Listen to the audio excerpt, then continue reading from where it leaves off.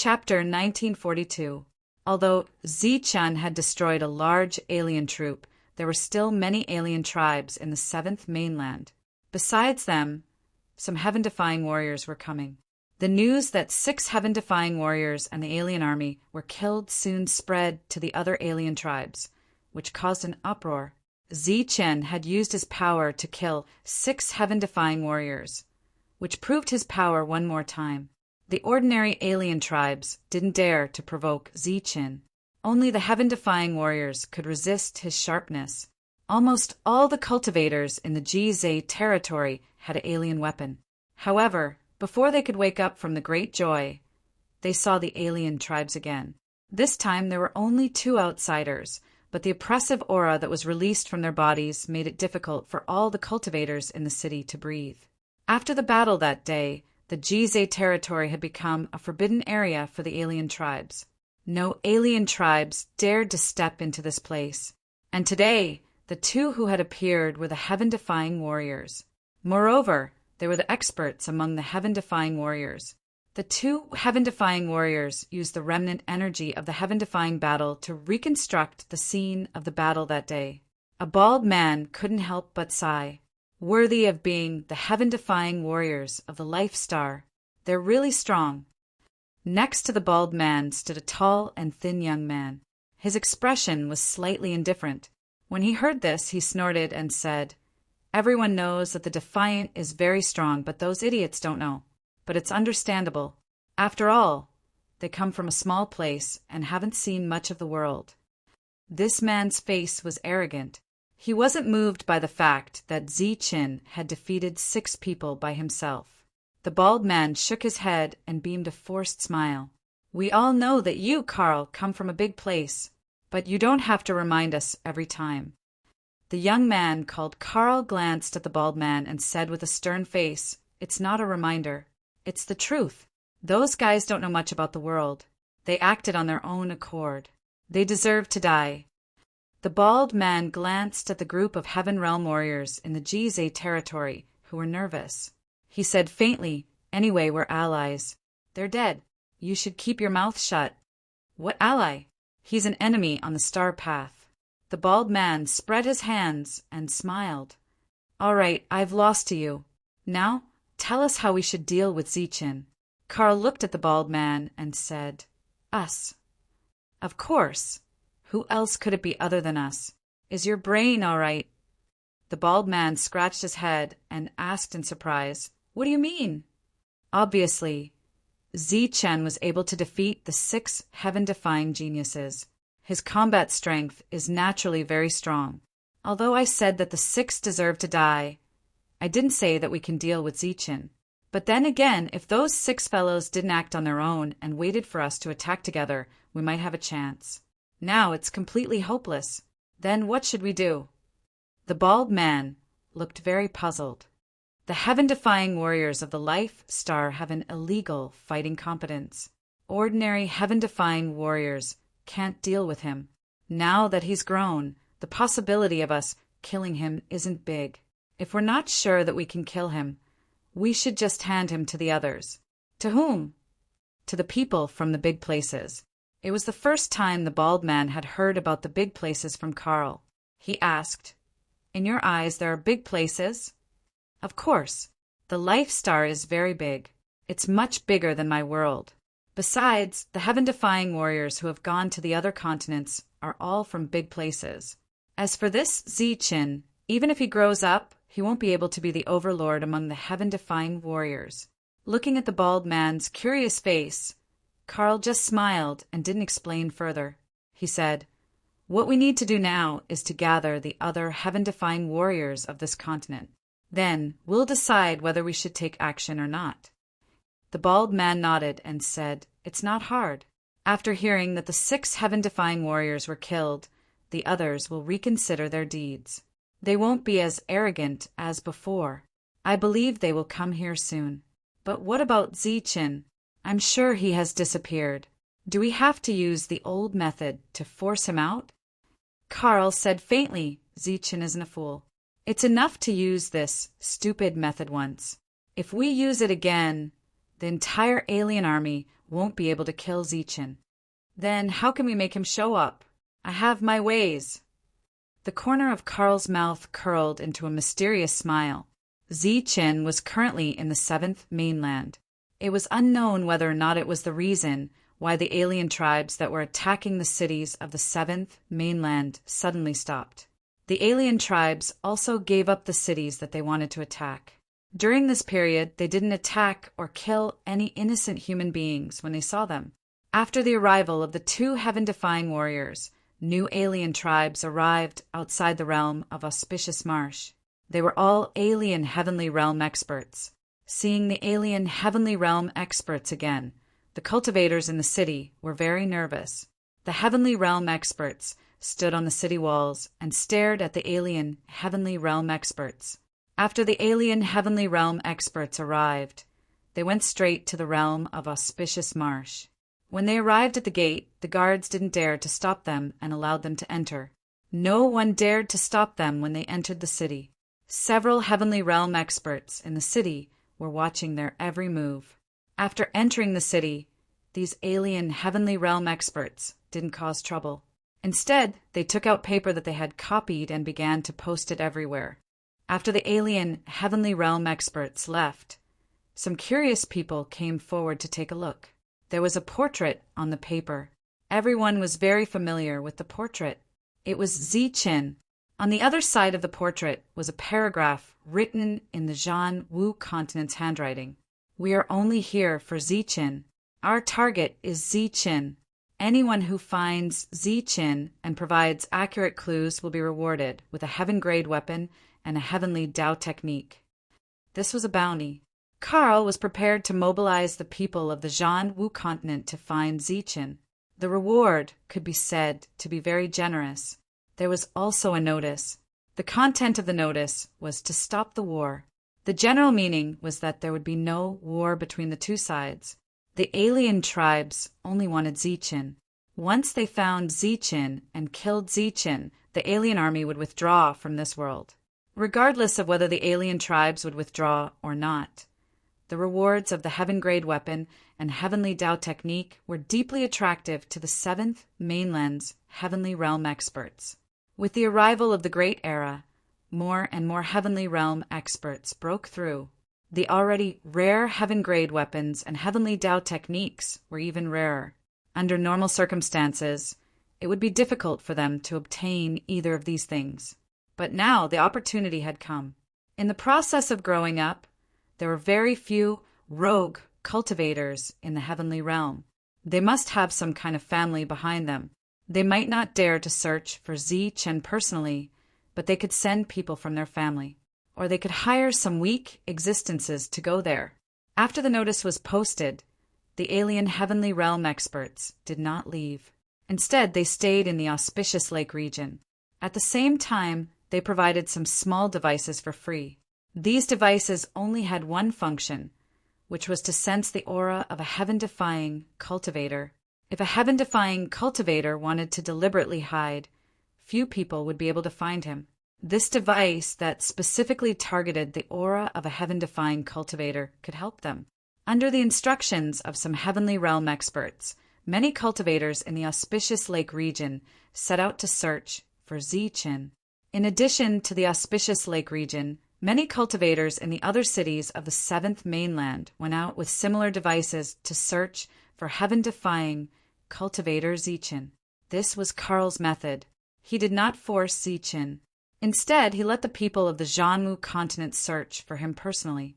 This way, even if Zichen was still in the 7th mainland, they would definitely be able to find him.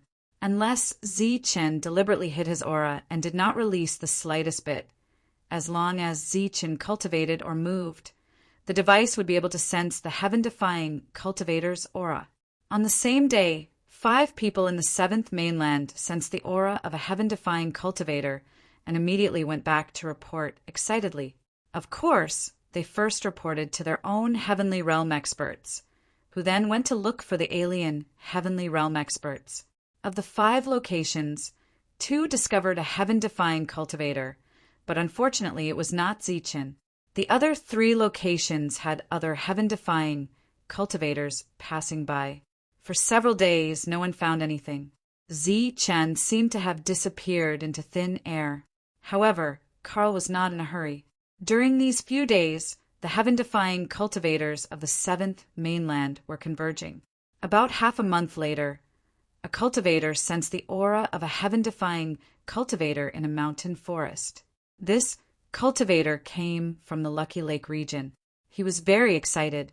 After confirming that the device had sensed the heaven-defying cultivator's aura, he turned around and headed back to the Lucky Lake region. When he returned to the city and reported to his master, the Heavenly Realm expert was also very excited. One had to know that Zi Qin had left the Lucky Lake region.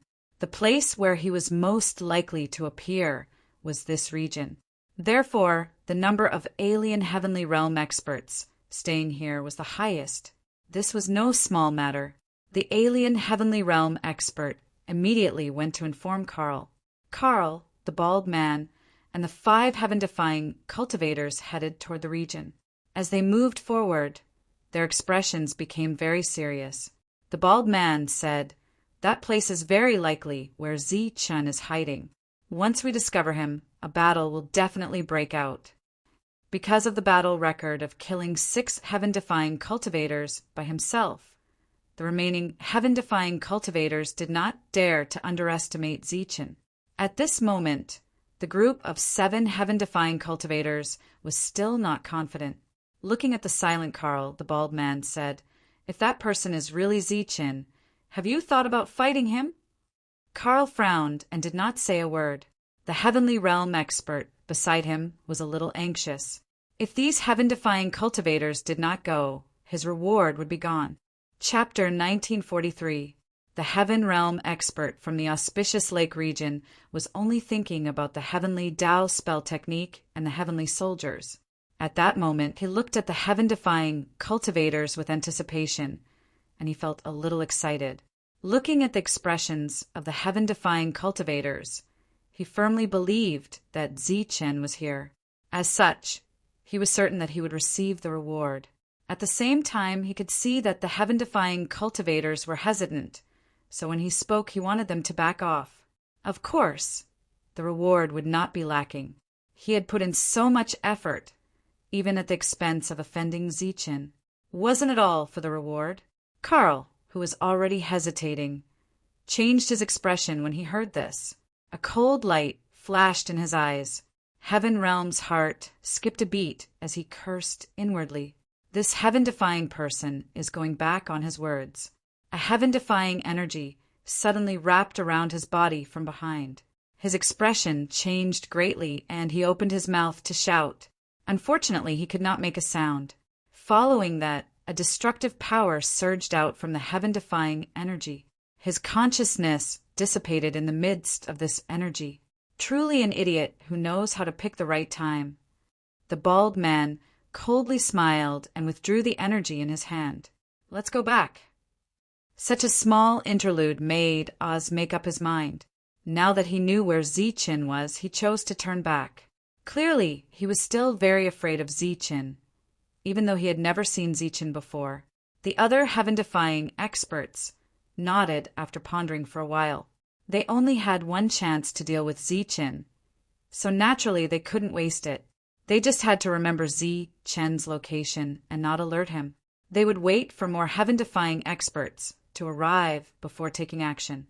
The search came to an end for the time being, and the heaven-defying cultivators began to return. As for that Heaven Realm expert not returning for a long time, it did not arouse any suspicion. In their opinion, that Heaven Realm expert had already taken the treasure and left. Zi Chen didn't know that his whereabouts had been exposed. At this moment, he was still condensing the heaven-defying energy. As his movements became more skillful, his condensing speed also increased slightly. The heaven-defying energy, condensed from the many laws of a perfect world, was very powerful. Zi Chen had great confidence in his own heaven-defying energy. If all the energy in his body transformed, Zi Chen wouldn't be afraid even if he had to fight against the heaven-defying invaders. As time passed, Zi Chen never once stopped condensing his energy. In the outside world, the other heaven-defying cultivators on the 7th continent responded to the summons. There were originally 7 heaven-defying cultivators, but now there were 12. In the end, another 8 heaven-defying cultivators arrived one after another. There were 20 heaven-defying cultivators in total.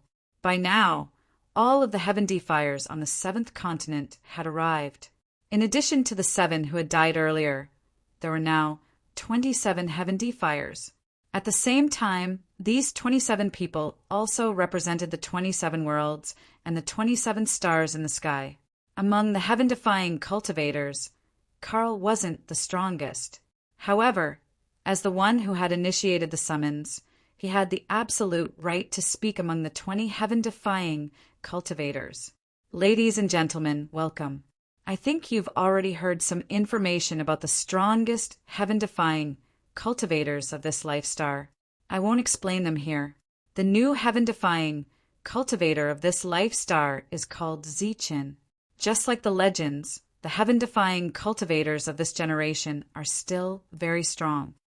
Carl got straight to the point. The group of heaven-defying cultivators lifted their heads to look at Carl. A brawny man asked skeptically, "Is Zichin really that strong?" The other heaven-defying cultivators were also skeptical. Strong or not, you'll know when you see this. While talking, Carl took out a crystal ball. He flicked his finger, and the crystal ball flew above their heads. Beams of energy shot out from the crystal ball, illuminating the void and creating a projection. In that projection, Zichin and the other 6 heaven-defying cultivators were standing facing each other. Glancing at the crystal ball, Carl said, "I got this in the human city." The crystal ball recorded the battle when Zichin defeated the other 6 heaven-defying cultivators. You guys can take a look. When the battle began, Huiming and Qiannai launched their attacks. In people's eyes, their attacks weren't weak, but they couldn't hurt Zichin at all. Right after that, the 2 of them launched their big attacks. A dragon and a crane dashed toward Zichin. The other 4 heaven-defying cultivators followed them, forming a siege. Zichin stood in the sky, his body flashing with golden light. He held a heavenly saber tightly in his hand. First, he slashed down. Then, the blade paused in the downward slash and slashed horizontally. Huiming and Qiannai's attacks were dispersed, and the other 3 heaven-defying cultivators were also sent flying. Songshan seized the opportunity and rushed to Zichin, but he was repelled by golden energy. This wave of attack stopped. The brawny man from before scratched his head and said, "He has some tricks, but it doesn't prove that he's strong." How did the other 6 heaven-defying cultivators die? Carl glanced at him with disdain and said indifferently, "Let's talk after you've seen it." After the wave of battle, Huiming and Qiannai stood still. Their behavior was a little strange. The next moment, Huiming's body was separated, and his corpse fell to the ground. "He's dead." The expressions of the heaven-defying cultivators suddenly changed. Then, Qiannai's body was also cut in half at the waist. His vitality was gone, and he followed in Huiming's footsteps. The brawny man who was doubtful earlier stared at the 2 who died in an instant in disbelief. Damn it, he killed 2 people in an instant. He's so strong. No wonder he's known as the strongest heaven-defying cultivator. His combat strength is really strong. The heaven-defying cultivators exclaimed, their faces full of shock. Then, Songshan coughed up blood and chose to escape. Zichin threw out his saber. Songshan died. The energy was divided into 3. Zichin blew gently, and the feather-like energy rushed toward the 3. The 3 died. The battle ended here. The crystal ball slowly fell into Carl's hand. The heaven-defying cultivators were silent. At first, they were full of confidence that they could kill Zichin with 20 of them working together. But after seeing the video, they were shaken and their expressions were very solemn. In the video, the first to die were Huiming and Qiannai. Both of them had mastered more than 10 laws. The third to die, Songshan, also had more than 10 laws. As for the last 3, they had less than 10 laws. Carl said in a deep voice, based on the battle strength that Zichen displayed on the battlefield, "I'm guessing that Zichen has comprehended more than 30 types of laws. Only such a heaven-defying power can suppress the 6 of them. More than 30. Some of the heaven-defying cultivators present gasped. More than 30 types of laws were unattainable. Some of the heaven-defying cultivators lived in worlds where the total number of laws was less than 30 types. Those heaven-defying cultivators who had comprehended less than 10 laws did not have high potential, but their worlds were too small and incomplete. Therefore, they only had a few laws. Carl glanced at the crowd and said, "I have comprehended 21 laws, but against Zichen I will definitely lose." Everyone's expression changed, and it was very complicated. The bald man, who had been silent all this time, suddenly said, "If Zichen has really comprehended more than 30 laws, we may be able to deal with him. But the premise is that everyone must work together. Only by working together can we possibly kill Zichen." After seeing the video of Zichen annihilating the heaven-defying cultivators, they knew how powerful Zichen was. All the heaven-defying cultivators nodded. Among the 20 heaven-defying cultivators, 3 had comprehended more than 20 laws, 8 had comprehended more than 10 laws, and the remaining 9 had comprehended less than 10 laws. But each of them had a heavenly weapon and knew heavenly Tao techniques. Once they worked together, their combat strength was naturally very strong. After that, the heaven-defying cultivators discussed some details and finally decided on the order of attack. After everything was discussed, the 20 heaven-defying cultivators set off. They did not bring anyone else. Only heaven-defying cultivators were qualified to participate in a battle between heaven-defying cultivators. Soon, they arrived at the place where Zichen was hiding. They sensed Zichen's heaven-defying aura, which proved that Zichen had not left yet. Just as they sensed Zichen's presence, Zichen also sensed their presence. After all, with so many heaven-defying cultivators traveling together, the amount of heaven-defying aura produced was unimaginable. Glancing at the small amount of heaven-defying aura, Zichen shook his head and said, "There's too little heaven-defying aura. We have to end this quickly." His figure appeared out of thin air and swept his gaze around. Even with Zichen's composure, he was slightly stunned when he saw these heaven-defying cultivators. 20 people. There were actually 20 heaven-defying cultivators. Although many of them were not worth mentioning in his eyes, there were still a few troublesome fellows in the group. Oz and the other 2 surrounded Zichen in a triangular formation. The remaining heaven-defying cultivators stood neatly in the middle of the triangular formation, each finding the best position to attack. Under such circumstances, if Zichen attacked, no matter who his target was, he would instantly encounter any one of the 3 heaven-defying cultivators. As long as the 3 heaven-defying cultivators could block Zichen's attack, then Zichen would be greeted by the powerful attacks of more than 10 heaven-defying cultivators. If he was hit by these attacks, even if Zichen was known as the strongest heaven-defying cultivator, he would definitely die. 1 against 20 heaven-defying cultivators in an attacking posture. Zichen felt that it was difficult to deal with them. They should have gathered all the heaven-defying cultivators of the 7th mainland. This is good. They will learn their lesson. With an ugly expression, Zichen's eyes flashed. These 20 heaven-defying cultivators made him feel great pressure, but it was not to the extent that he was afraid. Without wasting any time, his figure flashed and directly rushed toward one of the heaven-defying cultivators. That heaven-defying cultivator had comprehended more than 20 types of laws and was one of the 3 heaven-defying cultivators. As he moved forward, Zichen's body shone with golden light, and a heaven blade appeared in his hand. The heaven blade was filled with heaven-defying energy. Dazzling golden light filled the world, and a terrifying aura swept through the world. Under Zichen's cold gaze, the heaven-defying cultivator slashed down with the heaven-defying cultivator. Sensing the power of this attack, the heaven-defying cultivator's expression changed. He also took out a heaven-defying cultivator. More than 20 types of laws in his body formed a heaven-defying energy that covered the heaven-defying cultivator's heaven-defying cultivator, trying to block this attack. Clang!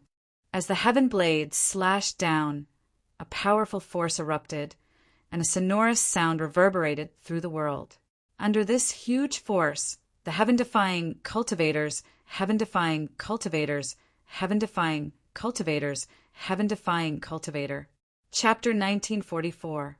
According to the original plan, as long as someone could block one of Zi-Chen's attacks, they could then join forces and use the powerful heavenly soldier to kill Zi-Chen. Seeing Zi-Chen's opponent was precisely one of the 3 strongest people. This caused the others to be unable to help but reveal a trace of joy. During the prediction, Carl had said that there was a huge gap between the laws that they had comprehended and that he would not be able to defeat Zi-Chen in a one-on-one fight. However, it would not be a problem for him to block one of Zi-Chen's attacks. Everything was going according to plan. However, when it really happened, everyone was completely dumbfounded. Zi-Chen's downward slash instantly knocked away the weapon in the heaven-defying cultivator's hand. At the same time, the saber light fell on the heaven-defying cultivator's head while he was still in shock and horror. Swoosh! As the saber slashed down, the heaven-defying cultivator's body, which was formed by the heaven-defying energy, disappeared in an instant. The heaven-defying cultivator's expression froze, and all his movements stopped. The long saber in Zi-Chen's hand suddenly stopped and then slashed backward. Clang! A cold sword light that was about to reach him was blocked by Zi-Chen's saber. When the saber and the sword collided, Zi-Chen saw Carl's cold expression in front of him. After dodging Carl's attack, Zi-Chen immediately retreated. As he retreated, his body crashed into the heaven-defying cultivator just now. After the collision, the heaven-defying cultivator's body was split into 2 and flew to both sides. He had killed one of the 3 strongest people with one slash of his saber. Zi-Chen, who was retreating, had a long gash on his back. Golden blood flowed out of the wound like golden pearls, sprinkling on the ground. This attack was left behind by another powerhouse. Carl gripped his heavenly soldier, long sword, tightly and chased after Zi-Chen. During this time, various powerful attacks brushed past his body and headed for Zi-Chen. The heavenly thunder wings appeared on Zi-Chen's back. After deliberately displaying extreme speed, a mysterious energy fluctuation enveloped the surrounding space. Under this fluctuation, all the attacks in front of Zi-Chen slowed down and paused for a moment. During this pause, Zi-Chen avoided many fatal attacks. Swoosh! Swoosh! Swoosh! Many attacks brushed past Zi-Chen's body. Except for some weaker attacks that could hit Zi-Chen, all the powerful attacks were dodged by Zi-Chen. These were the attacks that the 19 heaven-defying cultivators launched at the same time when Zi-Chen launched his attack. Although there was a difference in the speed of their attacks, the timing of their attacks was very well. Carl, who was still rushing forward, saw how easily Zi-Chen dodged the attacks. His pupils shrank, and a sharp sword light appeared again. 1 step, 2 steps, 3 steps. Zi-Chen had already retreated 5 steps, dodging nearly a wave of attacks from the heaven-defying cultivators. It took a long time to describe, but in fact it all happened in an instant. Carl's first attack was blocked by Zi-Chen. When Zi-Chen retreated 5 steps, the second attack appeared. The sharp sword light carried a cold killing intent as it pierced toward Zi-Chen's face. Swoosh! The heavenly blade in Zi-Chen's hand began to shine. A bright golden blade light blocked the second sword light. A huge force then spread out, and Carl's body was directly sent flying. In a head-on confrontation, Carl was defeated in one move. Carl's face was full of shock as he was sent flying. However, at this moment, he suddenly felt a sense of danger. Zi-Chin, who was in front of him, had a cold expression.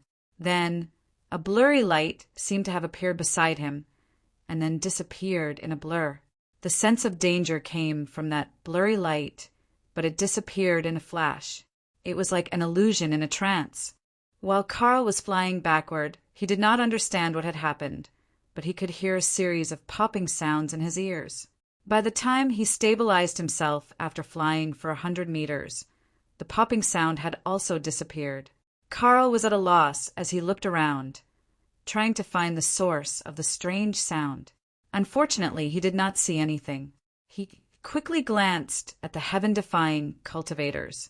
Everyone looked very nervous, but he could not see anything unusual. However, Carl keenly sensed that there were a few heaven-defying cultivators who were acting strangely. Emma Wei. He tried to call out one of the heaven-defying cultivators, but the other party did not respond. They did not even turn around. Just as Carl realized that something was wrong, the light on 5 of the 19 heaven-defying cultivators disappeared in an instant, and their bodies fell to the ground below. These 5 people had lost their vitality. Damn it, how could this be? Carl's eyes widened, and his face was full of disbelief. He did not see what had happened, but 5 heaven-defying cultivators had been killed. When he turned back again, he looked at Zi-Chan with an expression full of shock. Amidst this shock, there was also a hint of fear. He had originally guessed that Zi-Chin might have comprehended more than 30 types of laws, which meant that he had comprehended less than 35. However, he was wrong. Zi-Chin was even more terrifying than he had imagined, since he could kill a heaven-defying cultivator who had comprehended more than 20 laws in one blow. The number of laws he had comprehended was at least 40. In the blink of an eye, there were only 14 heaven-defying cultivators left. Their faces were full of shock, and there was even a hint of horror in the depths of their eyes. Zi-Chen's combat strength was terrifying to be able to kill one of the 3 strongest heaven-defying cultivators in one blow. Some of them even had the thought of retreating. We can't leave. If we retreat now, we will only die more miserably. As if he had guessed everyone's thoughts, the bald man, who also had a look of horror, shouted loudly. His voice was a little hoarse, and it was a testament to his uneasiness at the moment. That's right. We have suffered a lot of casualties, but he is also injured. His combat strength will be greatly affected. Carl took a deep breath and forcibly expelled the fear in his heart. He tried his best to appear calm as he said in a deep voice, "Everyone, retreat will only lead to death. There is still a way to survive if we fight. Don't hesitate, let's fight." The last heaven-defying cultivator who had comprehended more than 20 laws also spoke. Being able to remain calm in such a situation showed that they were all extraordinary existences. Unfortunately, they had encountered Zi-Chin, who was an anomaly. "Kill!" Exhaling heavily, Carl shouted and took the lead to charge towards Zi-Chin. Buzz! Buzz! The void trembled and the energy went berserk. At this moment, the sky began to shatter on a large scale. All the heaven-defying cultivators had pushed their heaven-defying cultivators to the limit. It was a scene of complete destruction. The space in the sky shattered, and the mountains and ancient trees on the ground turned into dust. At this critical moment of life and death, all the heaven-defying cultivators displayed their absolute strength. The whole world was trembling, and the violent aura spread far and wide, causing people's hearts to palpitate. Staring at the heaven-defying cultivators who took the initiative to attack, the corners of Zi-Chen's mouth moved slightly, and a ferocious smile appeared on his face. The heavenly saber in his hand began to tremble violently, and waves of heaven-defying energy were madly injected into the long saber. Golden blood flowed out of his body, and the many wounds on his body looked shocking. However, this did not affect his murderous heart. On his shoulder, the saber spirit transformed into a spirit. It flapped its wings slightly, feeling its master's murderous heart at this moment. Its pair of bright and cute eyes were also filled with cold, murderous intent. It forcibly suppressed its desire to sleep after devouring the heaven-defying cultivator's soul. It was fully alert, waiting for Zi Chen's arrangement to surround and kill. Swoosh! Zi Chen rushed forward, and the thunder wings on his back flapped. Like a bolt of lightning, he rushed toward the 14 heaven-defying cultivators. The saber spirit stayed where it was. Without the control of Zi Chen's mind, it could not exert its full power. Zi Chen, who was rushing forward, stared at the strongest heaven-defying cultivator other than Carl. The long saber in his hand trembled even more violently. In an instant, Zi Chen arrived in front of the heaven-defying cultivator. The long saber in his hand turned into a ray of light and slashed at the heaven-defying cultivator. Clang! During this time, a crisp sound was heard. A heavenly weapon flew diagonally into the sky. Under the heaven-defying cultivator's horrified gaze, Zi Chen did not slow down and passed through the heaven-defying cultivator's saber light and sword shadow. During this time, clanging sounds were constantly heard, and all kinds of energy vibrations were constantly heard. In the blink of an eye, Zi Chen arrived behind the 14 heaven-defying cultivators. His back was facing the heaven-defying cultivators. At this moment, there were more than 100 wounds of various sizes on his body. Golden blood was gurgling out of the wounds. He held the heaven-defying saber tightly in his hand. The tip of the saber was pointed at the ground. All kinds of glowing, mixed blood flowed along the tip of the saber and fell to the ground. His body leaned forward slightly and lowered his head. His blood-dyed long hair covered his face. There was a wound on his abdomen that almost penetrated his body. His wriggling organs could be vaguely seen in the wound.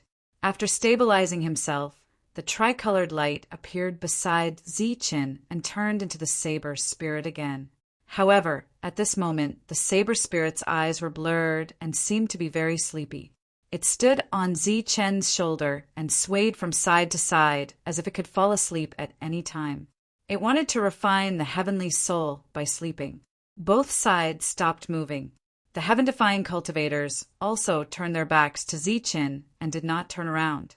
It was not that they did not want to, but many of them wanted to turn around but suddenly found that the strength in their bodies had dissipated in an instant. There was not a trace of strength for them to use.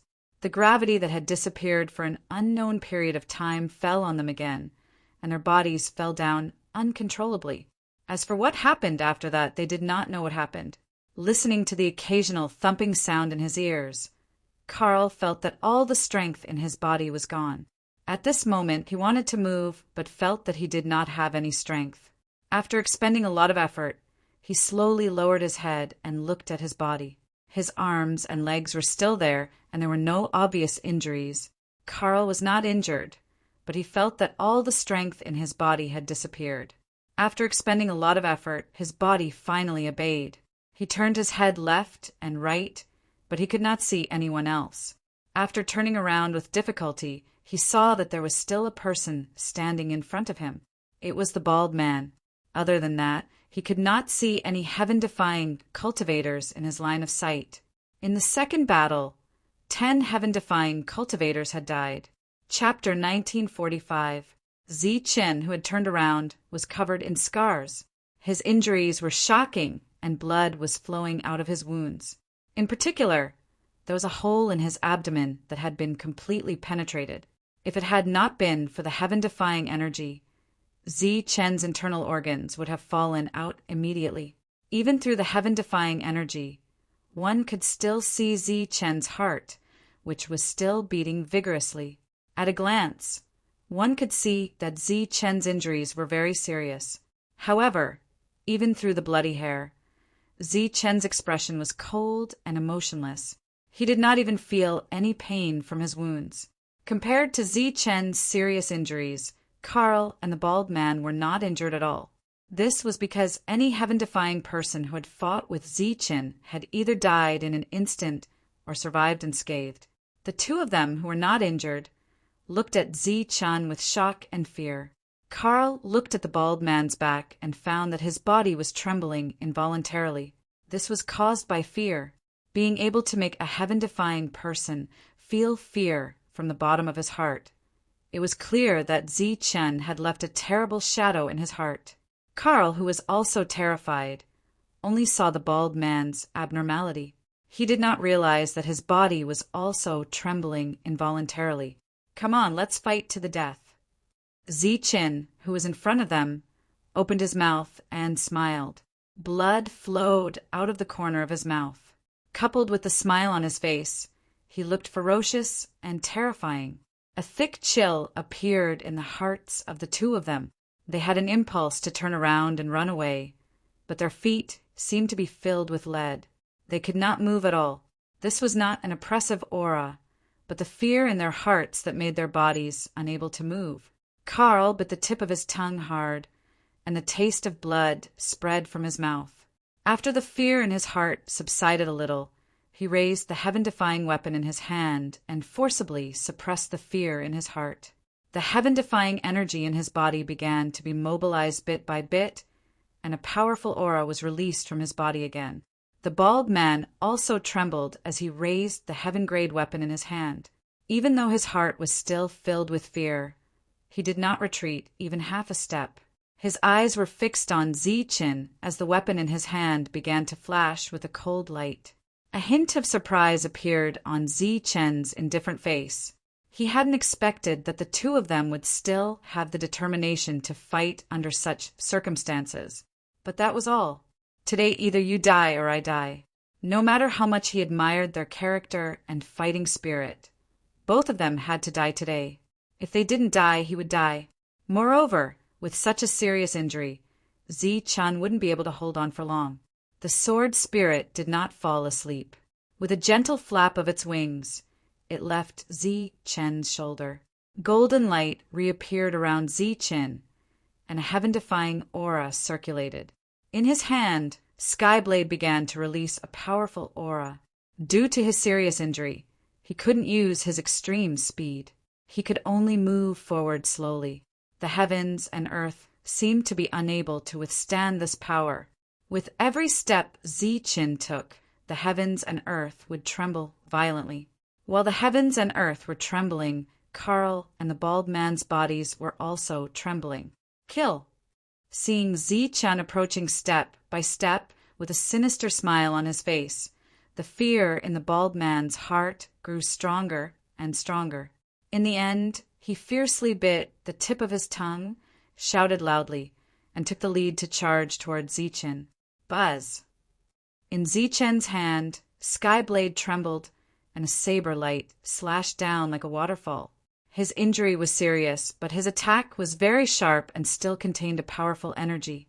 Clang! A huge force shook off the heaven-grade weapon in the bald man's hand. Then, the saber light suddenly flashed and swept past the bald man's body. At that moment, Zi Chen felt a pain in his chest. It was a long sword that had pierced through his chest. On the other side of the long sword was Karl, who still had fear in his eyes, but his expression was very cold. Glancing at Karl indifferently, Zi Chen grabbed the long sword with his left hand so that it couldn't leave his body. Then he slashed forward with his saber. Ah! Karl exerted his strength, but he couldn't pull out the long sword. A look of panic appeared on his face. At that moment, a flash of saber light came toward him. Seeing this flash of saber light, Karl let out a cry of despair. Under the threat of death, the heaven-defying energy around him quickly formed a defense. As the saber light swept past, Karl's grip on the long sword suddenly loosened. The energy defense around him dissipated, and his body fell to the ground. His vitality dissipated as he fell. The two died one after another. Zi Chen stood in the sky with a heaven-grade sword in his chest. This battle ended quickly, but the process was quite tragic. The heaven-defying energy in his body was almost exhausted, but his battle record was still remarkable. Zi Chen didn't pull out the heaven-grade sword in his chest. He slowly turned his head and looked somewhere in the void.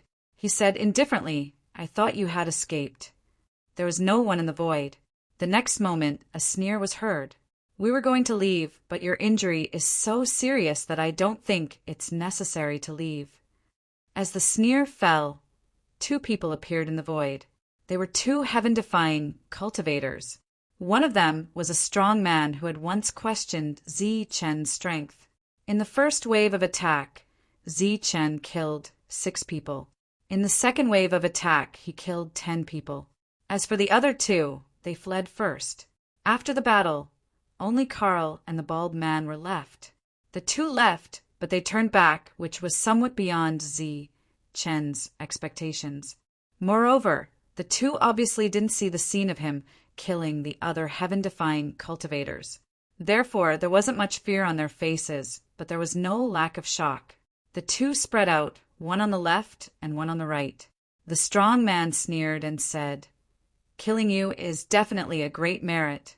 I didn't expect that the great merit would fall to us." The other heaven-defying cultivator also smiled maliciously.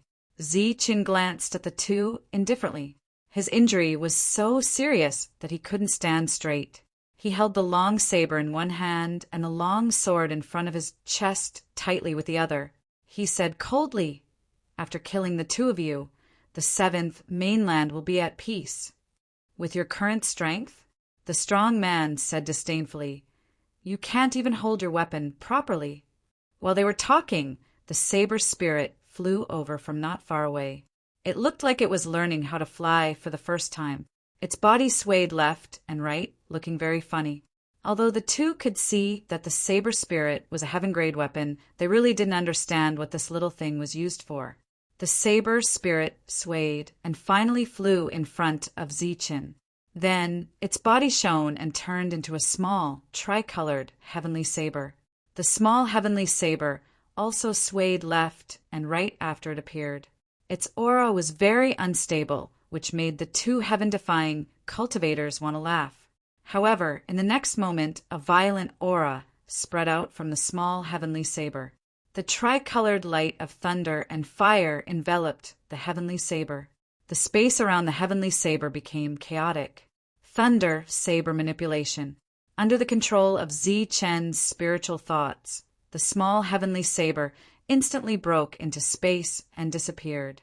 Zi Chen's expression was cold as he looked at the 2 heaven-defying cultivators who were on guard. He said coldly, "You don't have to use a weapon to kill people." As soon as Zi Chen finished speaking, the disappeared heavenly saber turned into tricolored light of thunder and fire and reappeared in front of Zi Chen.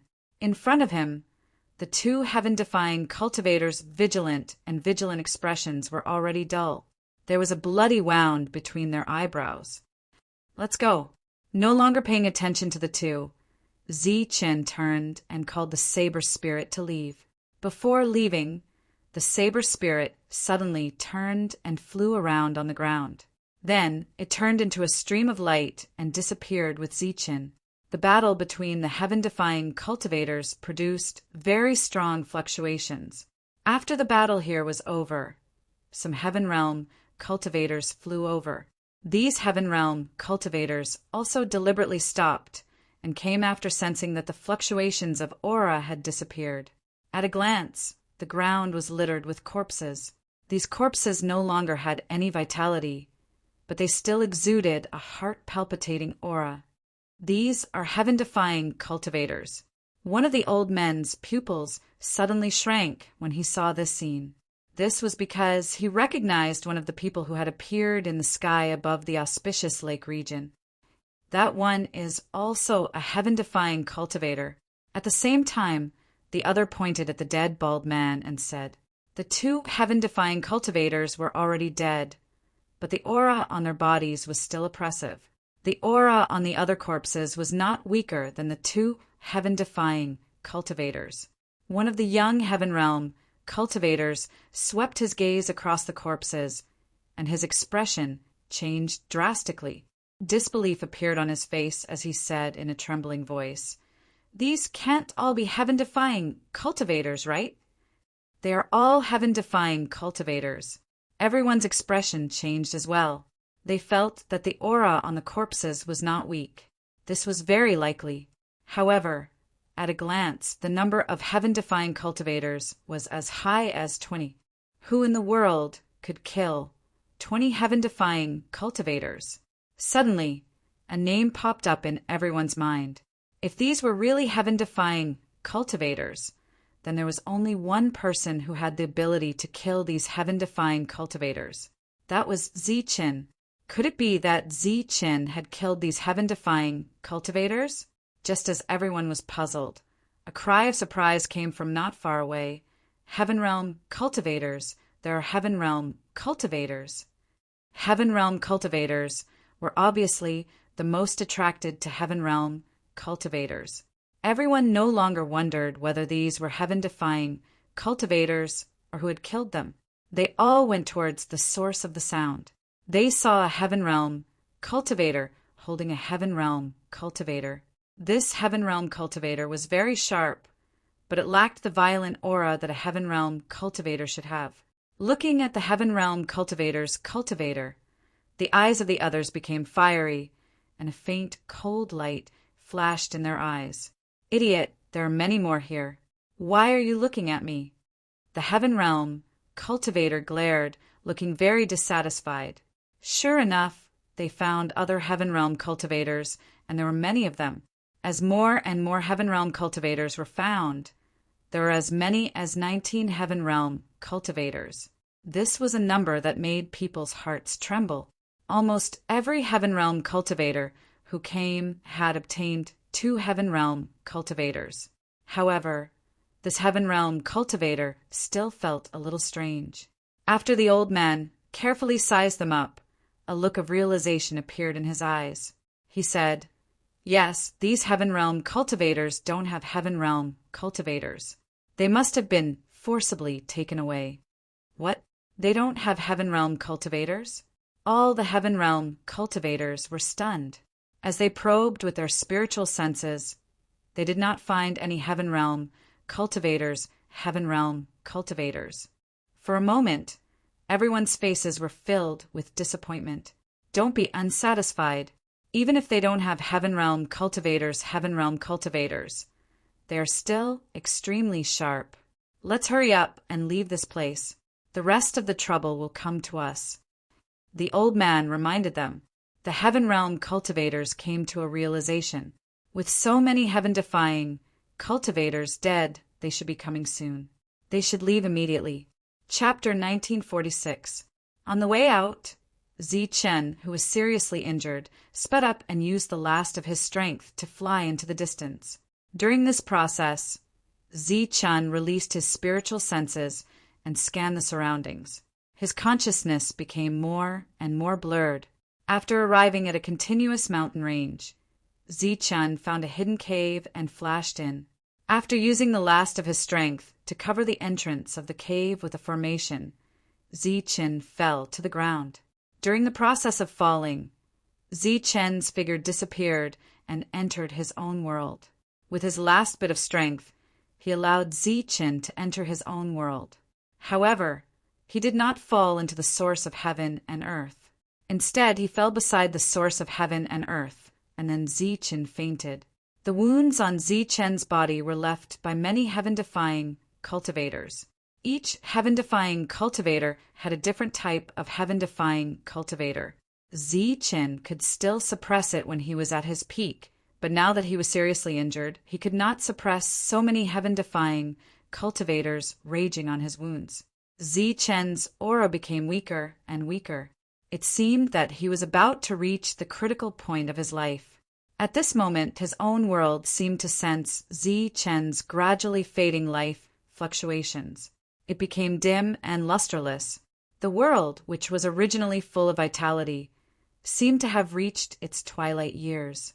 The quiet origin sea suddenly began to tremble.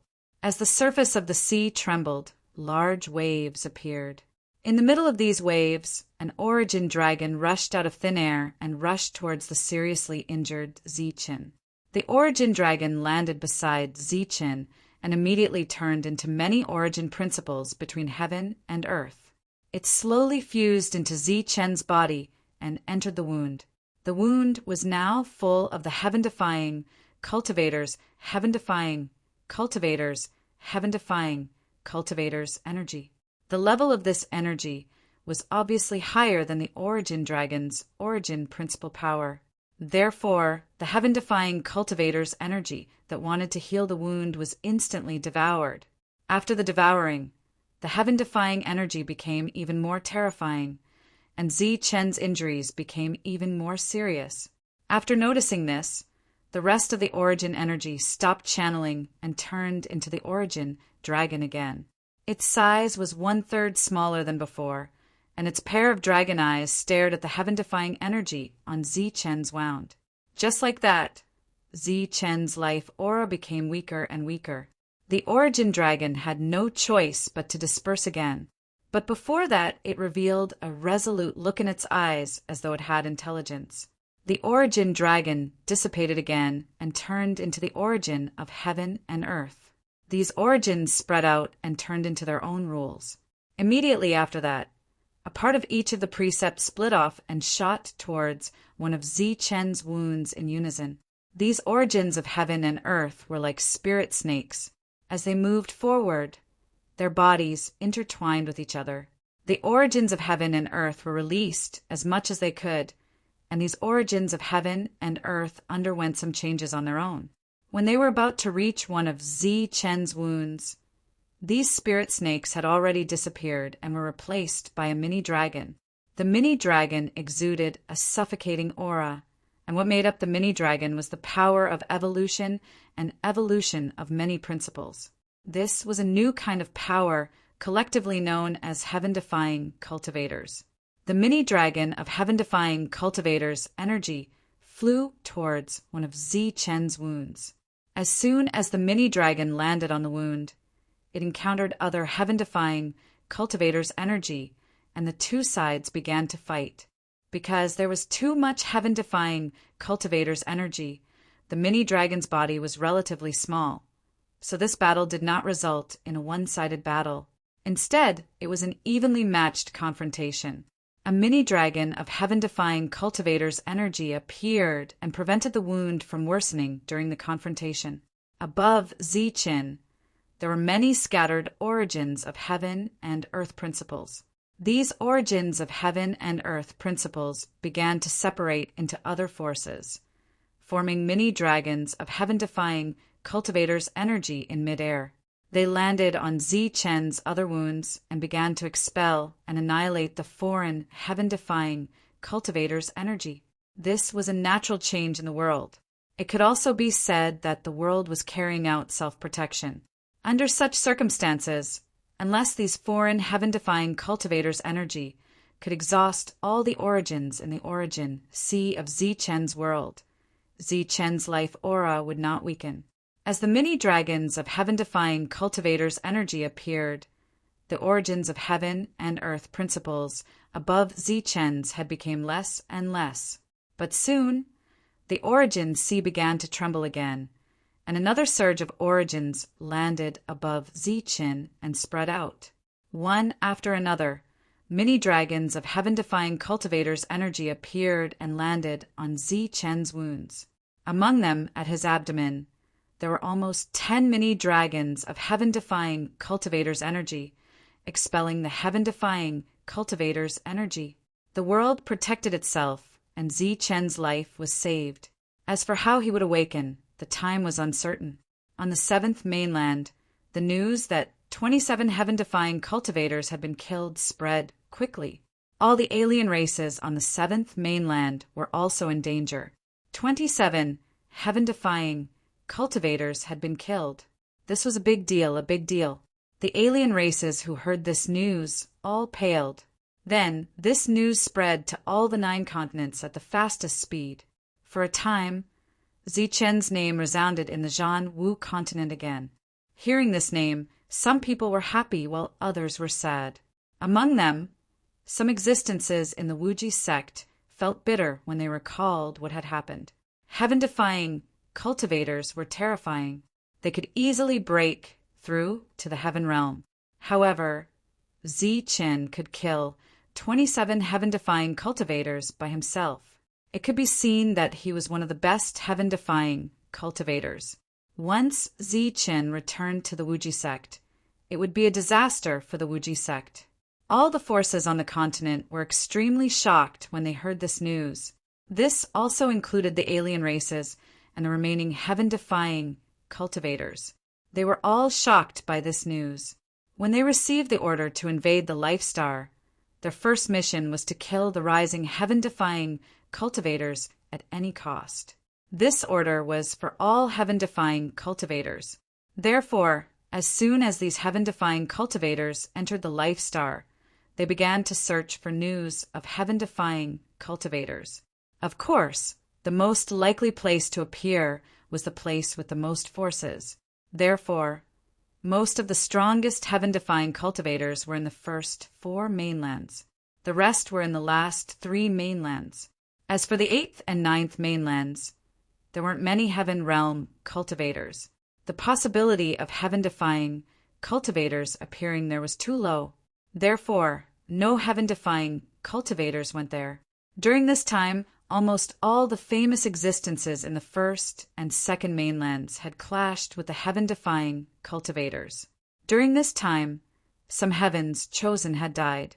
However, who would have thought that a heaven-defying cultivator would appear in a place they didn't pay attention to? Moreover, he had displayed extraordinary fighting strength. Let's go to the 7th mainland. After hearing this news, some heaven-defying cultivators from the 6th mainland, which was close to the 7th mainland, set off to the 7th mainland to search for Zichen. At the same time, heaven-defying cultivators from other mainlands also headed to the 7th mainland. Zichen had killed more than 20 heaven-defying cultivators, which was enough to attract attention. Now his enemies were all the heaven-defying cultivators of the Zhanwu continent. There were big and small worlds, and there were strong and weak cultivators. This principle was also true for heaven-defying cultivators. Not all heaven-defying cultivators went to the 7th mainland to kill Zichen after hearing this shocking news. There were some publicly recognized experts who stood at the pinnacle of heaven-defying cultivators who didn't leave. In their words, the strongest heaven-defying cultivators would eventually step onto the path of stars. If he couldn't even leave the 7th mainland, then he wasn't qualified to fight with them. When they arrived at the 7th mainland, the bounty was still there. However, all the cultivators on the continent had already set off. Zichen seemed to have evaporated from the face of the earth. He had disappeared without a trace. Even the sensors couldn't detect him. Some people guessed that Zichen might have left the 7th mainland and gone to the 6th mainland. Others said that Zichen might have returned to the 8th and 9th mainlands. All of these guesses were very likely, so the outsiders had no choice but to conduct a comprehensive search.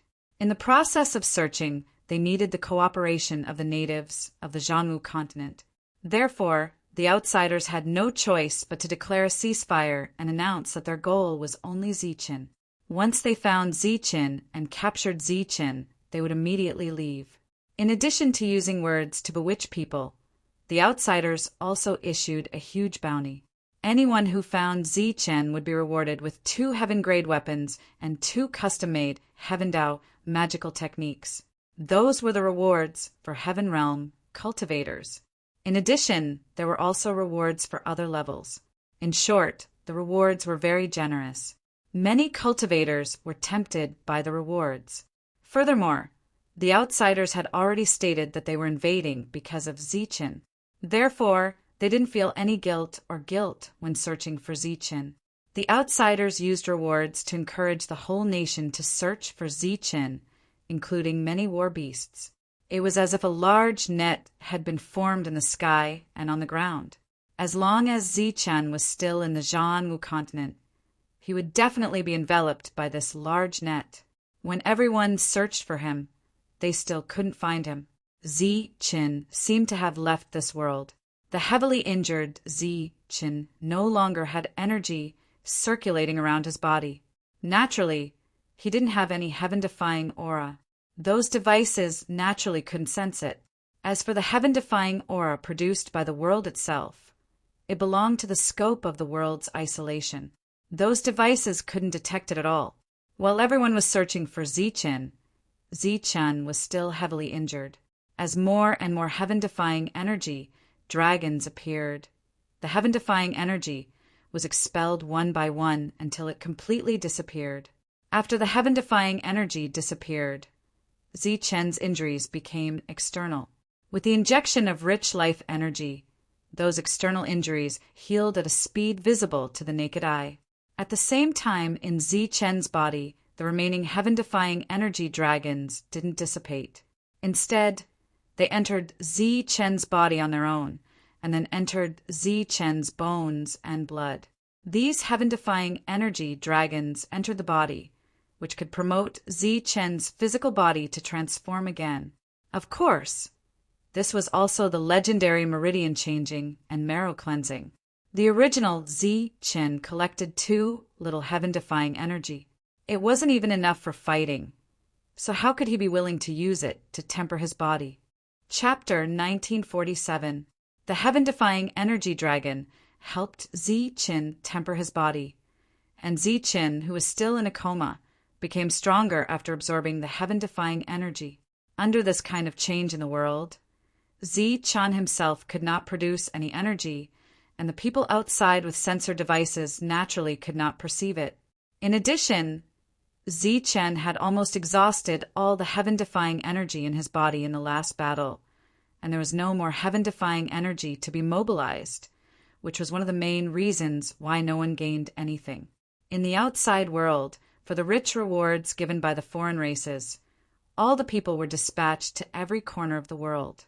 Everyone hoped to find Zichen and get the reward of a lifetime, but Zichen seemed to have evaporated from the face of the earth. There was no result for a long time, and some heaven-defying people could not help but guess some reasons. Perhaps after the battle that day, Zichen died because of his serious injuries. After all, heaven-defying energy was different from other kinds of energy. After it adhered to the wound, it would form an additional destructive force that few people could expel. Whether Zichen died of serious injuries or not, before they saw his body, the search for him would not stop unless there was a new order from above. In this case, the foreign races and the indigenous people of the Zhan Wu continent lived in harmony. Time passed, and soon a year passed. During this year, there was no news of Zichen. The search continued, and no new orders were passed, proving that the heaven-defying person was still alive, and no one gave up. In Zichen's world, there was light again, and the whole world became full of vitality. The dusky scene of dusk disappeared, and all kinds of spirit beasts became active again. After Zichen recovered from his injuries, the heaven-defying energy dragon had been tempering Zichen's body. During this period, the huge source sea was also constantly sending heaven-defying energy to Zichen. In this kind of tempering, Zichen's body became stronger and stronger. Zichen seemed to be asleep, his eyes closed, his breathing was even, and his face was faintly rosy. After an unknown amount of time, Zichen's body moved slightly. He frowned and opened his eyes in a daze. His eyes were filled with confusion. The moment he opened his eyes, the blankness in Zichen's eyes disappeared, replaced by vigilance. He slapped the ground with his hands and jumped up in an instant, looking around vigilantly. What greeted his eyes was a familiar scene. Beside him was the vast origin sea. Zichen's consciousness was slowly returning. He recalled the scene when he had killed a group of heaven-defying heavenly swordsmen. Due to his severe injuries, he did not even have time to collect the heavenly swordsmen and the corpses of the heaven-defying heavenly swordsmen. It had to be known that heavenly armaments could be reforged, and the corpses of heaven defiers were the best materials to refine them. Thinking back to that day, Zichen felt that it was a pity, but he did not regret it. At that time he was about to lose his life, so how could he have the time to think about those worldly possessions? Checking his body, Zichen found that his injuries had completely healed. His spiritual senses fell on his body and swept through every part of his body. With his keen senses, he noticed that some kind of change had occurred in his body. For Zichen, who had tempered his body, this sort of change wasn't very strange. He had already experienced this feeling of his body becoming stronger many times. However, as one's strength and cultivation level increased, it would be very difficult to make one's body significantly stronger. He stretched out his hands and slowly clenched them into fists. His physical strength surged within his body. At this moment, there was only one word in Zi-Chen's mind: powerful. It was a very powerful physical body. He was so powerful that even Zi-Chen, who had killed dozens of heaven-defying cultivators, couldn't suppress his excitement and joy. After a moment of excitement, Zi-Chen looked around. Seeing the current situation, the excitement and joy on his face gradually disappeared. There was no longer any heaven-defying energy in his body, and he needed to condense it again. In the Origin Sea, Saber Spirit had revealed his true form and was floating on the surface of the sea. At the last moment of the battle, Saber Spirit had forcibly devoured the souls of those heavenly soldiers. At this moment, Saber Spirit was refining their souls and had yet to awaken. Not far from Saber Spirit was the scabbard that Zi-Chen had obtained in the Manor Domain. This scabbard had been with him and had helped him a lot. However, after Zi-Chen had broken through to the heavenly realm and obtained Skyblade again, he discovered that these heavenly soldiers could not enter the scabbard. Furthermore, the scabbard was no longer the same as before. Whenever a long saber entered the scabbard, some kind of change would occur. After that, there was the divine dragon bow and the floating dragon god's arrow. Although Zi-Chen had been refining them with his origin energy, due to the quality of the two weapons, they still could not enter the ranks of heavenly soldiers. Zi-Chen was very satisfied with the performance of the divine dragon bow. In addition, Saber Spirit was currently in a deep slumber. Zi-Chen suddenly had an idea to refine the divine dragon bow again. Although he did not know any refining techniques, Cauldron Spirit was an expert in this matter. Han Shua's body reappeared in the cave. No one had discovered this place yet. The formation at the entrance of the cave was still intact. However, as Zi-Chen spread out his spiritual senses, he discovered that there were no less than 100 practitioners within a radius of several dozen miles around the cave. Some of them were looking left and right, knocking on some rocks as if they were looking for something. There were also some who were sitting on the ground in groups of 3 to 5, chatting and laughing with each other. Why are there so many people? Zi-Chen was puzzled. He was not in a hurry to leave, but waited patiently. At the same time, he spread out his spiritual senses to eavesdrop on the conversations of the crowd. After a while, Zi-Chen heard a discussion about him. "Say, where did this Zi-Chen go? We have been searching for him for 5 years. We have searched almost every nook and cranny of this place, but we haven't even found a trace of him. Keep your voice down. Lord Zi-Chen is someone who can even kill a heaven-defying cultivator. If he was here, he could kill you with a single thought if you called him by his name. I was just joking. Do you think he's going to die just like that? If he's really here, that would be great. We'll be rewarded, and those alien race deities will come. After killing Zi-Chen, all the alien race deities will leave." While speaking, the practitioner shook the device in his hand and said, "You said that this lousy thing can really detect the aura of heaven-defying experts." "Of course.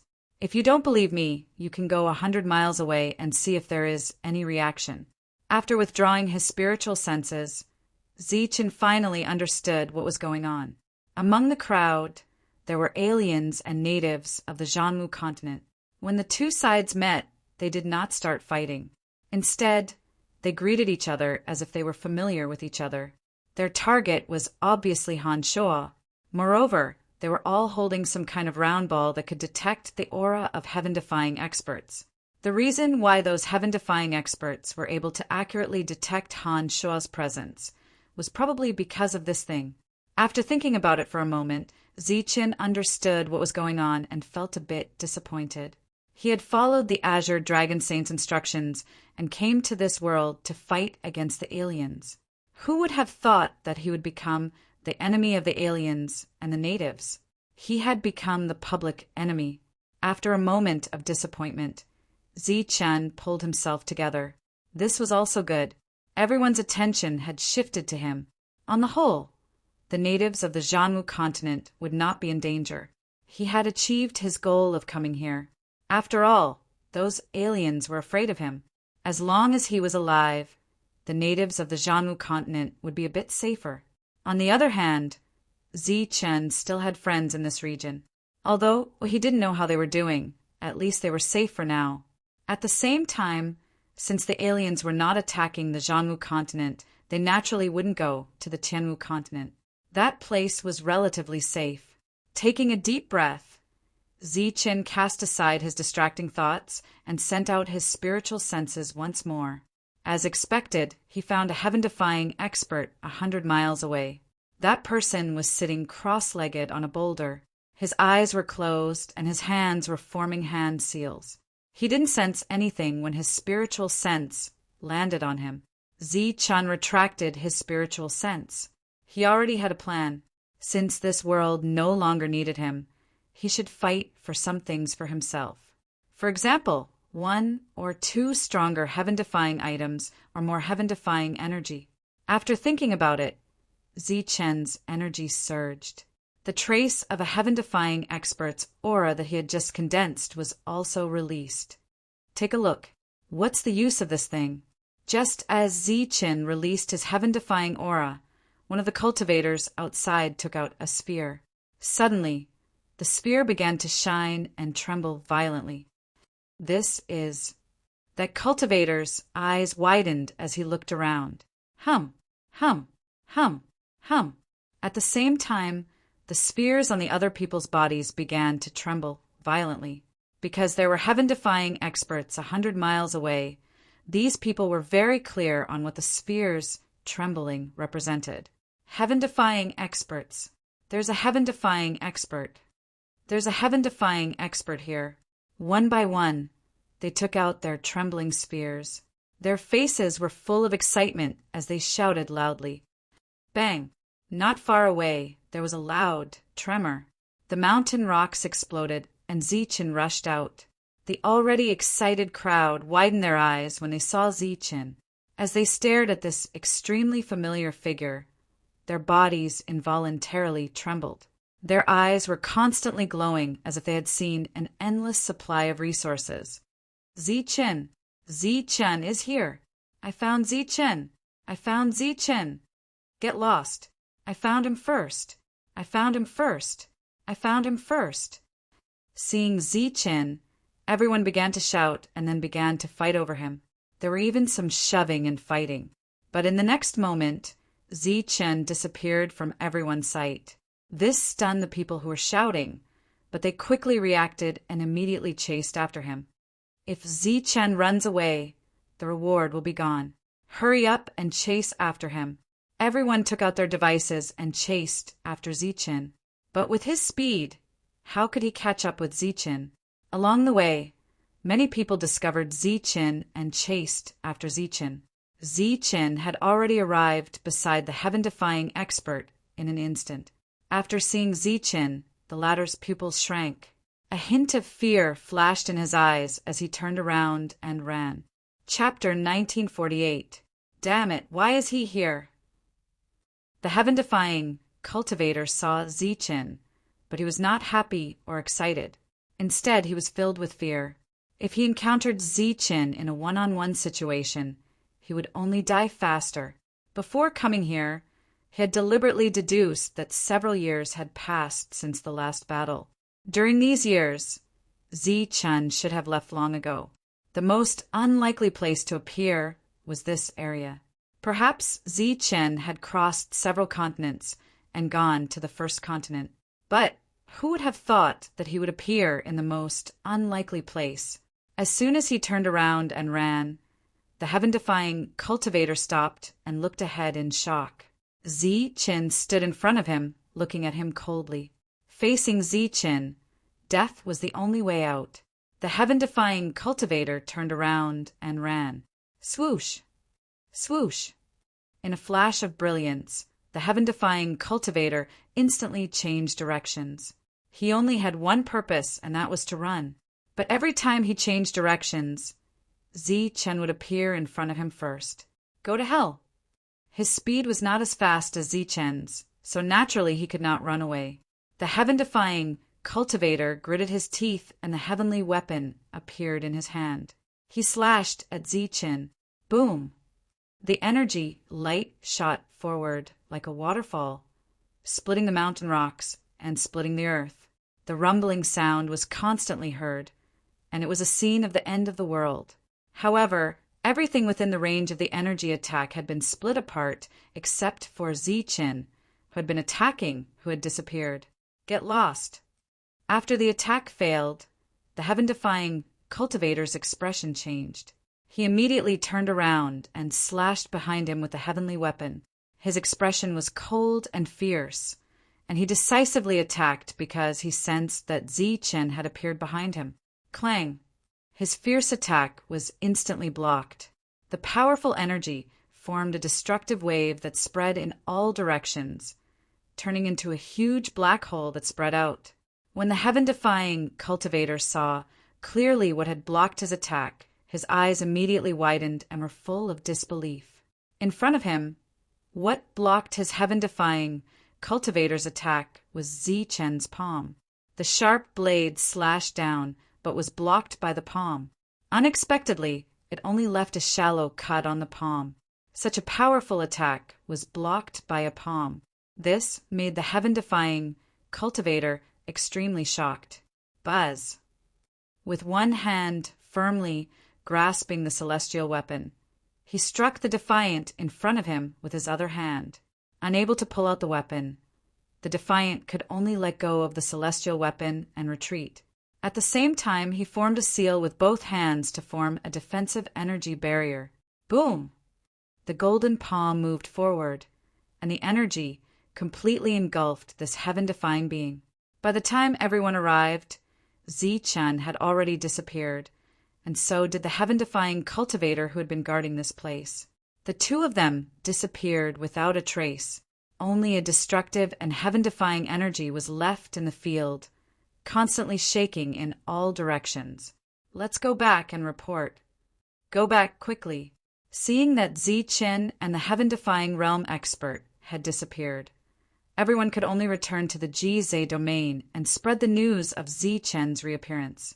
As for Chen, it was fine if he did not appear, but when he did, he displayed a thunderous aura. He had no intention of hiding his tracks at all. He continued forward, killing 4 heaven-defying cultivators in succession. By the time the other heaven-defying cultivators received the news and sent out a message telling the heaven-defying cultivators to deliberately avoid him, the number of heaven-defying cultivators who had died had already reached 5. Every day, news of Chen would be sent back. As for whether these people who sent back the news would receive any rewards, that was another matter altogether. However, according to Chen's trajectory, it was clear that he was heading straight for the 6th mainland. Let's go to the border and surround him. During these 5 years, the heaven-defying cultivators who had arrived at the 7th mainland had formed a heaven-defying alliance. They were the first to arrive at the border, preparing to surround Chen there. Chen's target was indeed the 7th mainland's border mountain range. That place was large enough that it would be difficult for a group of heaven-defying cultivators to surround him. Although he had been silent for 5 years during that time, Chen had still been in a comatose state. He had not condensed any heaven-defying energy at all, so he naturally did not have the same bearing as when he had faced off against 20 heaven-defying cultivators. After killing 5 heaven-defying cultivators, Chen arrived at the border of the 7th mainland, where he was easily discovered by others. After informing the heaven-defying cultivators, Chen was surrounded by a group of heaven-defying cultivators. There were more than 40 heaven-defying cultivators in front of Chen, and the ones in the lead all gave off powerful auras. According to Carl's description of the number of laws, the ones in front had clearly comprehended more than 30 laws. The group of heaven-defying cultivators also saw Chen, and their expressions became solemn. This person, who was said to be the most likely person to defy the heavens had used one glorious battle record after another to announce his strength to the world. However, as they sent out their senses, they found that Zi-Chen's strength was not that great, which made them puzzled. Seeing the heaven-defying cultivators in front of him, Zi-Chen was obviously startled. He did not expect to be blocked by so many heaven-defying cultivators. Since they had encountered each other, there was nothing to say. Zi-Chen's eyes flashed coldly, and he released a powerful aura. All the heaven-defying cultivators were on guard. But in the next moment, a scene that made them dumbfounded appeared. They immediately turned around and ran away. Running away before the battle. It seemed that the situation was as serious as everyone had imagined. Everyone's expression changed, and they were slightly stunned. What are you waiting for? Hurry up and chase after him. The leader of the heaven-defying cultivators was the first to react, and he shouted with a gloomy face. Zi-Chen's action was clearly beyond the expectations of all the heaven-defying cultivators, but after being stunned for a moment, they still chased after him. In front of the world's fastest speed, the possibility of these heaven-defying cultivators catching up to Zi-Chen was not high, even if Zi-Chen did not have the heaven-defying energy. However, in order to successfully break through the ranks of the heavenly soldiers with the divine dragon bow, Zi-Chen naturally would not keep running like this. In the process of escaping, he deliberately sped up or slowed down. In short, when the heaven-defying cultivators could not catch up to him, he would turn back and kill more of them. Zi-Chen successfully escaped into a forest. There were continuous mountain ranges, towering ancient trees, and all kinds of battle beasts living here. The aura was very heterogeneous and chaotic. Zi-Chen's figure entered the forest, and his aura disappeared together with his figure. Whoosh! Whoosh! The wind whistled, and the heaven-defying cultivators followed. After feeling Zi-Chen's aura disappear, the leader frowned and said coldly, "Everyone be careful in case of a sneak attack." Hearing this, a laugh came from behind. "Look at Zi-Chen. He's like a rat crossing the street. Where did he get the courage to sneak attack us? I'm very suspicious. Is it a rumor that he killed more than 20 heaven-defying cultivators by himself?" "That's right. I've never seen such a cowardly heaven-defying cultivator. He ran away before the battle even started." The other heaven-defying cultivators began to jeer and laugh, and their words were full of disdain for Zi-Chen. Be careful. If you were dealing with so many heaven-defying cultivators, you would also choose to run away. There's nothing wrong with that. The leader of the heaven-defying cultivators still reminded them. He looked around and did not let down his guard. "Lao Li, you said it yourself. Anyone who sees our lineup has to run away. Do you think that Zi-Chen will dare to take the initiative to stop fighting us when he sees such a big lineup?" Another sneer was heard, but at the same time a shrill scream was heard. The scream came from behind them. As they turned around, they saw a golden figure turn into a stream of light and fly away into the distance. "It's Zi-Chen. Zhimu is gone. He killed Zhimu. Damn it. How dare he launch a sneak attack here? Chase him. Hurry up and chase him." The people who had been talking and laughing just now were now flustered and exasperated. Killing a heaven-defying cultivator in front of so many of them was obviously a slap in the face. And Zi-Chen, who they had been talking about before, had already disappeared without a trace. The crowd chased after him. During this time, everyone's face was very gloomy. Zi-Chen not only proved to them his speed, but also his strength. Since he could kill a heaven-defying cultivator silently, no one dared to underestimate him anymore. However, this forest was almost boundless. It was easier said than done to find a person. Zi-Chen's figure flashed once again, disappearing into the gloomy atmosphere. This time, without Lao Li's instructions, all the heaven-defying cultivators were full of vigilance and looked around. Bang! On the ground, the soil was flying. A light rushed out of it and swept in front of the heaven-defying cultivators with the speed of lightning. The knife in his hand suddenly flashed. Swoosh! The knife flashed past the heaven-defying cultivator's body. Then the golden light flashed again, and the heaven-defying cultivator disappeared. Zichen turned into a stream of light and flew away. This was the second heaven-defying cultivator to die. Damn it, go after him. Don't run. The heaven-defying cultivators of foreign races were flustered and exasperated, but they were not as fast as Zichen and could not do anything to him. As Zichen's figure disappeared again, Lao Li looked at the dense ancient trees around and said coldly, "Raise this place to the ground. Let's see how he will appear." Boom! Boom! Boom! The violent energy disappeared, and the surrounding trees turned into dust and disappeared. The place was empty. The heaven-defying cultivators looked around vigilantly and scanned every inch of the ground with their spiritual senses, but they did not find anything unusual. He ran away. Lao Li's eyes flashed with a cold light, and he said with annoyance. Soon they received new news that Zichen had appeared in the depths of the border mountain range, so the heaven-defying cultivators chased after him again. At the same time, in the direction of the sixth mainland, there were also heaven-defying cultivators rushing over. They formed an encirclement and wanted to kill Zichen. At the center of the border mountain range, the two sides finally met, and then an unprecedented battle broke out.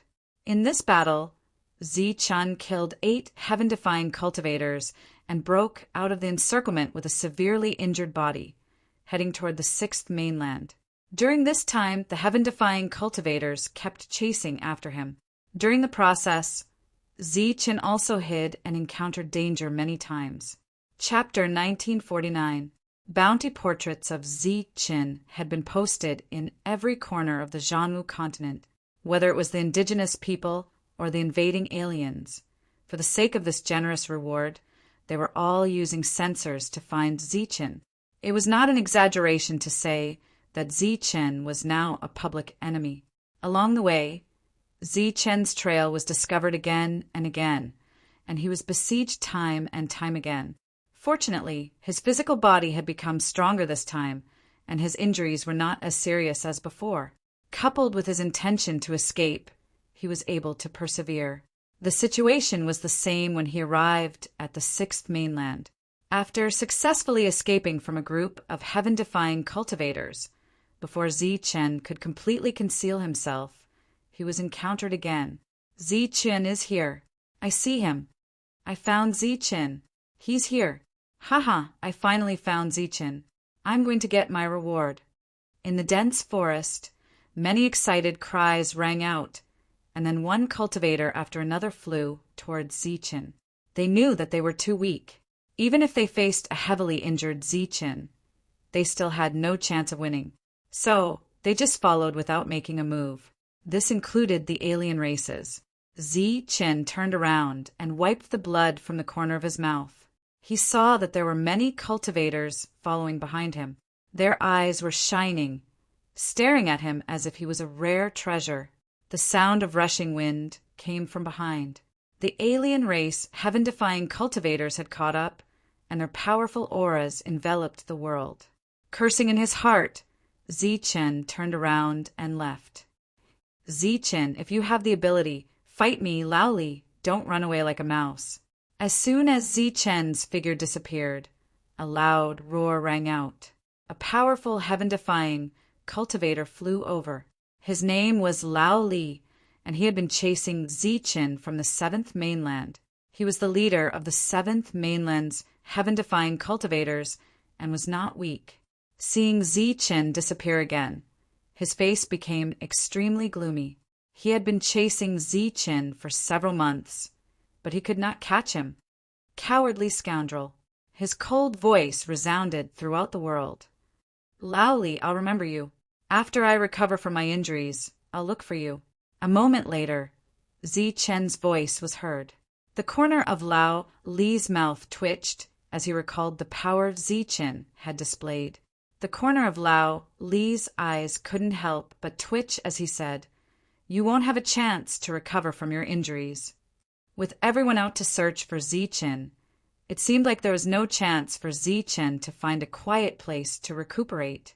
On the other side, Lao Li had lost track of Zichin, but soon someone would send him a new location. While Lao Li led a group of heaven-defying experts from the 7th mainland in pursuit, there were also heaven-defying experts from the 6th mainland pursuing Zichin. Time passed as they fought, pursued, and escaped. Zichen's injuries became more and more serious. After entering the 6th mainland, he had been traveling through dense forests and mountain ranges. Normally, he would rarely see humans here, but now he could see one every few kilometers. When these people saw Zichin, they were all excited. Uffed! Coughing up blood again, Zichin entered a mountain range, followed by many humans. Because his injuries were too serious, Zichen's speed was not very fast. A group of cultivators followed behind him. He was already covered in wounds and looked very miserable. Among the cultivators chasing behind him, there were many heaven realm cultivators, but they did not dare to attack Zichin. A towering mountain appeared in front of Zichen's eyes. After seeing the mountain, Zichen's eyes shone brightly. Using the last bit of strength in his body, he accelerated towards the mountain. Swoosh! As soon as he landed on the mountain, Zichen's figure disappeared. Why is he gone? Everyone watched as Zichen disappeared, and they were slightly stunned. Chase! Then the others chased after him. However, just like Zichen, they disappeared as soon as they landed on the mountain peak. In the blink of an eye, the thousands of cultivators disappeared from the mountain. This was Zichen's second time here. The last time he came here with the Thunder Sacred Beast to get the heart of Thunderwings. This was a chaotic space-time containing many spatial worlds. The flow of time was also different. It was full of dangers, and he had to be careful not to get lost in this space. After arriving at this place, the heavenly Thunderwings automatically took control of Zichen's body and brought him through this chaotic space. The feeling of walking on flat ground made him feel as if he had returned home. While moving forward, Zichen could occasionally hear cries of surprise and pain coming from behind him. Of course, there were also some cursing voices. Zichen was indifferent to this. His expression was indifferent, without any pity, and he allowed the heavenly Thunderwings to carry him forward. Traveling through the space-time, Zichen felt the temperature around him getting higher and higher. It was as if the entire space was being roasted by flames. Finally, he came to a world filled with flames. The violent flames emitted scorching heat like roaring fire dragons. This was Zichen's final destination. This place was filled with foreign flames that could threaten even the heavenly realm. Last time, he had refined his weapon here. This time, other than upgrading the Divine Dragon Bow and Divine Dragon Arrow, Zichen wanted to take away all the foreign flames here. Looking at the violent sea of flames in front of him, Zichen took a deep breath. He mobilized the little amount of heaven-defying energy in his body and slowly walked into the sea of flames. This was the foreign flames, containing violent energy. Even someone of Zichen's level had to be careful when entering. Waves of heaven-defying energy surrounded his body, forming a defense. Zichen walked towards the center of the sea of flames. However, after just a few hundred meters, the scorching heat was almost unbearable for Zichen. With no other choice, Zichen could only choose to stop and take out the Universal Origin Cauldron. The Universal Origin Cauldron bobbed up and down in the sea of flames, releasing an ancient aura. Previously, Zichen had communicated with Cauldron Spirit. After the cauldron appeared, Cauldron Spirit's voice sounded, "Give me the materials." The materials for this upgrade were all from Defiance of the Heavens. They were also of the Defiance of the Heavens. Zichen casually took out pieces of glowing crystals. These crystals were the remains of Defiance of the Heavens after they died. In truth, when a cultivator reached the heavenly realm, their body would become a pure soul. Once they died, their energy before they died would become the attribute of the crystals they transformed into after death. Along the way, Zichen had obtained quite a lot of heaven-grade materials. As he did not know how to forge heaven-grade weapons, he had no choice but to take out all these materials. As for what attribute crystals to use for the upgrade, Cauldron Spirit was much more knowledgeable than him. Apart from that, Zichen also took out some cauldron spirits that had long been destroyed. These cauldron spirits would provide nourishment for the weapons after they were upgraded into heaven-grade weapons, helping the weapons to grow smoothly. At this moment, Zichen had chosen to take out everything because he was going to leave everything to Cauldron Spirit. What he needed to do was recuperate from his injuries, condense even more heaven-defying energy, and charge out of the battlefield. The cauldron was opened. All kinds of materials floated above the cauldron. They were being burned by the extraterrestrial fire over and over again, expelling impurities. As for the dragon god's bow and dragon god's arrow, they were also being fully calcined by the heavenly fire. For the sake of the bountiful rewards, those cultivators disregarded everything else and flew towards the mountain peak. One after another, their figures disappeared.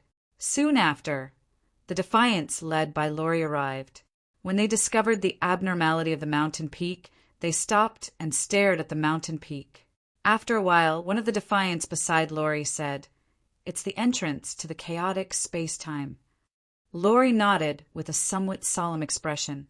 The other Defiants also had strange expressions on their faces when they heard that. The chaotic space-time contained many kinds of space-time. There were time distortions, space distortions, and extremely powerful exotic beasts. It could be said that it was full of dangers.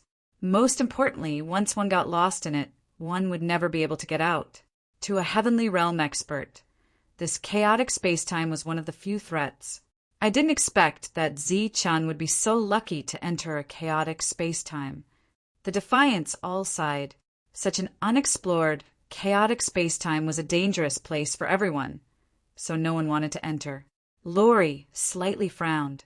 He felt that Zichen entering such a place was very tricky. He was very unwilling to give up just like that. After all, Zichen was seriously injured. Now was the best time to kill him. Once he recovered, it would be very troublesome to injure him again. After hesitating for a long while, Lori finally decided to send Defiants in to see if they could kill Zichen. Of course, before that, Lori had to select some Defiants who were proficient in the Tao of Space. Not only would they have a higher chance of survival, they would also not get lost easily.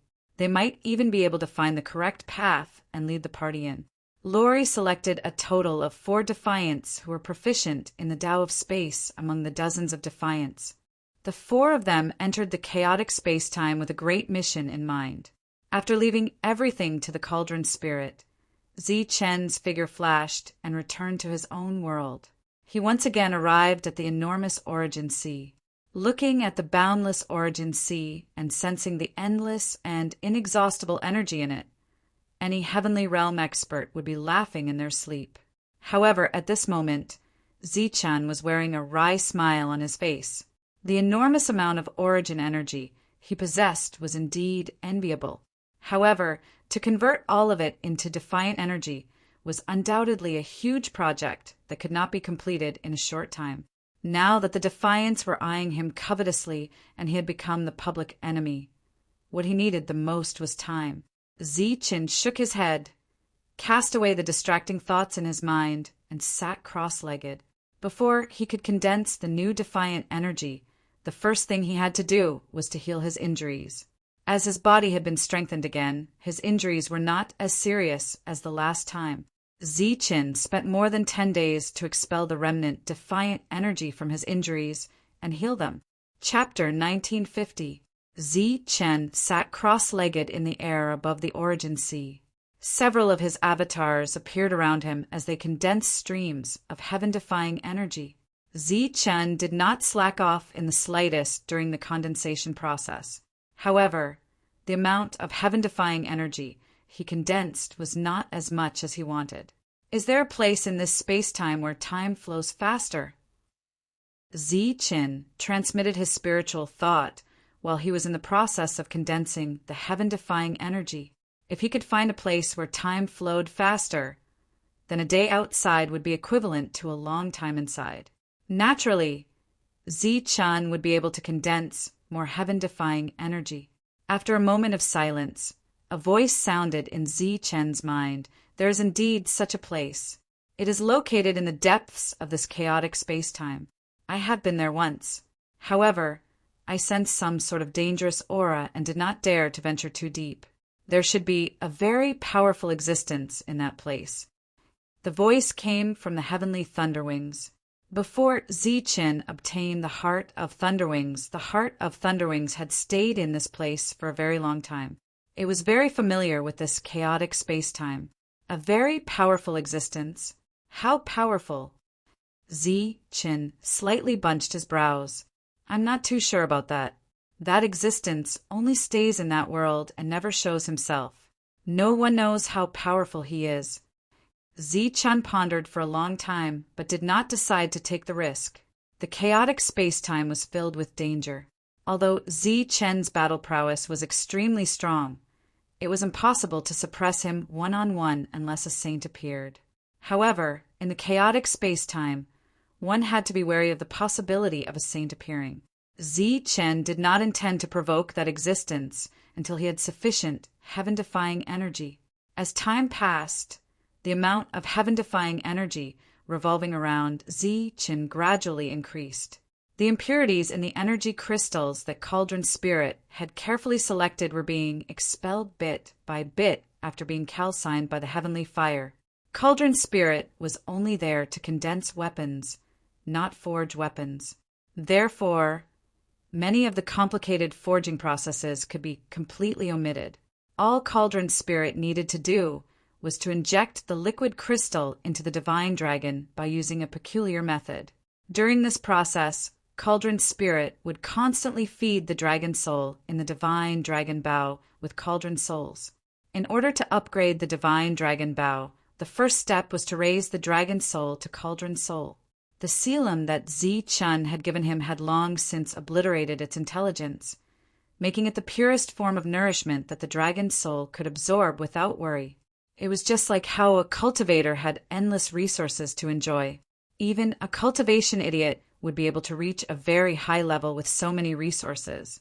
Furthermore, the dragon spirits in the dragon god bow and the dragon god arrow were extremely powerful. After being awakened by Zi-chen, they displayed extraordinary potential. It was only a matter of time before they reached the heavenly soul stage. Under the calcination of the extraterrestrial fire, the dragon god bow had turned into a bow of liquid energy. Enveloped by many formations, the liquid energy did not disperse. All kinds of energy attributes were entangled within it, emitting resplendent radiance. After the extraterrestrial fire had extracted all the impurities, it would add those pure heaven-defying materials into the dragon god bow to create a truly heaven-defying weapon. The dragon god arrow had also been melted into liquid. However, due to the formations within the arrow, the liquid did not disperse. Cauldron Spirit was multitasking. He skillfully manipulated the various heaven-defying materials. Several months passed in the blink of an eye. All the materials had been melted. It was time for the most critical step of upgrading the divine dragon bow. Upon receiving the summons, Zi-chan appeared in the middle of the sea of flames. Skyblade was already in his hand, flashing with chilling light. He was in charge of guarding the divine dragon bow. Cauldron Spirit began to inject heaven-grade materials into the dragon god bow and dragon god arrow. During this process, Cauldron Spirit appeared to be very cautious. It was apparent that upgrading the divine dragon bow had put a lot of pressure on Cauldron Spirit. Zi-chen spread out his spiritual senses and vigilantly observed his surroundings. His eyes were also fixed on the process of the refinement. The refinement process was very slow. Even Zi-chen felt nervous. As one material after another was injected into the divine dragon bow and dragon god arrow, the radiance emitted by them grew brighter and brighter. When the last two materials were injected into the divine dragon bow, Cauldron Spirit heaved a sigh of relief. Seeing that the refinement had reached the final step, Zi-chen's expression also became much more relaxed. All of a sudden, the sea of flames in the surroundings started to roll and churn. As the flames surged wildly, a berserk aura filled the entire world. Not good. Upon sensing the abnormality, Zi Chen's expression changed abruptly. He turned his gaze to a certain part of the sea of flames. The flames that were rolling wildly. It was as though some enormous object was pushing through the sea of flames, forcibly pushing aside the flames in the middle of the sea of flames. With a jolt of energy, Zi Chen rose into the air. Streams of heaven-defying energy began to revolve around his body. After isolating himself from the heavenly flames, Zi Chen flew straight into the depths of the sea of flames. There, Zi Chen could clearly sense a powerful aura moving forward in the sea of flames. Its target was the divine dragon bow and dragon god arrow that were about to be completed. Whoosh! The instant Zi Chen rose into the air, he brandished his blade. A blade aura carrying the aura of heaven-defying energy appeared at one end of the surging sea of flames.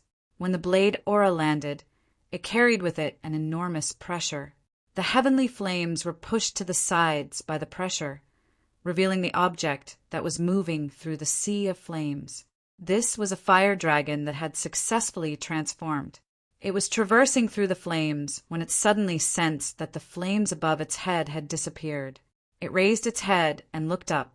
The other party's eyes had already turned into a pure gold color and were filled with brutality. Poof! The blade aura instantly slashed down and landed on the fire dragon's head. Blood splattered. After the blood left the dragon's body, it turned into flames. The fire dragon was in pain. It couldn't help but roar.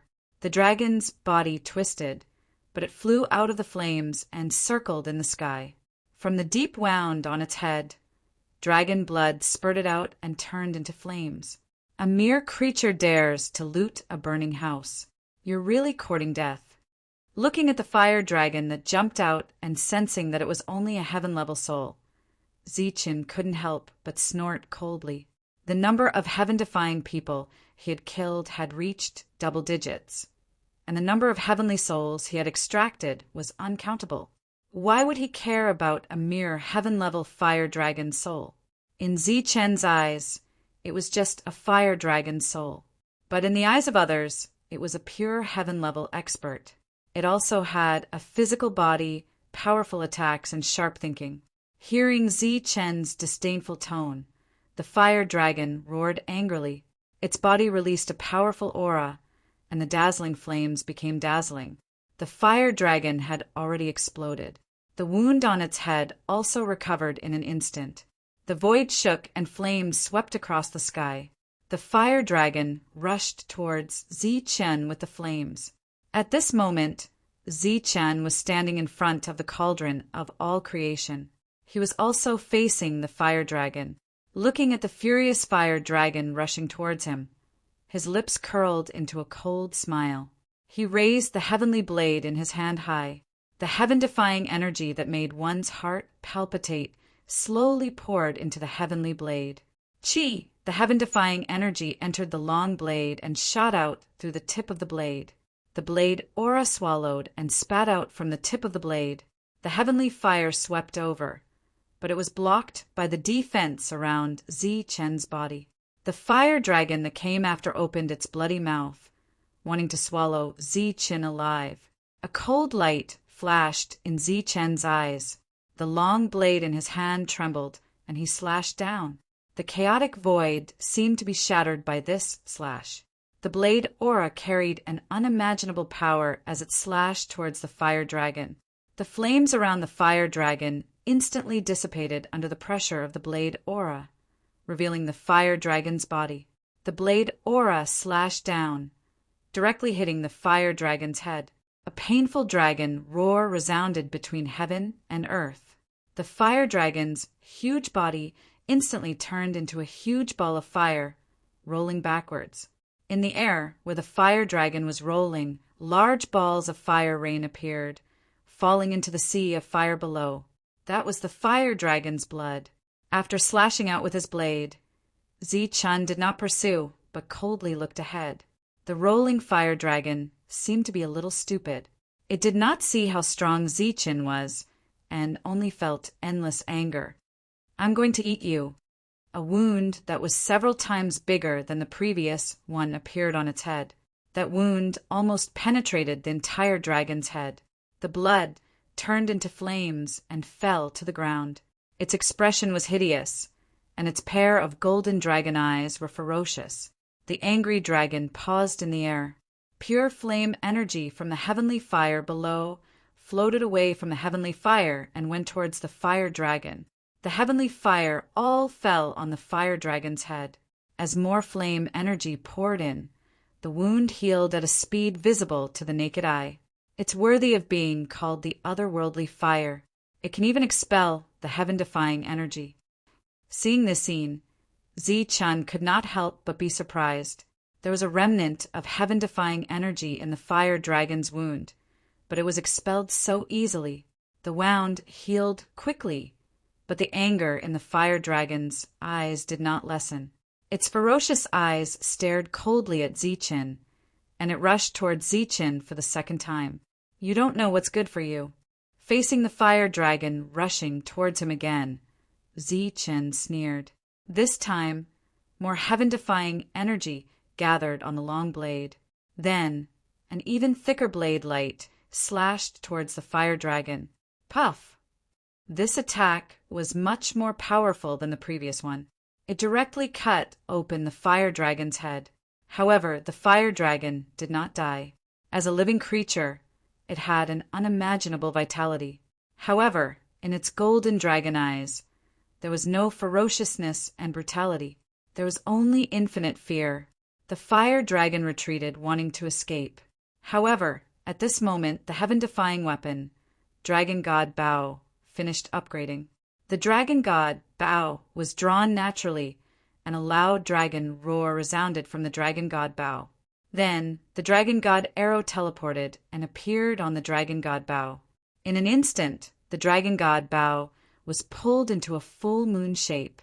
Buzz!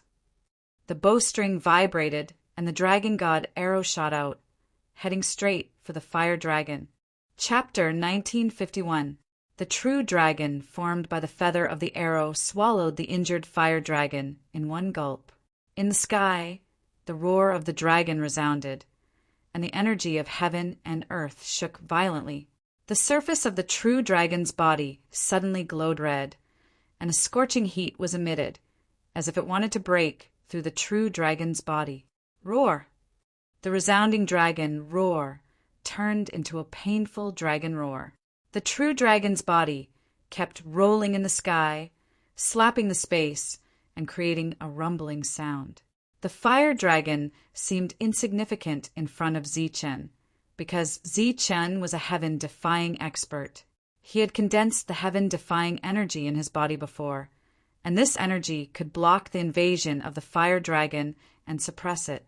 If not for Zichen, even a heaven-defying expert who was not very strong might not be able to resist the soul of the fire dragon that was formed by the heaven-defying expert.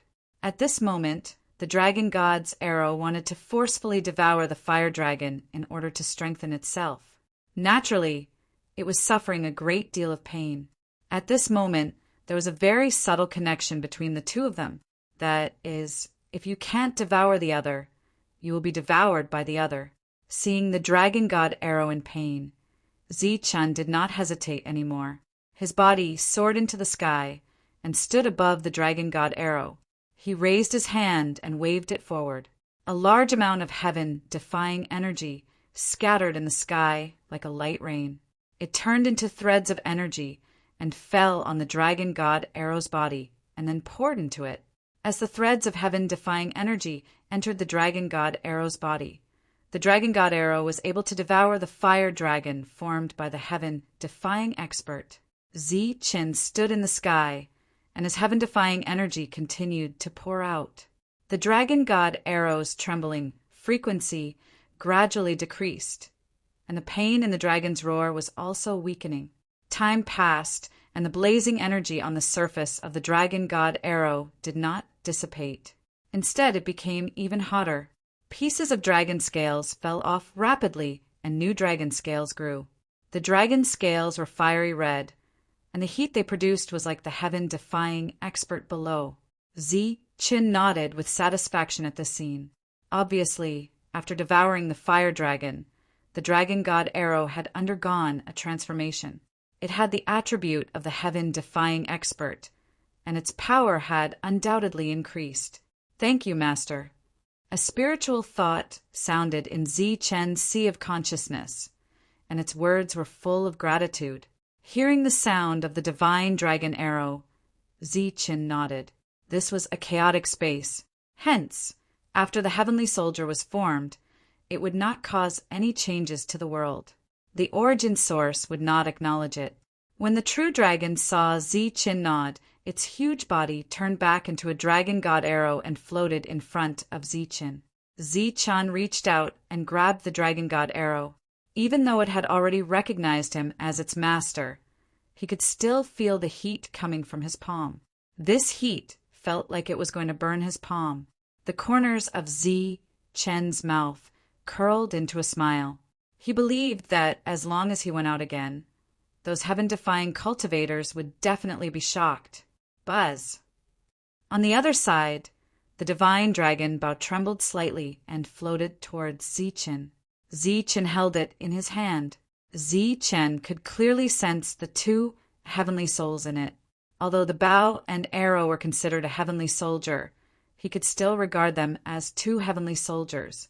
Satisfied, Zi-Chen put away the bow and arrow. His gaze fell on the otherworldly flames again. This was a necessary flame for refining a heavenly soldier. Even with Zi-Chen's physical body, if he did not have a defense formed by heaven-defying energy, he would be burned into an energy attribute crystal by the otherworldly flames. Not only was this a powerful flame for refining weapons, but it could also be used to attack. It was not an exaggeration to call it a supreme treasure. Of course, Zi-Chen had no intention of letting go of such a good thing. With a thought, the origin cauldron trembled and suddenly enlarged. Then, a huge suction force came from the mouth of the cauldron. This suction force spread out and enveloped the otherworldly flames in all directions. Then, a huge vortex appeared at the mouth of the cauldron. Under the guidance of the vortex, the otherworldly flames began to frantically gather in the origin cauldron. When he entered this chaotic space, Zi-Chan intended to upgrade his heavenly soldiers and collect the heavenly flames while escaping from the pursuit of the heavenly deities. Now he just needed to find a safe place to condense more heaven-defying energy. After all the otherworldly flames were collected, the space became extremely empty. At the same time, the space became extremely unstable and began to distort violently because of the loss of the otherworldly flames. "Master, you have to leave. Without the otherworldly flames, the balance of this space has been broken. It's about to disappear." Hearing the voice from Lei Yi, Zi-Chen nodded.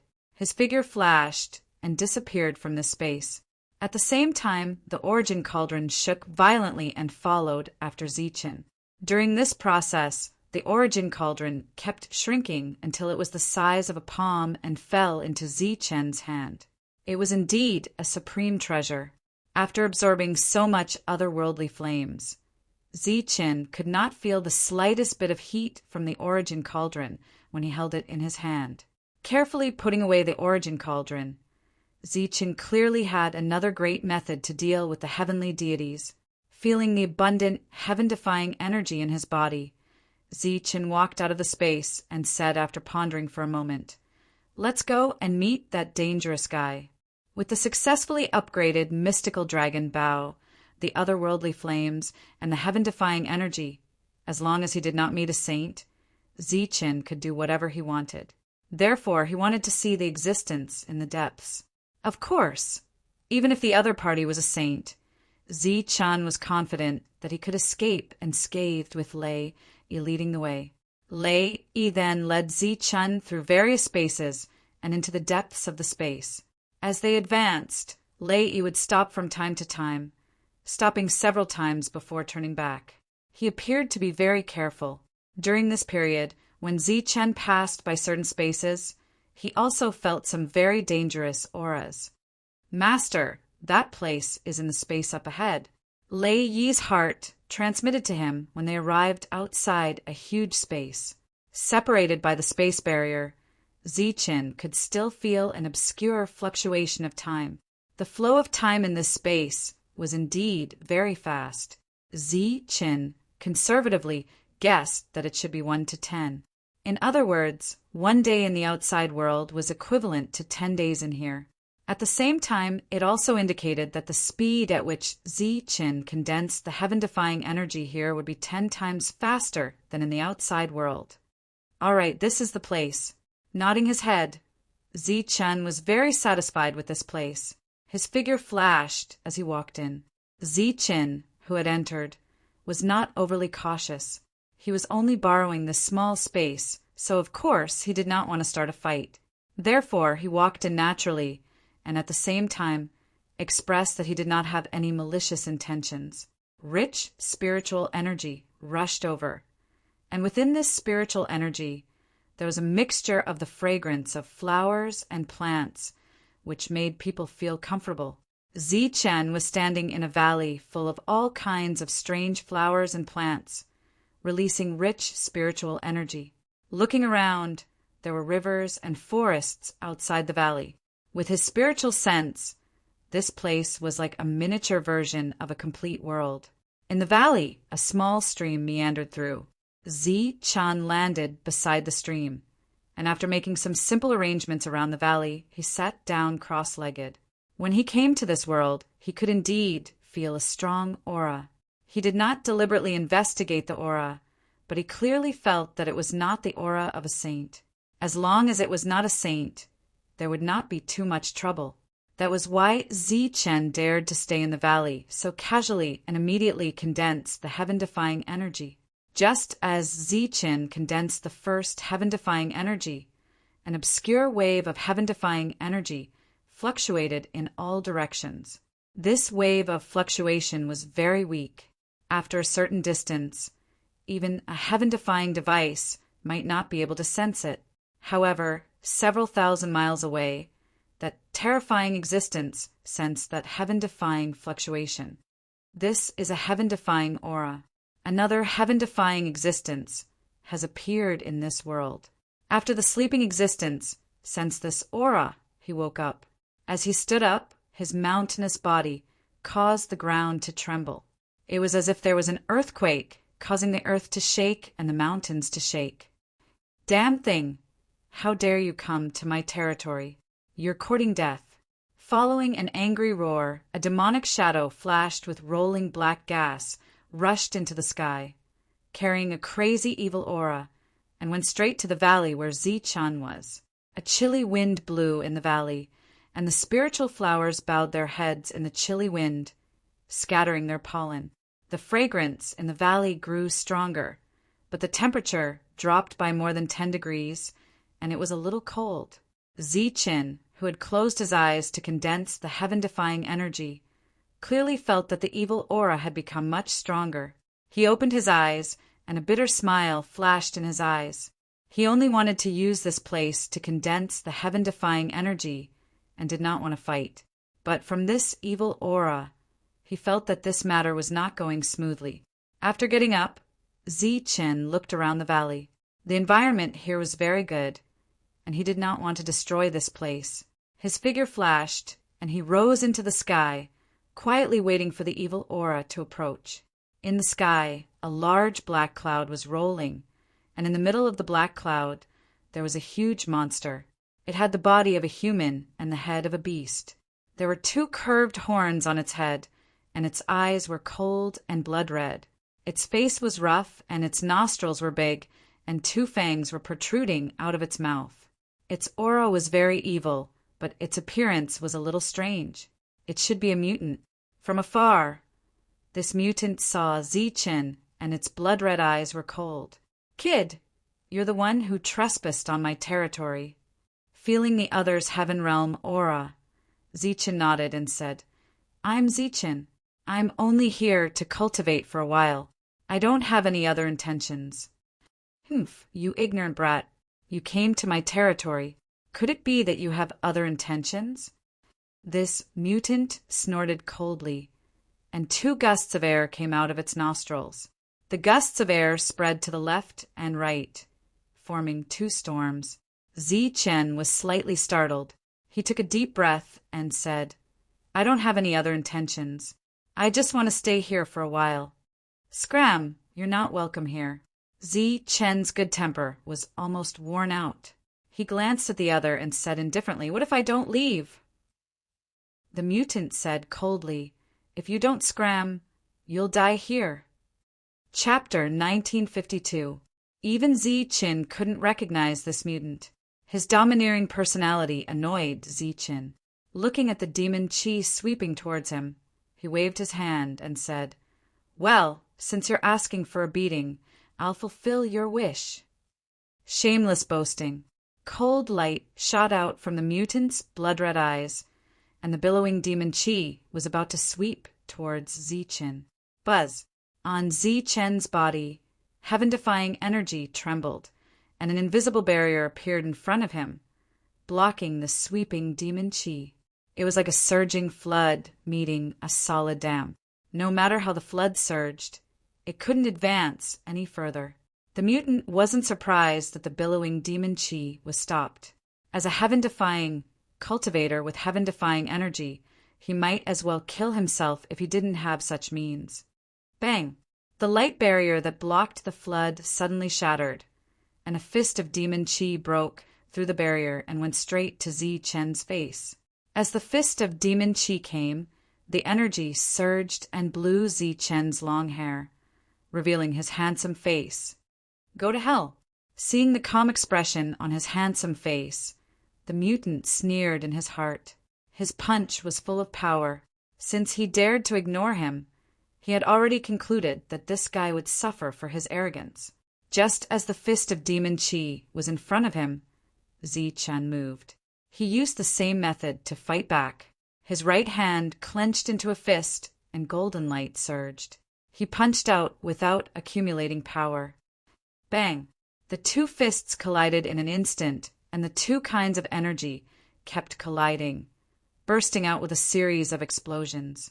A terrifying energy ripple spread out in all directions with the 2 of them as the center. When the 2 fists collided, the mutant's expression changed at first, and then he saw a cold smile on the face of the heaven-defying cultivator opposite him. The next moment, a huge force emerged. The mutant's expression changed instantly, and the huge force swept his body and sent him flying backward. In the process of flying backward, the billowing demon Qi around him dissipated in an instant, as if it had met its nemesis. Looking at the huge figure that was sent flying backwards, Chen revealed a faint smile. His eyes flashed with disdain. This guy looked mighty and domineering, but when it came to a real fight, he was nothing special. The Xenogeniac stomped its feet in the sky, and its face looked angry. It shouted at Chen, "Kid, you have pissed me off. I am going to kill you today." He once again took the initiative to charge at Chen, but in the process of charging forward, a giant axe appeared in his hand. This axe was very large, and even with his huge body, he still needed to use both hands to hold it. Billowing devil Qi rushed out of his body again, and through the devil Qi, he looked at the pair of blood-red eyes, which looked very evil. Seeing the stronger Xenogeniac, Chen looked serious. His body shone with a golden light, and a power that defied the sky appeared. A strong presence was released from his body. Feeling that Chen's presence was much stronger than before, the Xenogeniac's pupil shrank, but he did not fall back. Instead, he held the giant axe and swung it at Chen. The domineering aura that descended from the sky caused a glint to flash across Chen's calm eyes. However, he did not wait for the attack to land before throwing out a punch. The bright golden light of the fist pierced through the billowing demon Qi and landed on the giant axe. Boom! The moment the 2 energies collided, there was a loud explosion that shook the sky. Then, the light of the fist shattered and turned into a scary power. The giant axe, which was coming down with a powerful force, exploded with the light of the fist. The huge impact sent the Xenogeniac's body flying backward. Seeing the Xenogeniac fly backward again, Zichen shook his head and said, "You look good, but you are useless. I don't know where your courage comes from. Don't you even have a celestial weapon?" The giant axe just now was just a manifestation of energy. It was not a real celestial weapon. The Xenogeniac stabilized his body, and a look of surprise flashed in his eyes. He knew very well the power contained in his 2 attacks. He had already defeated most of the heavenly realm. Even the sky-defying ones would have suffered a little. However, his opponent had not used a celestial weapon from beginning to end. Even his expression was so calm. Knowing what a sky-defying one was, the Xenogeniac knew that he had encountered a tough opponent. As his expression changed, the demon chi that had just dissipated filled up again. However, this time, the demon chi did not attack. Instead, it completely covered the Xenogeniac and then dissipated at the fastest speed. Looking at the Xenogeniac in front of him, a look of surprise flashed across Zichen's face. His expression changed drastically. In front of him, the huge figure from before had disappeared. Instead, it was replaced by a completely different appearance. The other party's body was covered in fine black scales. Although it still had blood-red eyes, the 2 horns on its head had disappeared. Its face had also undergone a huge change. If one were to take that fella from before as a mutant cow, then this fella before him would be an ape. They were not even of the same species. Looking at him, Zichen naturally thought of the demon ape. Both of them looked exactly the same. "Lad, watch how yours truly will beat you up today." Even though his appearance had changed, his voice and tone were the same. Otherwise, Zichen would definitely think that this was not the same being from before. After all, the aura of the 2 of them were completely different. To think that there would be a Xenogeniac in this world that can change at will. The shock on his face slowly dissipated. However, the curiosity on Zichen's face did not diminish. A long black staff appeared in the hands of the black ape. The surface of the staff was engraved with mysterious runes. As the energy of the other party was injected into the staff, the entire rune lit up. Looking at this familiar scene, Zichen was shocked. He had often seen this kind of attack from the demon ape. Not only did the other party look like the demon ape, even his attack methods and weapon were similar. It was as though he was another demon ape. "Go to hell for yours truly!" The black ape roared out as the gigantic black staff slammed down from the skies, bringing with it a strong aura. This strike was way stronger than the one he had used against the bull monster earlier. Even for a heaven-defying being like Zichen, he could feel the threat. Therefore, with a flash of light, Heaven's blade appeared in his hands. Just as Zichen was about to use Heaven's blade to defend against the attack, the black ape suddenly slapped out at Zichen. This was a palm strike from the air. There was no powerful energy contained within the palm strike. Instead, there was a mysterious energy that appeared out of nowhere and coiled around Zichen's body. This is the demon ape's confinement, mystic power. Zichen had seen this move way too many times. However, this was the first time he was experiencing it for himself. Therefore, he was startled. The energy that was coiling around his body formed a mysterious rune instantly. As though his body was being confined, Zichen's energy was being drained rapidly.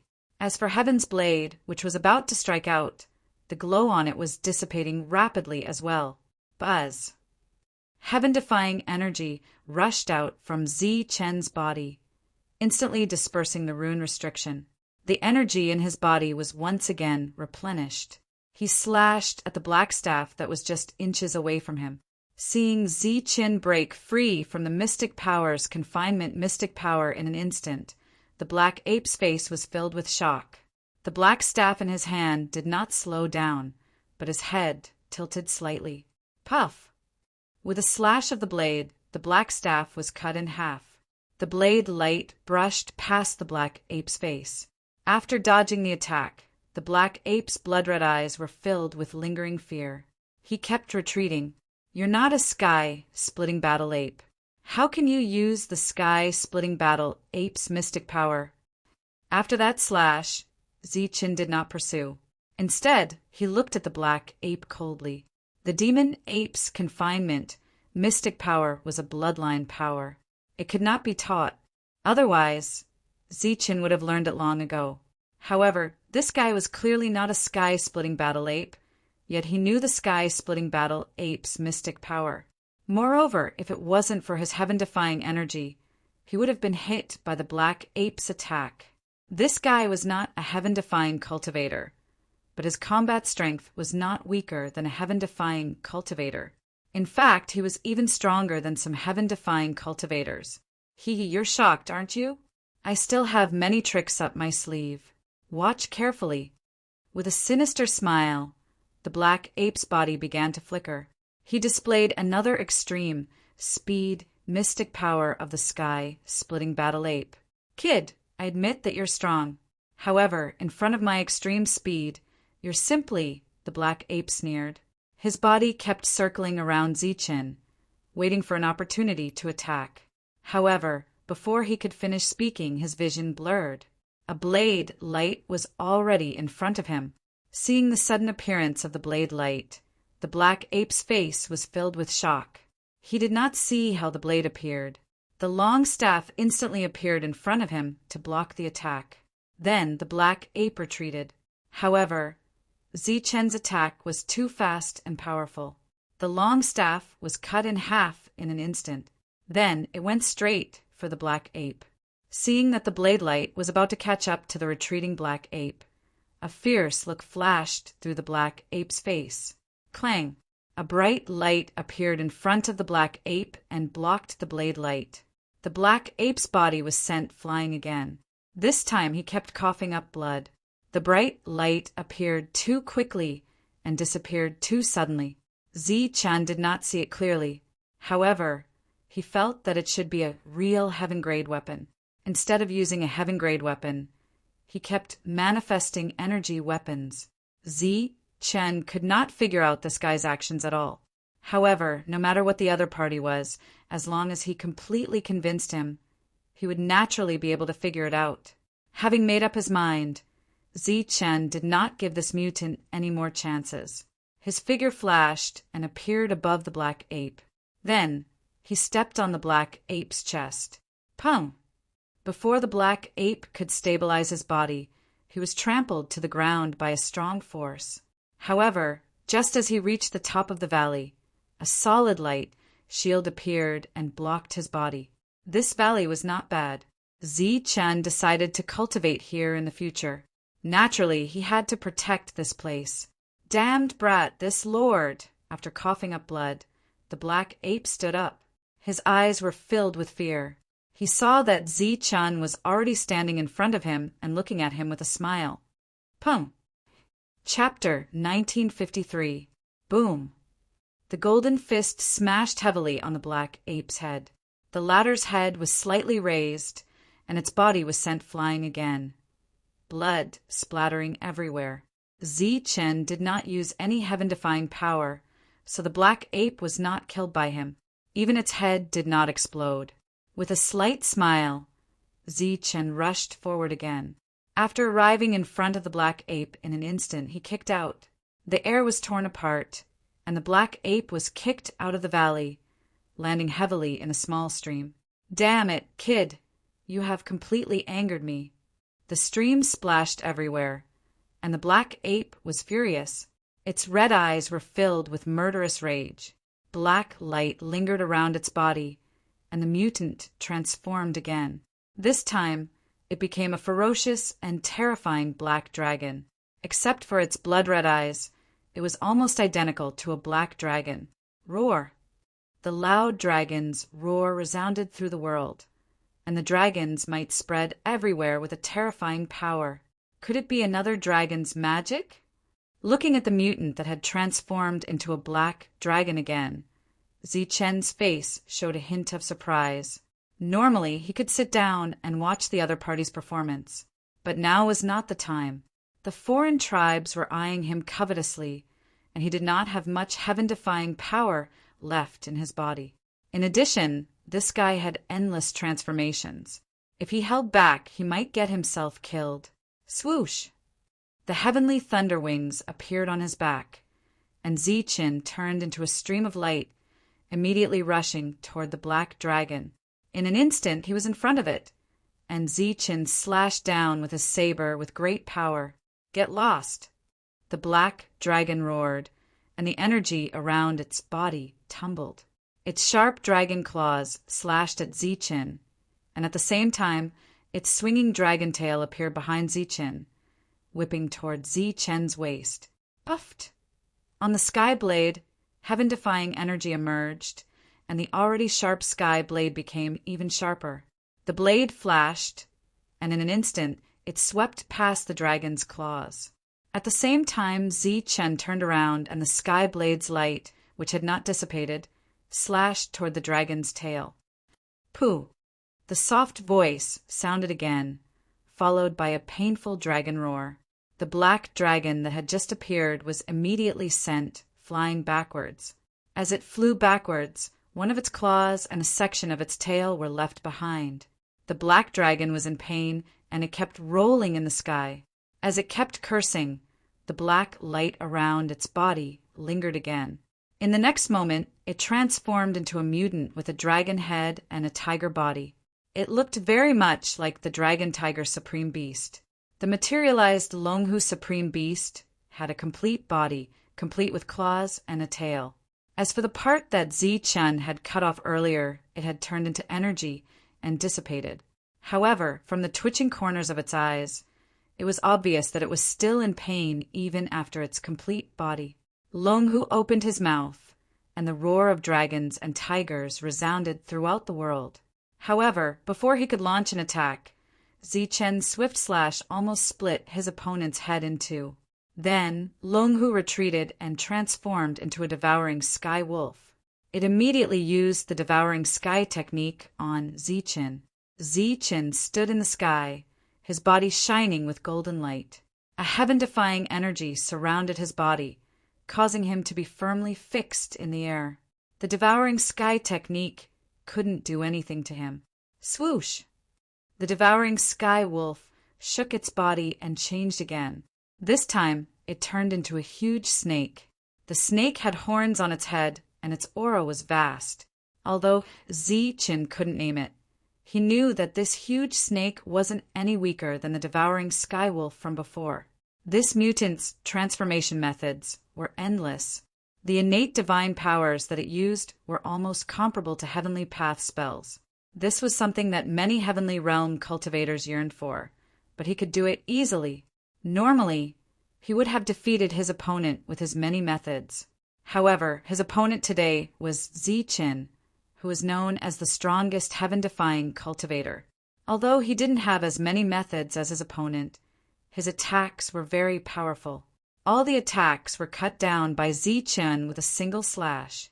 All powerful, innate divine abilities would lose their effectiveness as long as they encountered Ziqin. As the battle continued, there was finally a hint of shock in the mutant's blood-red eyes. The anger had long disappeared. With a shake of his body, he transformed into an eagle. There was a golden crown on the eagle's head, and a pair of sharp, blood-red eagle eyes stared intently at Ziqin. Ziqin had consumed a lot of energy, and his heaven-defying energy was running out. Seeing his opponent transform again, he put away his long saber. With a flash of light, the dragon god bow and dragon god arrow appeared in his hands. A loud dragon roar resounded in the world. Ziqin pulled the bow and arrow. His body shone with golden light as he poured his origin energy into it and slowly pulled the dragon god bow. He didn't add any heaven-defying energy to the dragon god bow because there wasn't much of it left. He couldn't waste it, so he could only use the dragon god bow to deal with his opponent. Buzz! The bowstring trembled. The dragon god bow, which was pulled to a full moon, was released.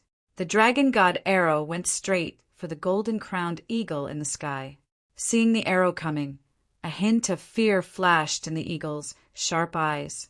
It flapped its wings, trying to get rid of the arrow that made it feel fear. But it was useless. The dragon god arrow had locked onto its vitality. There was no way to dodge it. Uft! The arrow directly pierced through the eagle's body. Along with the eagle's blood and feathers, it spilled into the sky. In the shrill scream, the golden-crowned eagle disappeared. In the sky, another existence similar to the golden rock appeared. But this time, the golden rock's eyes were filled with fear. It turned around and tried to escape. You didn't leave just now. Now you can't leave. A cold voice sounded. The dragon god arrow returned to the dragon god bow, which was pulled to a full moon. Then another arrow was shot. Buffed! The escaping golden rock's body was directly pierced. Blood rained down from the sky. This time, the golden rock's voice was even more shrill. That was because the dragon god arrow had not only pierced through its body. The remaining presence of the outer sky fire was burning its soul. Its body changed again, but it was useless. The dragon god arrow was still following it. The Xenogeneiac's red eyes looked scared. Seeing the power of the upgraded dragon god bow and dragon god arrow, Zichen was very satisfied. That kind of attack was already very strong. If Zichen added the power of the dragon god arrow, he believed he could easily kill the Xenogeneic. The Xenogeneiac's injuries were getting worse, and its running speed slowed down. Zichen flashed and chased after it. He punched and kicked the Xenogeneic. During this time, the Xenogeneic kept changing its appearance. Zichen thought that this change would lessen its injuries or even offset them. Pang! When Zichen's fist landed, the Xenogeneic changed again. But when he saw its image, Zichen's face looked angry. Previously, the other party had transformed into either the sky-splitting battle ape or the Longhu supremacy. Clearly, they were both true experts. However, it seemed like they were on the verge of death. Either that, or they were deliberately provoking others. What appeared in front of him was a round piggy. But this one was different from an ordinary piggy. Its eyes were red, and there was a horn on its forehead. 2 fangs protruded from its mouth, and its body was covered in spots. It wasn't just a piggy. It was a mixed fur spotted pig. Zichen thought this was purely to disgust him. Go on, don't you know how to transform? Continue transforming. So, Zichen stepped forward and beat it up again. Stop hitting me. Stop hitting me. This is my real body. Let's talk nicely. Don't you want to use this place to cultivate? I'll lend it to you. This time, the Xenogeneic didn't change. Faced with Zichen's punches and kicks, it didn't act tough anymore. Instead, it kept begging for mercy. While beating it up, Zichen also looked at the spotted piggy. He found that the patterns on its body weren't pure colors. They were deliberately formed. When combined, they formed patterns. Moreover, the spotted piggy didn't have hair. Instead, it had scales of various colors. Piggies weren't even mutated beasts. They could barely be considered ferocious beasts because of their own characteristics. Even if they were mutated, they wouldn't be too strong. That was because they had too few variables. However, the piglet in front of him had been able to fight Zichen for a long time. His battle prowess had even surpassed that of an ordinary heaven-defying realm cultivator. During this period, Zichen had also used an extremely strong power, but he still could not kill the piglet. It was obvious that this was an extraordinary Xenogeneic. Spare me! Spare me! We are together. Faced with Zichen's relentless attacks, the Xenogeneic kept begging for mercy. Even as it begged for mercy, it was still full of energy. It seemed that its injuries weren't too serious. Together? You know who I am, so come with me. Looking at this strange piggy, Zichen laughed coldly. I know you are a heaven-defying. You must have come here to hide from your enemies. I can help you, the Xenogeneic shouted. This guy knew about heaven-defying beings and guessed that he was being hunted. This made Zichen's eyes flash with surprise. Then he calmly asked, How do you want to help me? If they are hunting you, they will definitely come here. I can help you buy some time so that they won't find this place. Hearing this, Zichen smiled and said, If I beat you like this today, you won't be so kind. This is just a misunderstanding. We don't know each other until we fight. But why should I believe you? Hearing Zichen question him, the Xenogeneiac's aura changed. He proudly said, Kid, go out and ask around. I am the great sage Yinzhong. When have I ever gone back on my word? Zichen glanced at him and said, The great sage Yinzhong is you. The Xenogeneic proudly said, Of course. When I was the great sage, you were still in God knows where. Ouch. Before the other party could finish his words, he was kicked and cried out in pain. Kid, I was the great sage. My words are holy. I always keep my word. When the Xenogeneic saw the cold glint in Zichen's eyes, he swallowed the threatening words he was about to say. Zichen coldly smiled and said, I'd be a fool to believe you. After that, without waiting for him to say anything else, Zichen grabbed him and threw him into the cauldron of all things. D****, kid. How dare you disrespect me? The Xenogeneic struggled in Zichen's grip, but Zichen ignored him.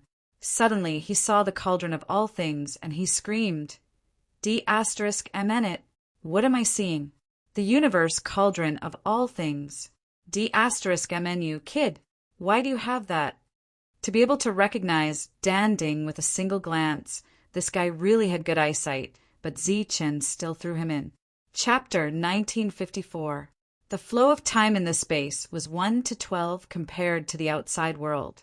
In other words, 1 day in the outside world was equivalent to 12 days in this space for Zichen.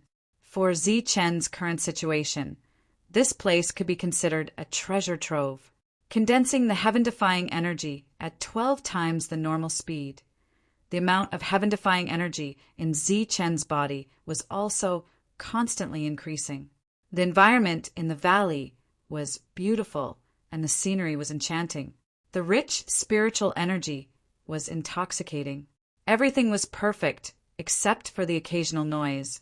Kid, let's make peace. You are a heaven-defying expert of this world, and I am a rare great saint. If you don't believe me, you can go out and ask around. Isn't the name of the Yinzhong great saint well known like thunder? Once upon a time, this great saint fought and destroyed the world. The entire world trembled under my feet. As a heaven-defying expert, have you ever seen a foreign race? Let me tell you, back then, when I stepped on the foreign races, all of them prostrated themselves at my feet. Do you know the cauldron you used to trap this great saint? If you don't, this great saint will tell you. It's called the Universal Origin Cauldron, and its former owner was called Wuji. Although Wuji was quite famous, he was just a little kid in front of me. I just don't know why that little kid Wuji's Universal Origin Cauldron fell into your hands. But then again, kid, you're lucky that you used the Universal Origin Cauldron. If it were any other cauldron, you'd be dreaming if you thought you could trap this great saint. Beside Zichen was a small cauldron the size of a palm. At this moment, a voice rang out from within the cauldron. The voice spoke over and over again without getting tired of it. It was very noisy. You should know that you're a heaven-defying expert, right? But in your heart, you must think that heaven-defying experts are unique. This saying is both true and false. It just so happens that I know some secrets about heaven-defying experts. Do you want to hear them? The voice paused here. It was obvious that the piggy mutant was deliberately keeping him in suspense. Unfortunately, this was outdated news. Zichen already knew, so he ignored it. But then again, the other party had revealed a lot of secrets in the past few days. Although Zichen already knew all of them, he had to admit that this guy was very knowledgeable. Whether he was once a saint or not, at least he now had the knowledge of a saint. After spending time with him, Zichen realized that this piggy Xenogeneic was quite special. It could burn for a very long time under the flames of outer sky without being destroyed. Although he kept screaming miserably and sounded very miserable, Cauldron's spirit clearly informed him that he was completely unharmed. Over the past few days, Chen had been able to confirm that this piggy xenogeniac was the real body of the creature. When it revealed its real body, its body was able to withstand the heat of the outer sky fire. Even Chen had to admit that he wasn't as good as it was. All right, this saint will tell you first. You can let this saint go after you listen to me. Seeing no reaction from Chen, the piggy xenogeniac helplessly continued.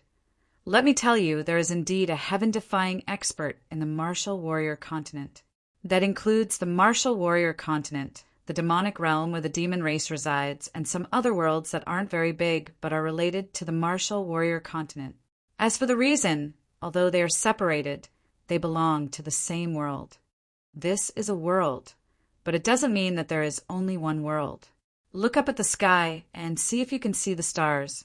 Let me tell you, every star is a world with heaven-defying experts. Everyone is a heaven-defying expert, and their combat power is about the same. But when those heaven-defying experts find out that you have been born, they will try to kill you. Although this saint is not a heaven-defying expert, I have killed one before. I know some of the secrets of the heaven-defying experts, and I can make them stronger. Let me out, and I will help you grow and stand at the peak of the heaven-defying experts. If it were any other time without knowing these secrets, Chen might have really fallen for it. But having seen other heaven-defying experts, Chen naturally wouldn't take it seriously. He was a heaven-defying expert. He knew very well that if he wanted to become stronger, he would have to completely transform his own heaven-defying energy. But what he was saying wasn't completely useless. Chen, who was still sitting cross-legged, opened his eyes. He looked at the cauldron and asked, You are saying that the Zhan-Wu continent and the Sky Martial continent are the same world. Is that why there is only one heaven-defying expert? Of course. Otherwise, there would be two heaven-defying experts. From the cauldron, the piggy xenogeniac's proud voice boomed. These two places are so far apart. How could they be the same world? Chen asked again. He looked very confused. Kid, let me tell you, this is a real secret.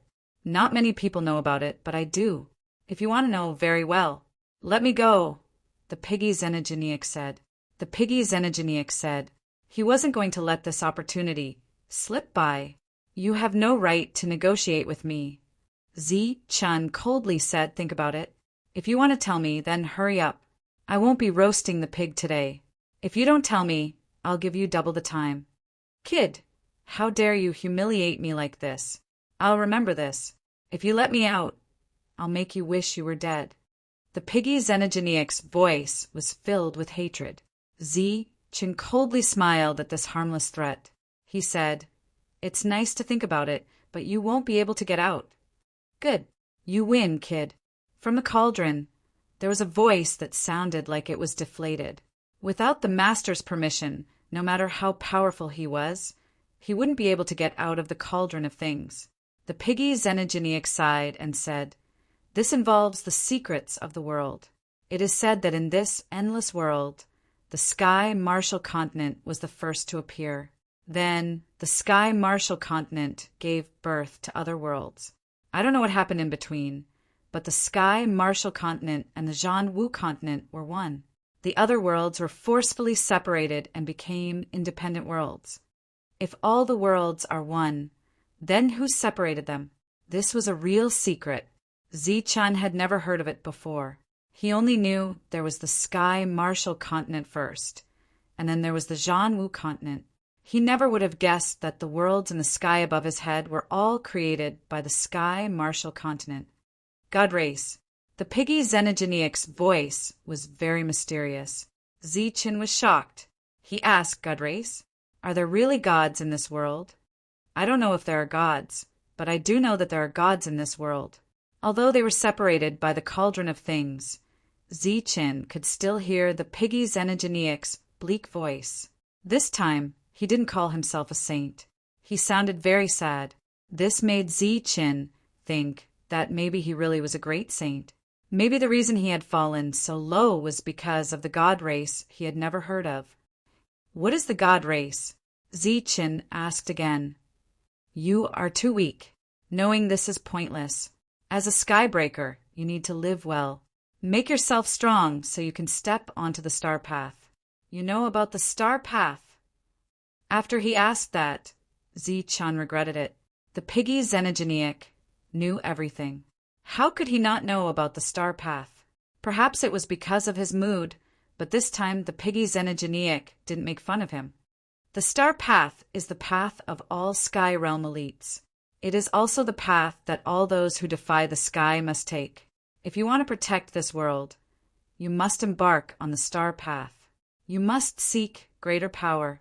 Only there can you meet the gods and interact with them. Back then, the Azure Dragon Saint had also said that Z-Chin should enter the Star Road. In addition, when Qing Yu's clone dissipated, she had also said the same thing.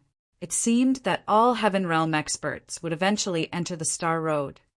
What is on the Star Path? Danger. Opportunity. Maybe it was because of the God race, but the piggy xenogeniac didn't seem to be in a good mood.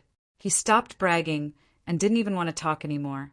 Z-Chin almost believed that this was the Holy One.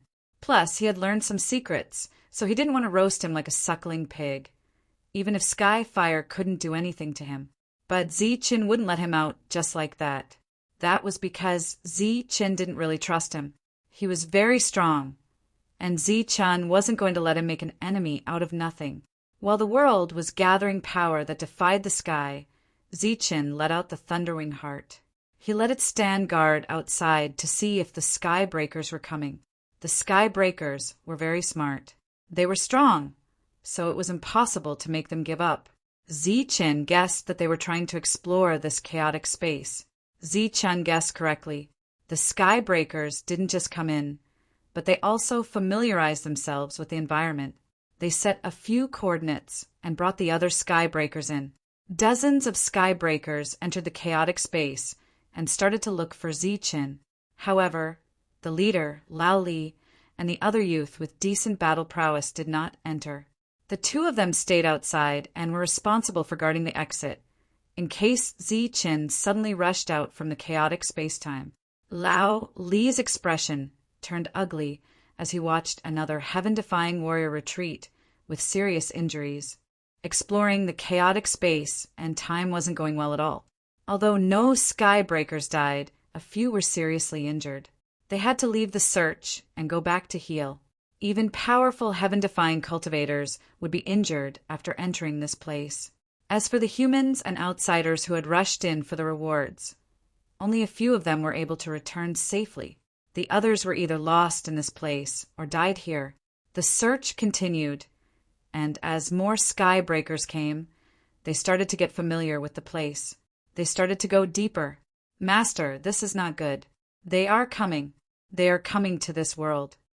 When the Thunderwing Heart noticed the Sky Breakers, it immediately came back to report. At this time, Z-Chan had only been practicing there for 2 months. How long until they get here? Z-Chan opened his eyes. Chapter 1955. The half a month that the Thunderwing Heart mentioned referred to the time in the outside world. If they were in this world, Z-Chan would have half a year. For a cultivator at Z-Chen's level, half a year was too short. If he did not think of a way to delay, he would have to fight again in half a year. Along the way, he had fought many battles, and against the heavens' energy was never enough. Although Z-Chen was not afraid of fighting, he did not want to fight so soon. He did not want to live such a tight life. After thinking for a while, Z-Chan looked down and suddenly saw the universal origin cauldron. Only then did he remember that there was an existence not weaker than the against the heavens sealed inside. With a thought, the lid of the cauldron opened automatically. A beam of light rushed out and turned into a piggy. The Injong Grand Sage was about to brag about some things as usual, hoping to get out. However, before he could open his mouth, he saw a beam of light above his head. A wave of energy fell on his body, and then his eyes lit up. He left the cauldron and returned to the outside world. The Injong Grand Sage was stunned for a moment before he reacted. He transformed into a ferocious black tiger. Z-Chin didn't say anything as he watched Piggy's body disappear in an instant. During this period of time, he almost believed that Piggy was once a saint. As for whether or not he was a great saint, that was still to be determined. Seeing the Piggy still not moving after turning into a black tiger, Zichen smiled and said, "I thought you would run." The saint who had turned into a black tiger could not help but laugh. "Who do you think I am? Brat, you let me out without saying anything. You must have something to ask of me." Zichen had long since experienced the Piggy's intelligence. He did not argue and said directly, "It's not a request. I just have something for you to do." "What right do you have to order me to do something?" The black tiger stared at Zichen, his eyes full of mockery. "You can choose to refuse, but the result will be to return to the universal origin cauldron. However, it will be difficult for you to come out next time." Standing up, Zichen looked at the black tiger and said with a smile that did not seem like a smile. Black Tiger's expression began to change. He was clearly calculating the gains and losses. Zichen turned around. With his back facing the black tiger, he stretched his back and took in a deep breath. The fragrance of the spiritual flowers entered his nose. He closed his eyes and an intoxicated expression appeared on his face. At this moment, it could be said that Zichen had left his entire back to Black Tiger. Black Tiger stared at Zichen's back, his expression constantly changing. "You don't have much time left." With his hands crossed behind his head, Zichen slowly turned around and smiled at Black Tiger. "Good lad, you win. Speak, what is it?" Black Tiger clenched his teeth and said coldly. It was obvious that he understood the situation. "You guessed correctly earlier. There are indeed people outside who want to kill me, and they are about to catch up. You need to stop them and stall for time." Pausing for a moment, Zichen stared into the black tiger's eyes and said, "When I say stall for time, I mean in the real world outside. You need at least a year." A year in the real world was 12 years in here. Although 12 years was still not enough for Zichen to condense all of his origin energy into heaven-defying energy, at least Zichen could save up a lot of heaven-defying energy to fight a longer battle. That's it. Hearing Zichen's words, Black Tiger was stunned and a little stunned. The matter seemed too simple. "That's it. I hope you can do it." Zichen nodded and said, "Kid, this matter is too simple. Don't talk about a mere 1 year. This saint here dares to declare that I will buy you at least 10 years of time. Who knows? If this saint is happy, I might even buy you 100 years of time." Black Tiger patted his chest and said confidently, 10 years was equivalent to 120 years in here.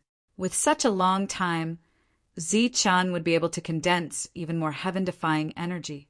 If it was 100 years, then if Zichen was given 1,200 years to cultivate, Zichen believed that when he left here again, he would be the strongest heaven-defying person of the same level.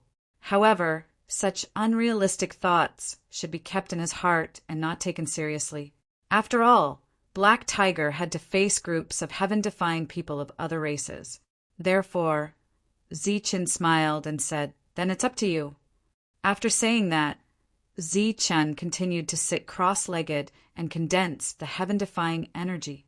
Seeing that Zichen trusted him so much, Black Tiger's expression softened slightly. He turned around and walked out of the space. "Master, you have to trust him." After Black Tiger left, the heart of Thunderwings returned to Zichen's body and sent a message. "Although I don't really trust him, he probably won't harm me." Zichen opened his eyes and looked in the direction where Black Tiger disappeared as he said indifferently, "What if he just leaves? Or he colludes with other races to harm you?"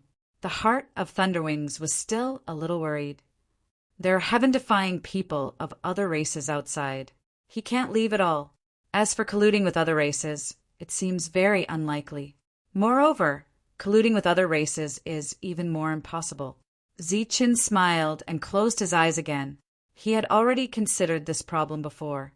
The reason why other races could make him the enemy of the entire continent was not only because of their high-sounding words, but also because of the generous rewards after the ceasefire. This was the most important thing.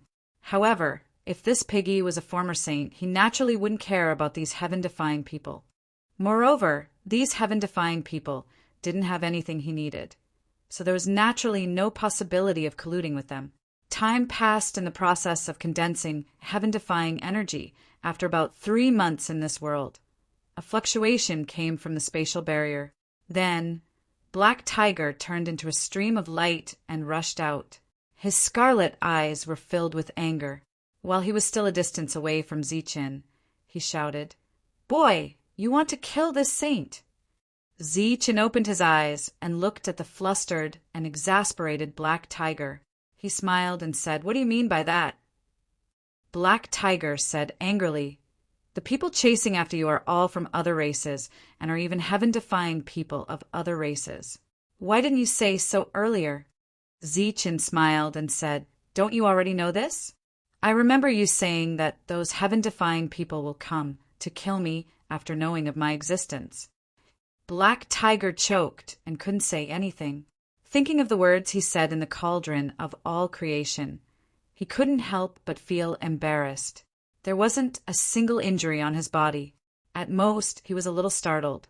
Black Tiger didn't care about it and carefully asked, "There are so many invaders from other races. Is there a large-scale invasion of other races?" Zichen's originally smiling face became somewhat gloomy after hearing this. He nodded and said, "That's right.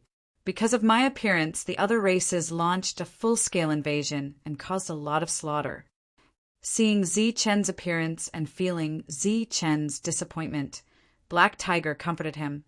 "Boy, you don't have to blame yourself. This is fate. Even without you, the other races would still invade on a large scale. As for your appearance, it's just an excuse. You fought with these heaven-defying people, right? How do you feel?" After reorganizing his emotions, Zichin said, "It's not that great." "TCH, if it's not that great, why would you come here?" Black Tiger's face was full of disdain. "There are too many of them. Plus, everyone is looking for me. I had no choice but to come here after killing a few dozen of them." "You killed a few dozen of them? Are they heaven-defying experts of other races?" "No, they're heaven-defying experts of other races." Black Tiger, who was originally curious, immediately widened his tiger eyes and cried out, "Impossible! You can kill a few dozen heaven-defying experts alone." Looking at Black Tiger's shocked expression, Zichin casually said, "Why not? It's very easy. I killed them almost instantly." The more casual Zichin was, the more surprised Black Tiger was. He looked at Zichin up and down, feeling incredulous. "Since you're so strong, why are you hiding here? I told you everyone is looking for me. Plus, my heaven-defying energy hasn't been completely condensed, so I naturally have to run." Then, Zichin briefly explained the process to Black Tiger. After hearing Zichin say that all the cultivators of the Jianwu continent were looking for him, Black Tiger didn't show any excessive emotions on his face. He just nodded calmly. After hearing Zichin's explanation, the shock in his eyes gradually faded. Black Tiger pretended to be indifferent and put on an experienced look. He smiled and said, These are all old tricks. It's nothing. But you're really amazing to be able to fight the heaven-defying experts of other races to this step." "Why? Similar things have happened before?" Zichin asked curiously. "In this world, you're not the only heaven-defying expert. Of course, such situations have happened before. However, not all heaven-defying experts can force the other races to stop fighting and take this step." Looking at Zichin, Black Tiger said, "Brat, don't act like you've been wronged. Everyone is looking for you. From another point of view, you've completely stopped this battle. You've contributed greatly. On this continent, not everyone is stupid. There will always be people who are grateful to you." Black Tiger changed the topic and said, "But don't be happy too early. The reason you can kill so many heaven-defying experts is not only because you have some tricks up your sleeve, but also because the heaven-defying experts who came are weak. In the group of heaven-defying experts, those who died were from some small places. The world they lived in only had a few kinds of laws, and even the laws of the 5 elements were incomplete. The heaven-defying energy condensed by such existences may be able to deal with ordinary heaven-defying experts, but they'll still die when facing some heaven-defying experts. It's true that heaven-defying experts are very strong, but it doesn't mean that they're invincible. Also, don't be fooled by the fact that you're killing so many people. That's because those heaven-defying experts from big places haven't made their move yet. Once they make their move, it'll be a real death trap. You can only be considered a true expert if you survive their attack or kill them. Hearing Black Tiger's warning, Zichen nodded and then asked, "Since you're back, how much time did you buy for me?" Chapter 1956. 2 years' time had already exceeded Zichen's expectations by double. His face immediately lit up with joy. In this way, he had 24 years' time. However, Black Tiger did not think so. As a dignified saint, he had promised at least 10 years, but he had only achieved 1/5 of it. He felt very embarrassed and embarrassed. As the two sides conversed, the relationship between the two gradually eased. Looking at Black Tiger's expression, Zichen also flattered him a little. "Amazing! You were able to fight for me for 2 years among a group of defying heavens, as expected of a former saint." Hearing Zichen's praise, Black Tiger also felt a little proud. When he raised his head again, his expression was much better. He took the initiative to say, "There isn't much time. Hurry up and condense the defying heavens energy. I will keep an eye on you during this period in case anything happens." "Thank you very much." Smiling gratefully, Zichen watched Black Tiger leave. He sat down cross-legged again and began to condense for a long time. Uri's came from Uri Star. He had mastered more than 30 kinds of laws and was a powerful, defying heavens expert. Among the more than 30 kinds of laws he had comprehended, more than 20 kinds of spatial laws. This was also the special characteristic of the Uri continent on Uri Star. Therefore, he was arranged to be the main force in this exploration of the chaotic space. During this period, several solid spatial coordinates were forcibly fixed under his leadership. Those stable coordinates were like lighthouses that could be seen by all defying heavens experts to prevent them from getting lost. The exploration went very smoothly.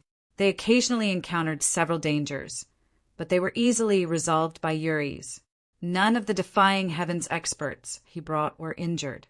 Uri's, who had been going very smoothly, suddenly stopped. His deep eyes with a psychedelic color looked ahead, and his relaxed brows furrowed slightly. "What's wrong, Brother Uri's?"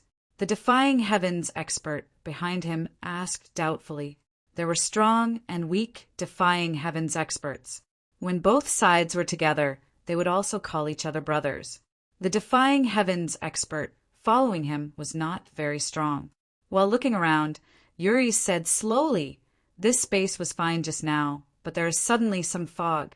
It should be strange." "Is it strange? This should be normal. Didn't we encounter this situation several times before?"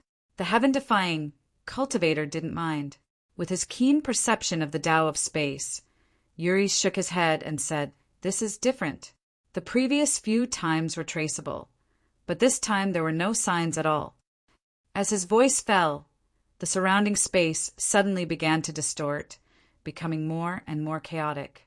Like ripples in water, it began to ripple in all directions, layer by layer. Soon, Uri's discovered that they were trapped and completely lost in this space. They couldn't even find the few fixed lighthouses.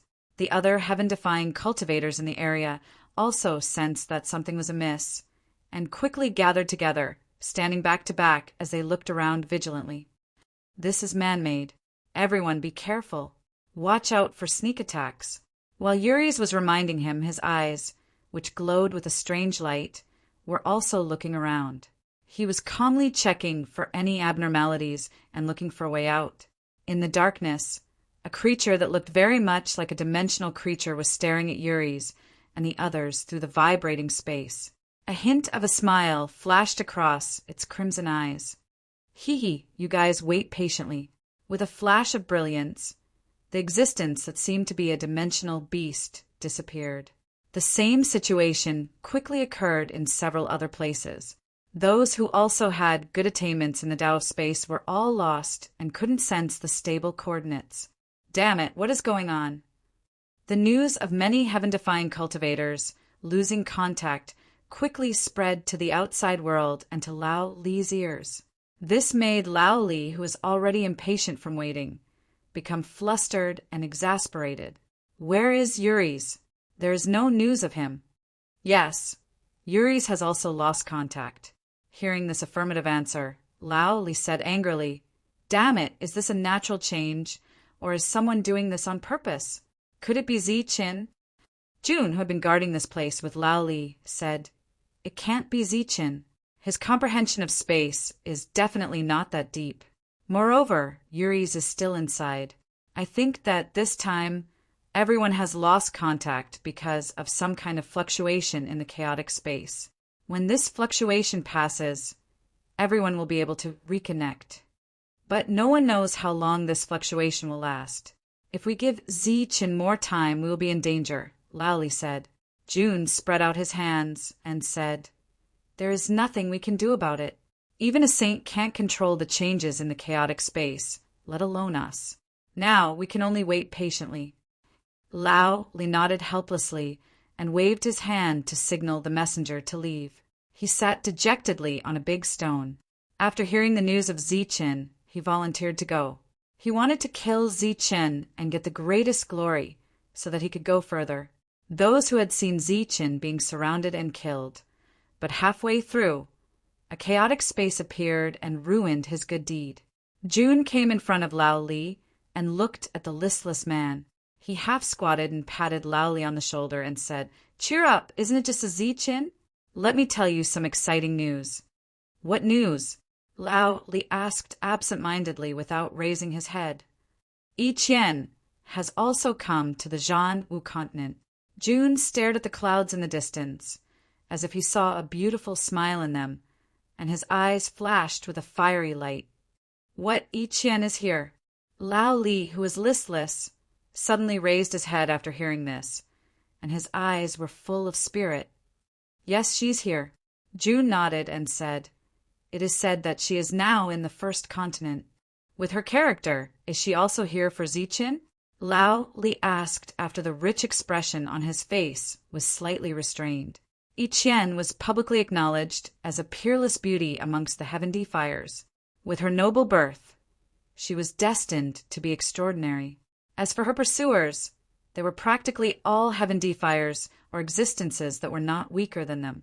Usually, this defying heavens almost stood aloof from worldly affairs and never fought with others. She never fought with others, nor did she become hostile with others. How could she be here for Ziqin? The eagerness in June's eyes gradually turned into disappointment. He said in a somewhat low voice, she should be here to prepare for entering the star path in the future. Prepare for what? Lao Li looked astonished. Stupid, the star path is full of danger. Powerful defying heavens will also fall. If you find some powerful existences as companions, the degree of danger will naturally be reduced. June glanced at Lao Li. Lao Li's face was obviously pale. He said, So she has to choose from those pursuers? I think so, but it won't be that easy. Maybe what she has to decide is who can kill Ziqin. June's eyes lit up again. Compared to Yen Wei and the others, this is our only chance. Lao Li nodded heavily and said, Yes, that's right. Kill Ziqin and obtain the highest glory. Only then will we have a chance. In the endless starry sky, Yi Qian was very famous.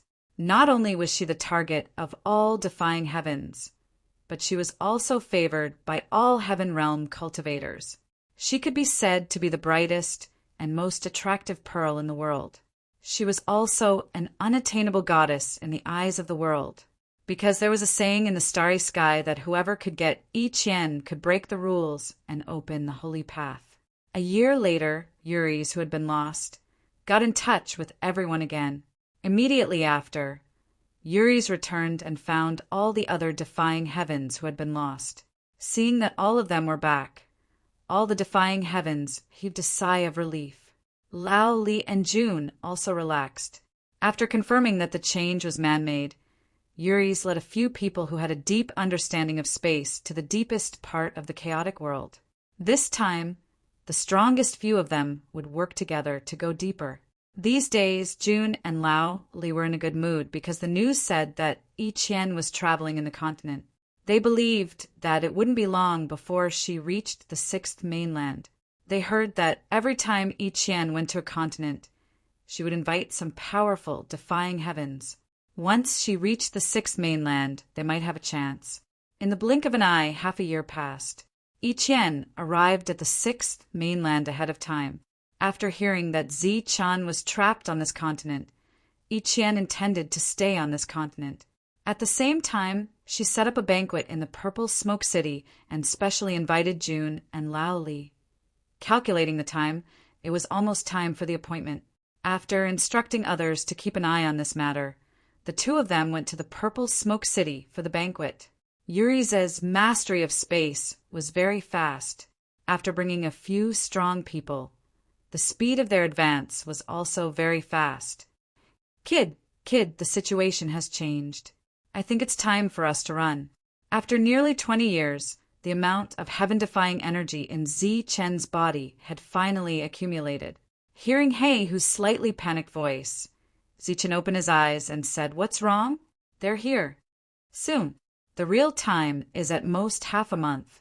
We have to leave in advance. It just so happens that I found a safe passage." Let's go now," Hu said somewhat anxiously. Zi-chen's face suddenly revealed a cold smile. "Since they're here, how can we leave without saying goodbye? At the very least, we should leave some gifts for them." "Gifts?" Who was startled.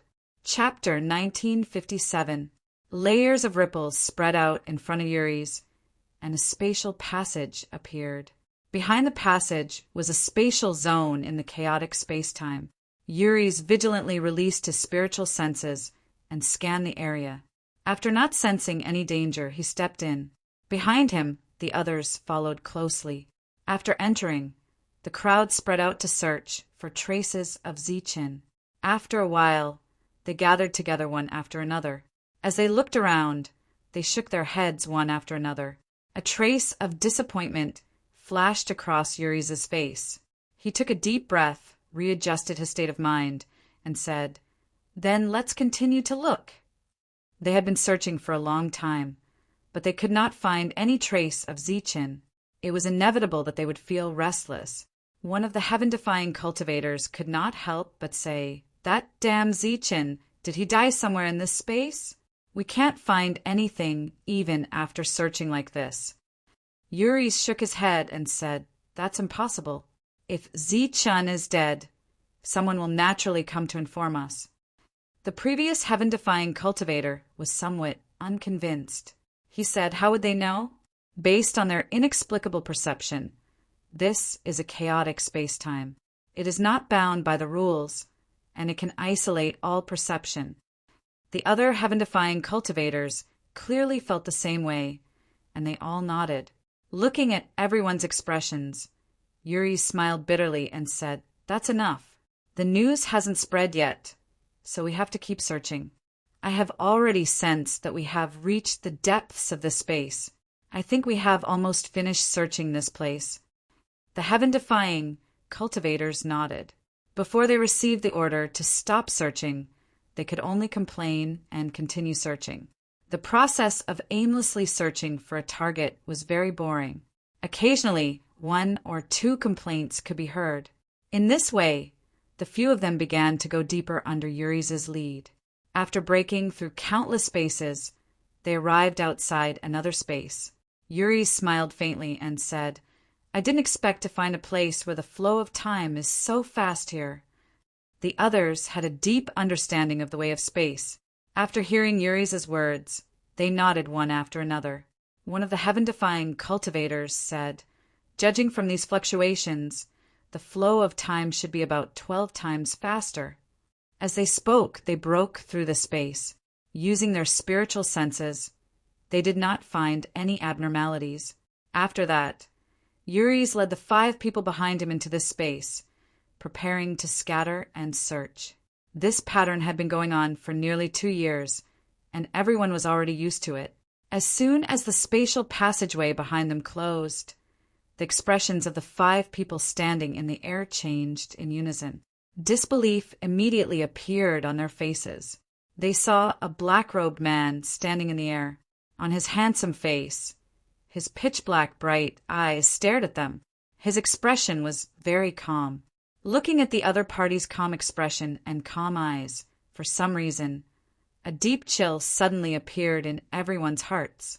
Zi Chen's sudden appearance caught the heaven-defying cultivators off guard. Looking at the 6 heaven-defying cultivators in front of him, a faint smile appeared on Zi Chen's calm face. He looked at the 6 of them and said, "You're too slow. I've been waiting for you here for a long time." Hearing this, Uri's expression, which had been changing since he saw Zi Chen, suddenly showed a touch of decisiveness. He shouted, "Run!" Although he had more than 30 types of laws, after seeing Zi Chen at his peak with his own eyes, a chill appeared in his heart. This chill clearly conveyed the fear in his heart. With this trace of fear, he knew that he was no match for Zi Chen, so he decided to run. However, just as Uri said to run, he saw a hint of mockery appear on Zi Chen's face. A brilliance flowed in his hand, and a longbow that exuded a heaven-defying aura fell into his hand. With the longbow in hand, a golden light flashed. Zi Chen pulled the dragon god bow with force, and the essence of the surroundings surged and gathered toward the longbow. The dragon god arrow appeared on the longbow on its own, and an even more powerful aura surged around it. On the bright and somewhat dazzling light, there was a bit of the light of the otherworldly fire. Feeling the terrifying aura from the dragon god arrow, everyone's expression changed greatly, including Uri's. Their faces were filled with shock. One of the heaven-defying cultivators subconsciously looked back. Buzz! At that moment, Zi Chen loosened his grip. The bowstring vibrated, and the dragon god arrow flew out. This time, the dragon god arrow did not manifest a true dragon, because there was no time to manifest. Zi Chen was too close to the heaven-defying cultivator. The heaven-defying cultivator who had just turned his head happened to see the scene. When he saw the arrow flying towards him, his face immediately turned pale, and he was so frightened that his soul almost left his body. He was relatively the weakest, so he was at the back.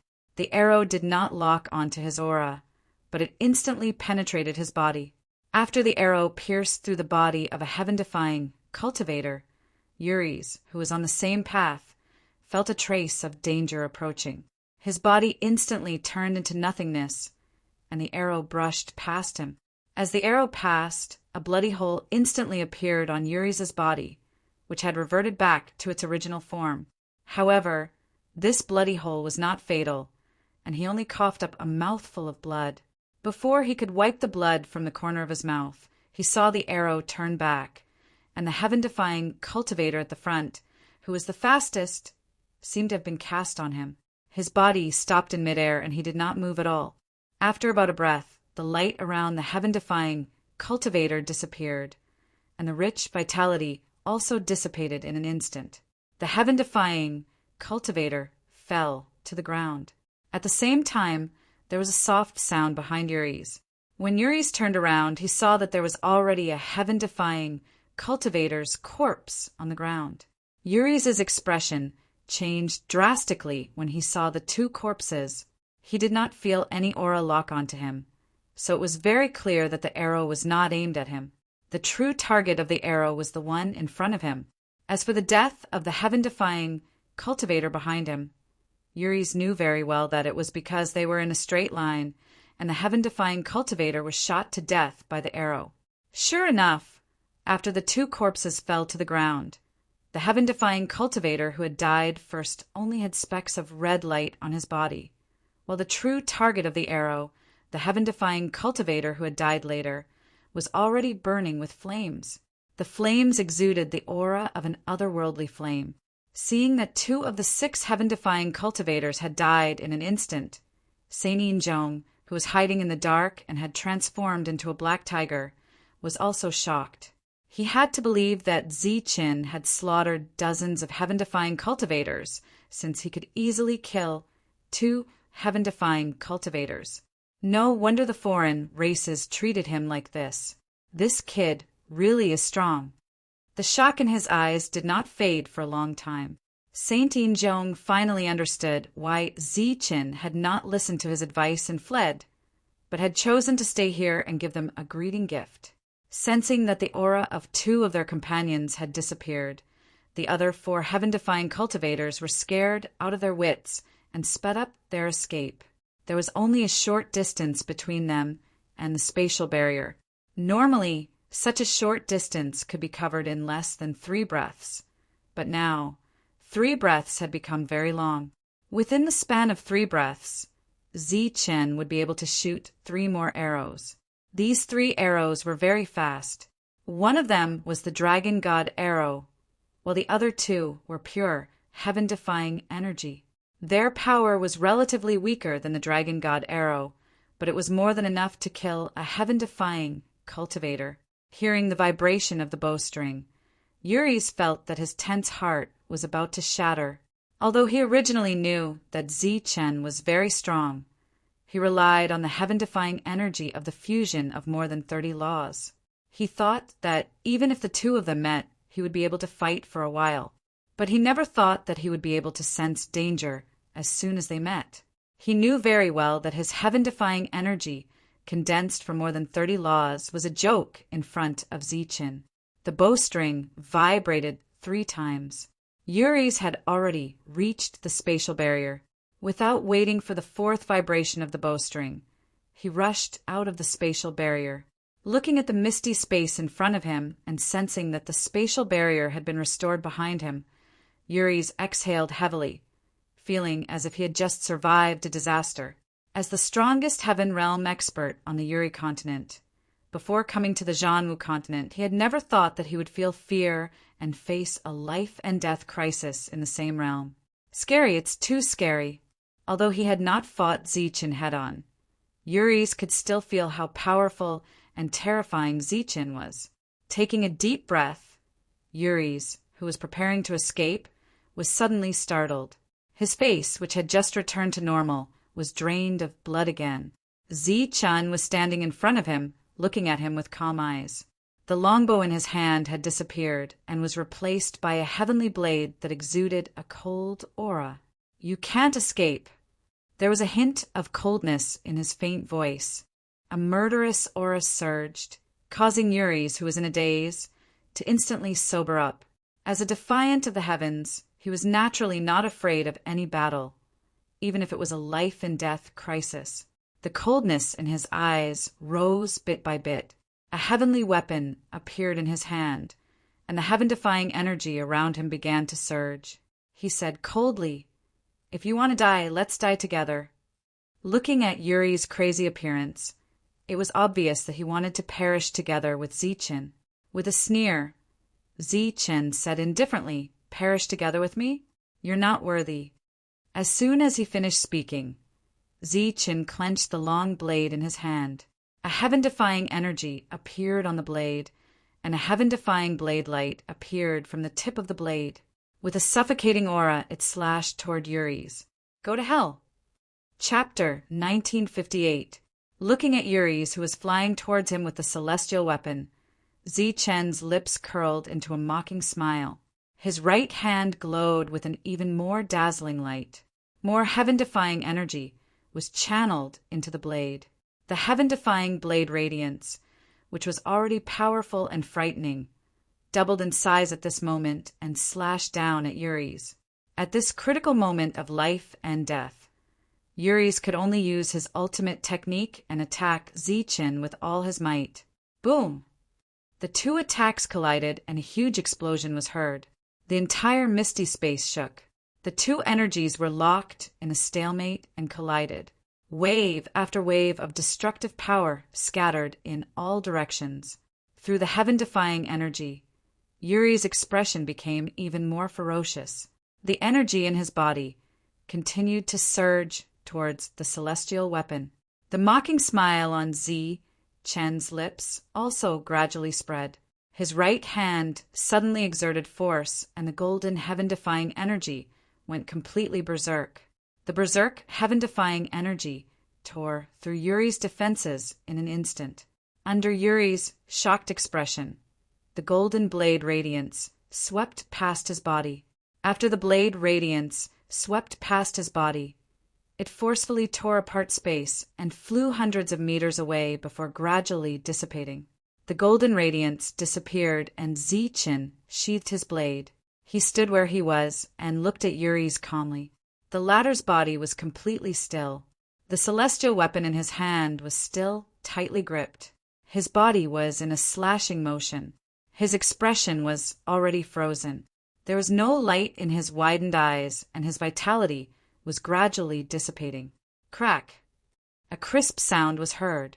The celestial weapon in Yuri's hand split into two.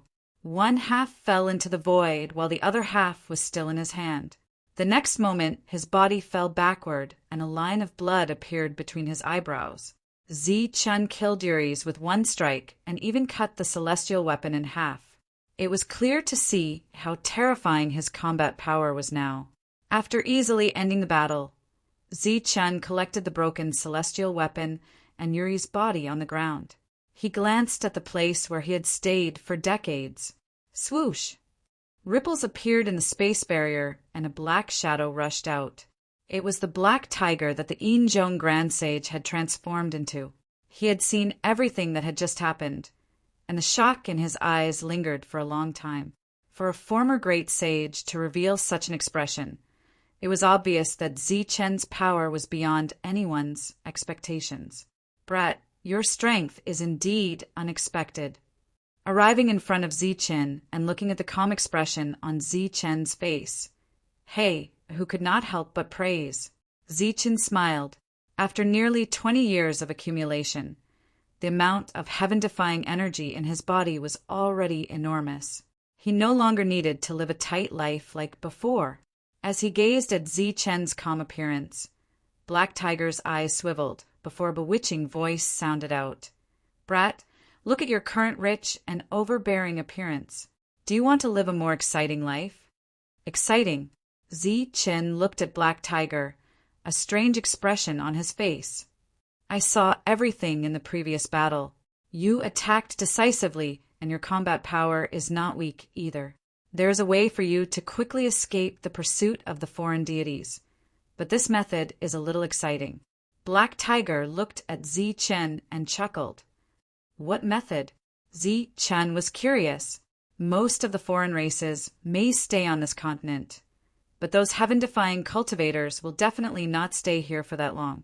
Their final goal is to enter the star path and find an opportunity to break through the holy road. If you give them too much pressure, they will give up on this place and enter the holy road. Black Tiger stared at Zichen with a gleam of excitement in his blood-red eyes. What do you mean by too much pressure? Zichen asked again. It means to show a method that even the deities are afraid of and intimidate them, Black Tiger said excitedly. To put it bluntly, it means to attack decisively. Kill them until they don't dare to pursue you anymore. Kill them until they retreat, and kill them until they are scared out of their wits. Zichen frowned and said, If that's the case, won't I have to face all the deities in the world? What's wrong with that? You're their enemy to begin with. It's better to keep killing like this than to keep hiding. But Zichen was still hesitant. Your combat power is very strong. With this method, even if you are surrounded, don't you have the fastest speed in the world? Looking at the hesitant Zichen, Black Tiger curled his lips and said disdainfully, Do you know what the fastest speed in the world means? That is the fastest speed in the world. This world refers to the endless starry sky. Black Tiger raised his paw and pointed at the endless starry sky. I can see that you have the aura of extreme energy. You must have heard of the name Wuji. Let me tell you, Wuji was not a deity, but he dared to make the entire world his enemy. He dared to make all the invading deities his enemy. Today, as a deity, you actually want to retreat when faced with your responsibility. Ignoring the slight change in Zi Chen's expression, Black Tiger continued, I can see that your elemental essence is lightning. Then do you know that your Thunder clan has an ancestor who is also not a deity? He also dared to make the entire world his enemy. Back then, the speed of the Thunder clan made all the other races in the world tremble in fear. Hearing that Black Tiger still wanted to say something, Zichen curled his lips and said, Don't you just want me to kill my way out? Why do you have to provoke me like this? Let me see what you are capable of. What are you looking at me for? Do you want me to help you? Zichen waved his hand and said, That's not necessary. Just stay by my side and don't die. I need someone to witness my glorious deeds, and I think you are quite suitable. Although he had seen through Black Tiger's trick, Zichen's heroic spirit was indeed aroused. Coupled with the endless heaven-defying energy in his body, Zichen also wanted to test how strong the deities in the world were. Before the news of the death of Uris and the other deities spread to the outside world, Zichen had already taken the mystical dragon bow and walked out. During this time, Black Tiger and Thunderwing Heart deliberately reminded Zichen of the existence of deities. Buzz! As the bowstring vibrated, an arrow shot out and a black hole appeared in the void. The arrow pierced through the black hole and landed on a deity who could not dodge in time, instantly piercing through his body. Another deity had died. After collecting the corpse and the heavenly soldier, Zichen continued forward. On that spatial node, there were 3 deities. Because of the previous incident, the 3 of them were assigned to guard this place. Rather bored, one of the deities said, This Zichen is really hard to find. We have been looking for him for so long, but there is no clue at all. Another person replied, It is indeed difficult to find him. But then again, that guy is quite difficult to deal with. Even if we find him, we have to work together to deal with him.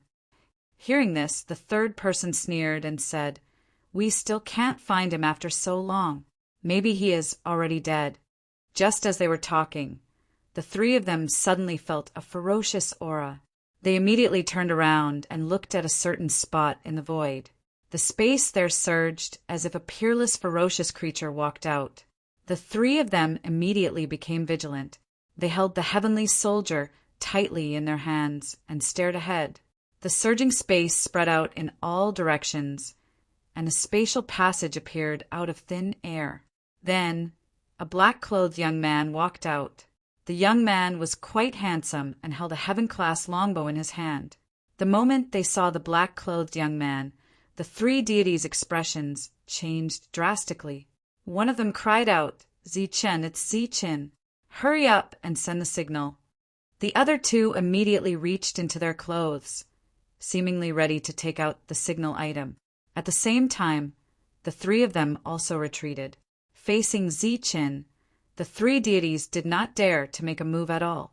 Buzz! Buzz! Buzz! Zichen knocked an arrow on the bow. Essence Chi surged in all directions, and he quickly shot 3 arrows. One of the arrows was a divine dragon arrow, and the other 2 arrows were made of pure, heaven-defying energy.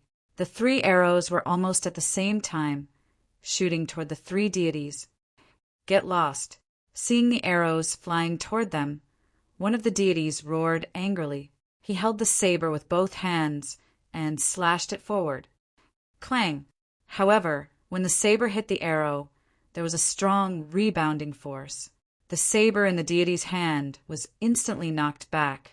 The arrow that was supposed to hit between the eyebrows moved down slightly and pierced through the deity's throat.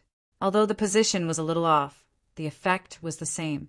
As for the other 2 deities, because they controlled the rules, their strength was slightly weaker, and they could not block the arrows. As for their defense, it did not work at all. They were instantly pierced through by the heaven-defying arrows. As soon as he walked out of the passage, he saw the 3 deities fall to the ground. Black Tiger was shocked again. Zichen did not stop. This time his goal was to go back the way he came and kill all the deities he could see. Puffed, puffed, as he moved forward. Zichen found traces of other deities. However, every deity who appeared could not escape the power of Zichen's arrow. It could be said that this was a one-sided slaughter of the deities. From beginning to end, not a single deity was able to send out a message. Black Tiger, who was following closely, was naturally shocked again and again. A bow, an arrow, a man, and a tiger walked out of the chaotic space. Everywhere they passed, all the deities died. Damn it, it's Zichen. Why did he suddenly appear? No one sent out a signal. Could it be that everyone has been killed? Another 3 heaven-defying sovereigns saw Zichen. Their faces were also filled with horror as they turned and ran. When the 3 deities encountered Zichen, they did not have the courage to attack. Buzz, buzz, buzz. Essence chi surged in all directions. Zichen pulled his longbow to the maximum and shot out another 3 arrows. The 3 fleeing heaven-defying cultivators were sent flying hundreds of meters away by inertia before falling into the void below. Zichen raised his hand and shot out a beam of energy. The energy instantly turned into 3 energy ribbons that wrapped around the 3 deities and their heaven-grade weapons. They were forcefully pulled back and thrown into the cauldron of all things. Chapter 1959. Violet Smoke City was located on the 6th mainland. It was a very famous city. It was said that when a heavenly realm expert was breaking through, the entire city was filled with violet smoke. During the invasion of the alien tribes, Violet Smoke City was breached. The city lord and many cultivators died in battle. The victorious alien tribes occupied the city and turned it into a stronghold. This time, the traveling Yi Qian had come to the 6th mainland to entertain a group of heaven-defying cultivators, including Zhu En and Lao Li. The 2 of them came to the banquet and encountered a few heaven-defying cultivators. The 2 of them deliberately raised their heads and unconsciously put on a proud expression, enjoying the envious gazes of the crowd. Because only the 2 of them had trapped the heaven-defying one, Zichen, they had been hunting him down. Recently, the 2 of them had become famous. Look, that's Lao Li. He's the one who chased after Zichen across 2 mainlands. The one next to him is Zhu En. The 2 of them chased after Zichen.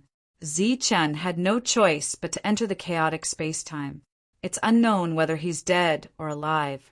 Wherever the 2 of them went, the heaven-defying cultivators they encountered would whisper about this matter. It was said that Yi Qian had deliberately stopped here because heaven-defying cultivator Zichen was here. As the strongest cultivator with the highest chance of defying the heavens, Yi Qian was naturally curious.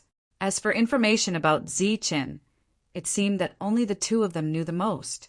Therefore, in private, it was rumored that Yi Qian had come to the banquet to entertain others because of them. They just relied on their numbers to surround Zichen. They didn't kill him. What's the big deal? We just disdained to make a move.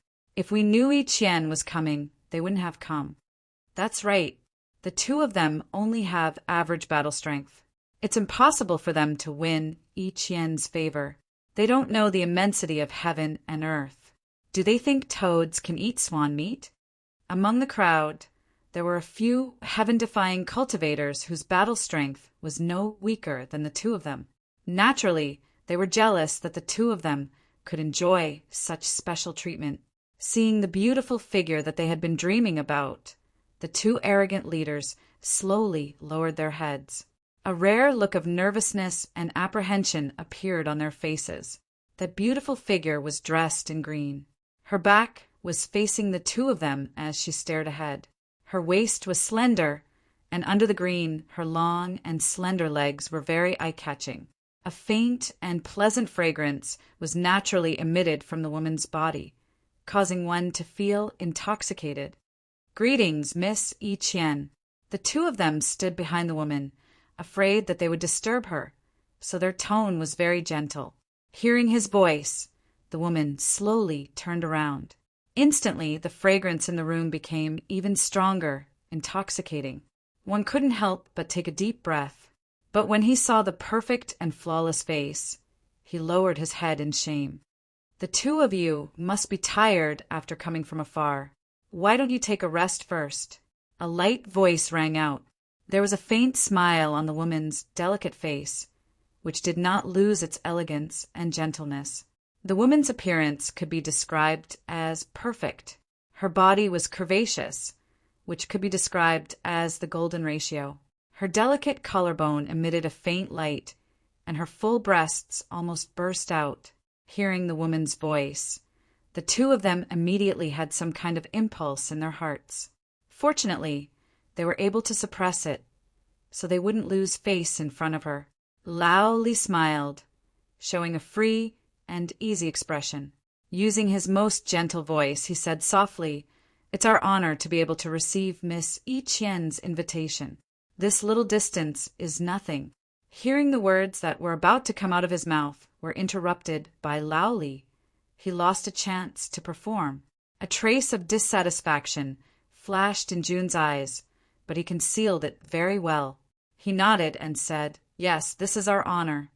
Looking at the two's expression, Yi Qian gently smiled and politely said, "It's Yi Qian's honor to be able to come here." It had to be said that Yi Qian, who was born with a noble background, didn't have that kind of arrogance.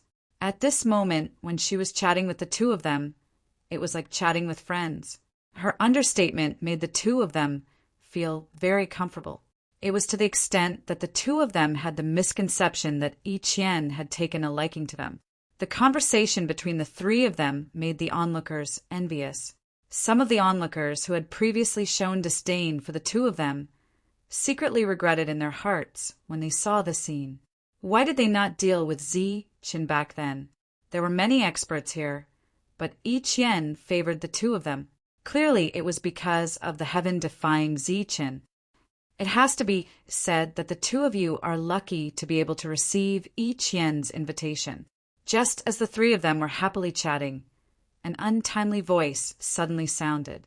A figure walked in from outside the room that wasn't closed. This was a young man wearing a purple robe. There was a touch of coldness between his eyebrows. His expression naturally carried a bit of arrogance. When his gaze swept past the two of them, this arrogance became even stronger. Only when he looked at Yi Qian did he restrain himself. Hearing this very rude voice, even in front of Yi Qian, the two of them still had a touch of anger in their eyes. When they turned back to look at the purple-robed young man, the anger in their eyes was released very well. Seeing the two angry people, the young man smiled disdainfully. Then he pointed at the table in the middle of the room and proudly said, "With your status and strength, you two are not qualified to sit here. That's why I said that the two of you are lucky." This kind of blatant slap in the face almost completely enraged the two of them. The heaven-defying experts outside, who were very envious of them, all crossed their arms and watched the show with a mocking expression. The atmosphere was a bit awkward, but Yi Qian's expression didn't change at all. After she slowly got up, she looked at the two angry people and said, "Don't mind him. He always speaks without thinking. Oh, right, let me introduce you. This is Kuan-Te." While speaking, Yi Qian also turned back to look at the purple-robed young man. Her gentle voice carried a trace of dissatisfaction as she said, "Kuan-Te, you too. These two are my friends. Friends don't differentiate between high and low." The purple-robed young man glanced at the two of them and nodded. The arrogance in his expression didn't disappear. As for Lao Li and Jun, after hearing Kuan-Te's name, their expressions obviously changed. It should be known that there are strong and weak heaven-defying experts. On the one hand, it's because of techniques, and on the other hand, it's because of laws. Every 10 laws is considered a level. Lao Li and Jun have comprehended more than 30 laws, almost close to 40. They are definitely the best among their level. However, compared with Kuan-Te, the two of them are obviously far behind. This is because Kuan-Te is a real expert who has comprehended more than 50 laws. Before the invasion of the Zhan-Wu continent, Kuan Ti's reputation has spread. Although his reputation is not as high as Gao Wei's, he is definitely not someone the two of them can provoke. As their expressions changed, the dissatisfaction on their faces gradually disappeared. Then they nodded politely and sat down under Yi Qian's arrangement. The two of them sat on one side of Yi Qian, and Kuan Ti sat on the other side. Then, two more heaven-defying experts came in. Judging from the aura the two of them unintentionally emitted, the two of them are almost only slightly weaker than Kuan Ti. The laws they have comprehended are definitely above 40. In addition to the table in the room, there are several tables in the back. Among them, there are some existences who have comprehended more than 40 laws. As for the heaven-defying experts at the back, their combat power is mediocre. At most, they are just here to make up the numbers. During the banquet, seeing the two of them restrain themselves, Kuan Ti didn't make any sarcastic remarks. The banquet was cheerful, but everyone knew very well that the most exciting part has yet to come. Yi Qian looked at the two of them and finally asked the question in her heart, "Is that heaven-defying expert Zichen really strong?" As she spoke, Yi Qian's beautiful eyes were filled with curiosity. When it came to the main topic, everyone cheered up. Almost all the heaven-defying experts looked at the two of them and pricked up their ears. The two of them enjoyed the feeling of being valued by everyone.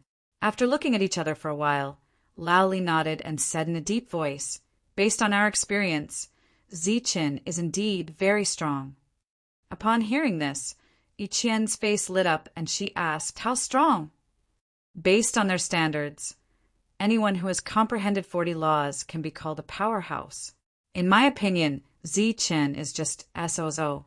Yi Qian's interested expression made Kuan Ti very unhappy, so he couldn't help but mock her. The two heaven-defying experts, next to Kuan Ti, also nodded seriously.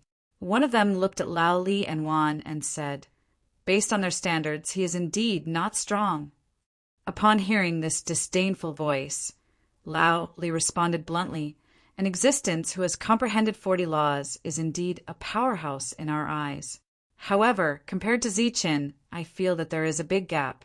Lord Kuan Ti, even if you have comprehended more than 50 laws, you may not be able to gain an advantage over Zichen." Kuan Ti immediately said in dissatisfaction, "Are you kidding? Zichen, who is chased like a dog by you guys, is actually on par with me? Are you saying that I, Kuan Ti, am inferior to you guys?" Shaking his head, Lao Li said, "I didn't mean that, and I never said that it was the two of us who hunted down Zichen. That was the work of a group of people.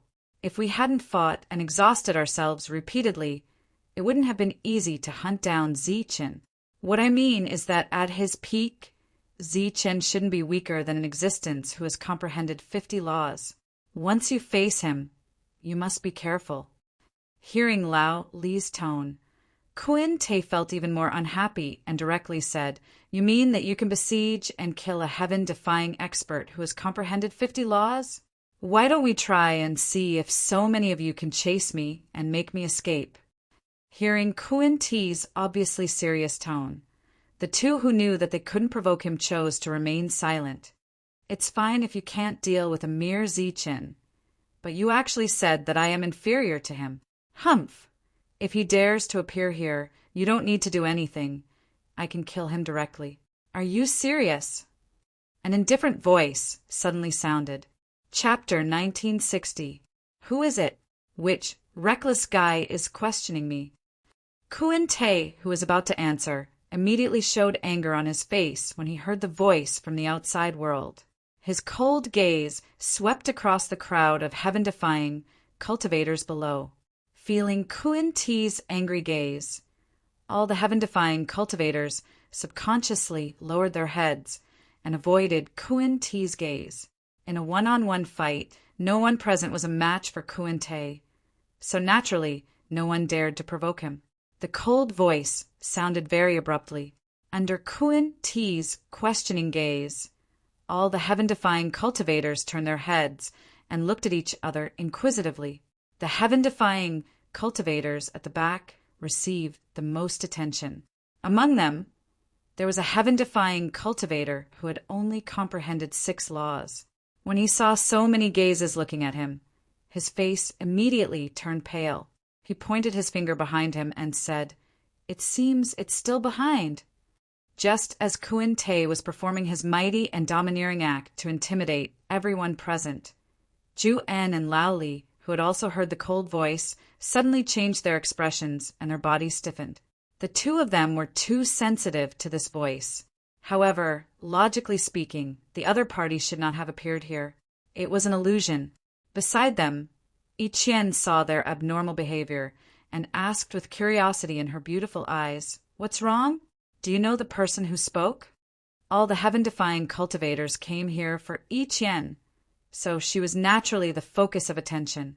As Yi Qian spoke, everyone's gaze followed Yi Qian's gaze and fell on Lao Li and Juan.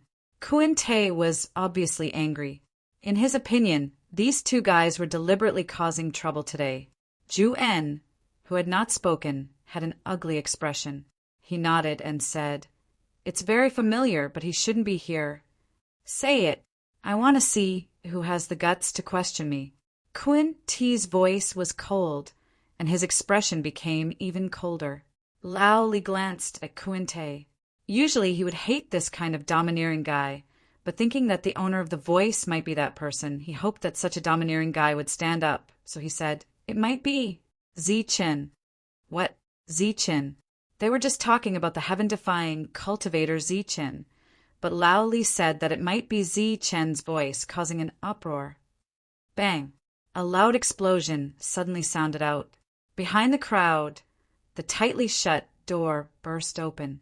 Thick wood shavings fluttered in the air like a hidden weapon. A figure flew into the courtyard. That person was in Heaven Realm. He flew dozens of meters backward and landed at the center of the courtyard. His face was filled with shock, and before he could say anything, his head fell to the side, and he coughed up blood before he died. Such a scene caused all the heaven-defying cultivators to be slightly stunned. Isn't he just courting death by behaving atrociously here? All the heaven-defying sovereigns turned their gazes to the broken gate. They wanted to see who was the one who dared to break in. Without waiting for too long, a young man wearing a black robe appeared at the entrance. He was quite handsome, and his right hand was tightly holding a heavenly blade. On his back was a longbow that was even larger than his body. A pair of dark black eyes slowly swept over this courtyard. Zi Chen, seeing that familiar face, Ju En's expression suddenly changed. He subconsciously left his seat and exclaimed. Ju En's exclamation also confirmed the identity of the black-robed young man. Zi Chen. He was known as the strongest heaven-defying cultivator, the most powerful existence who was most likely to defy the heavens. This existence, who had killed dozens of heaven-defying cultivators, suddenly appeared in front of everyone. While they were shocked, they all carefully sized up Zi Chen, wanting to see if he had 3 heads and 6 arms. "Zi Chen, why are you here? Where are the others?" Lao Li stood up and stared at Zi Chen, asking in a hoarse voice. Looking at the 2 people at the top, Zi Chen smiled faintly and said, "I sent them away."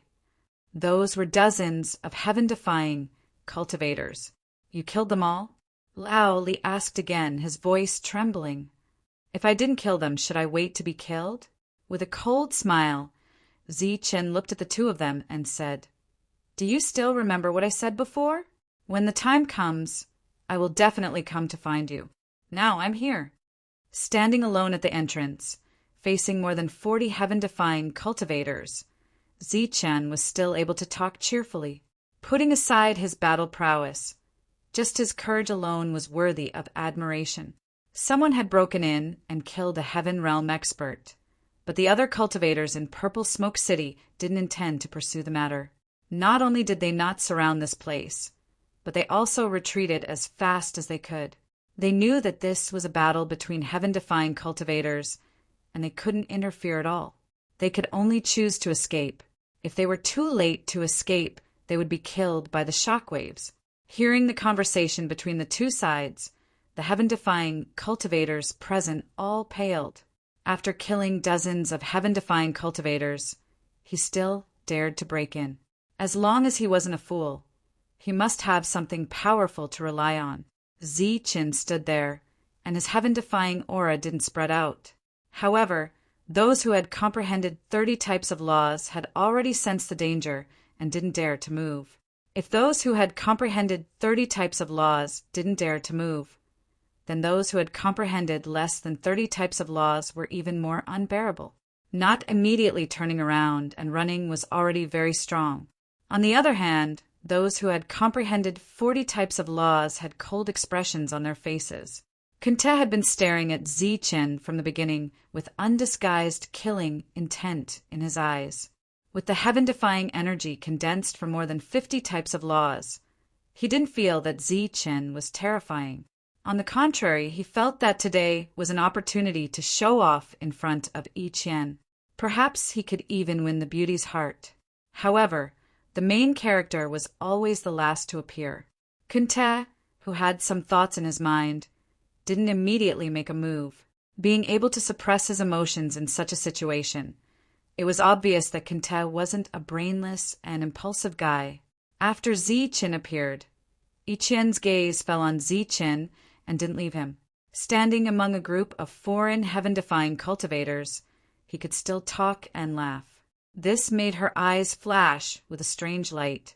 She stood up from her seat and looked at Zichen as she said in a gentle voice, "You're the heaven-defying cultivator Zichen." Hearing this, Zichen turned his head slightly and looked at Yi Qian. This time he had heard that there were heaven-defying cultivators gathering here, so he had deliberately come. He also knew that the person who had organized the gathering was a beauty. Zichen glanced at Yi Qian. The latter's beautiful appearance caused Zichen's heart to tremble slightly.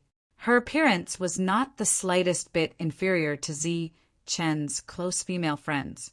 Not a single flaw could be found on her exquisite face. Her perfect figure was the golden ratio, especially the sight of her chest that was about to burst out. It was rather eye-catching. Zichen stared at Yi Qian. In the eyes of others, it seemed that Zichen was deliberately looking at Yi Qian's breasts.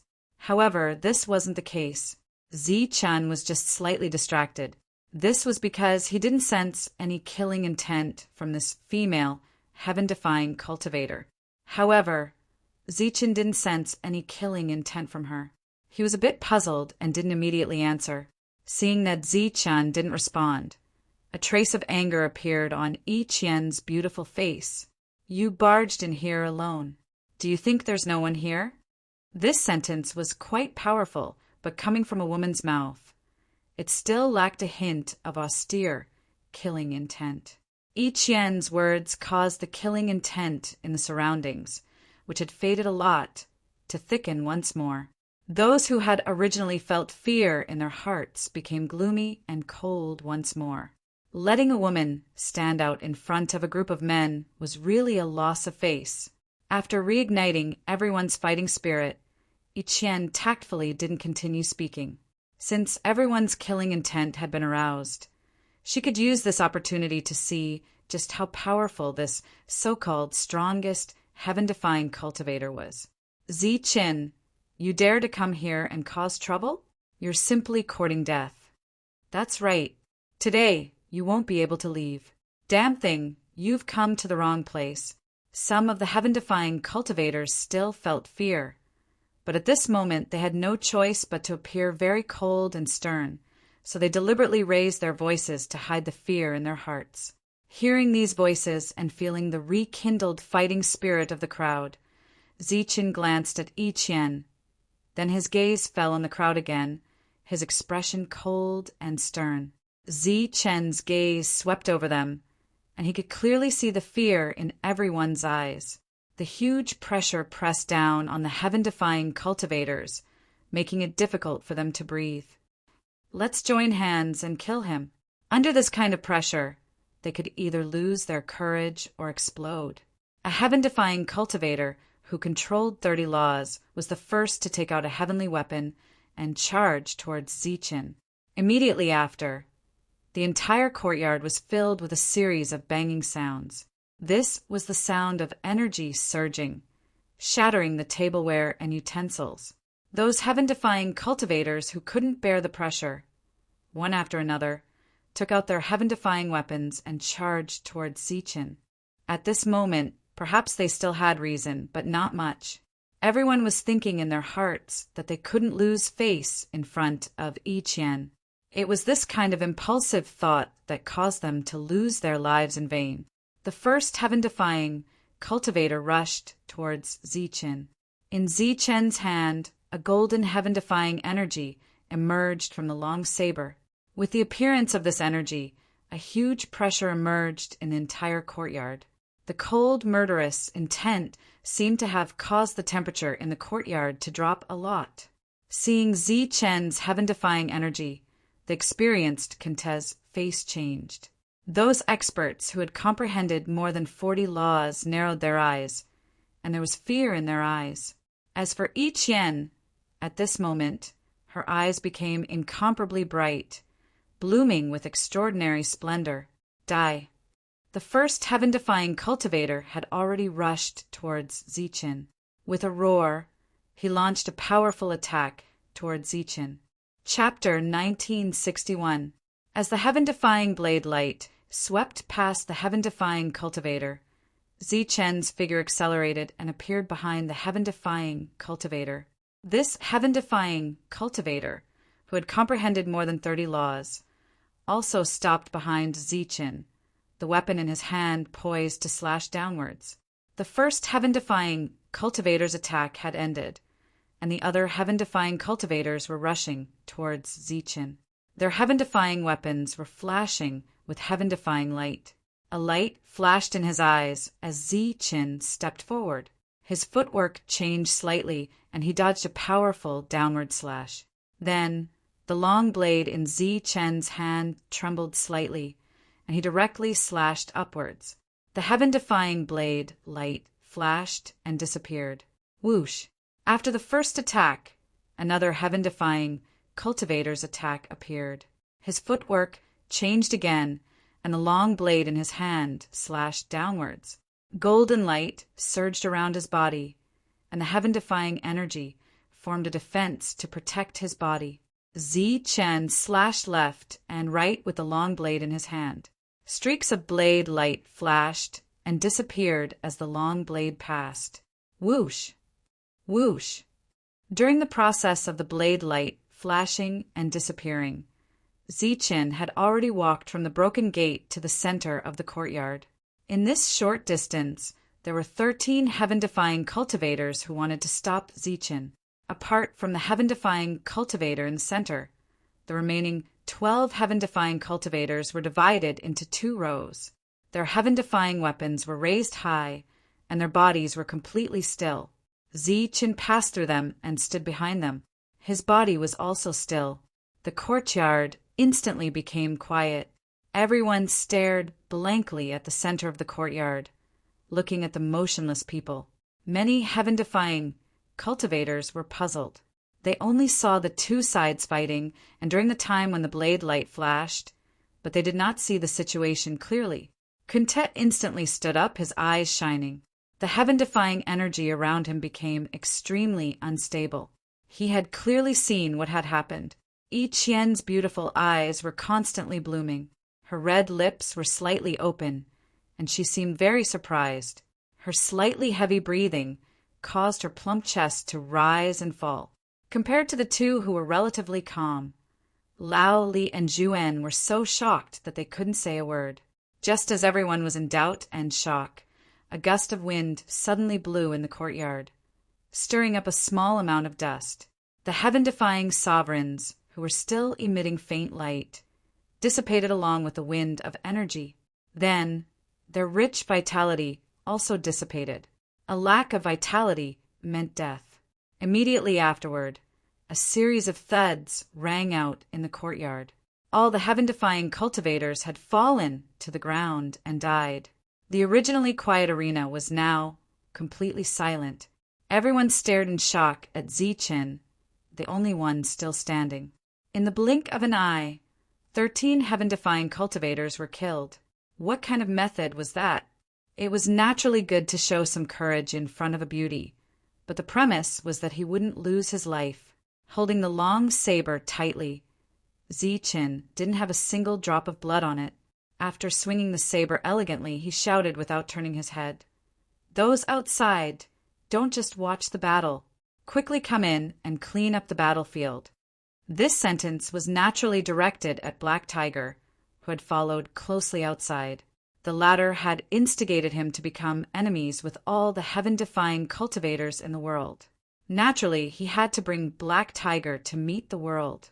He couldn't let him hide behind the scenes. When Black Tiger heard Zichen's words, he almost turned around and ran away. He wasn't ready to go against all the heaven-defying cultivators in the world.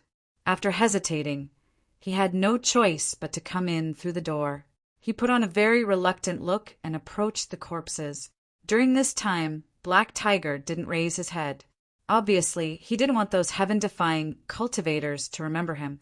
The shocked crowd could only watch Black Tiger collect the corpses and the heavenly soldiers on the ground. Zichen's expression was still calm. He glanced at the heaven-defying cultivators and said with a smile, "I heard that this is a banquet for heaven-defying cultivators. Why didn't you invite me, a heaven-defying cultivator?" Suddenly, there was a hint of sternness in his slightly indifferent eyes. Sweeping his gaze across the crowd, Zichen said coldly, "Am I not a heaven-defying cultivator?"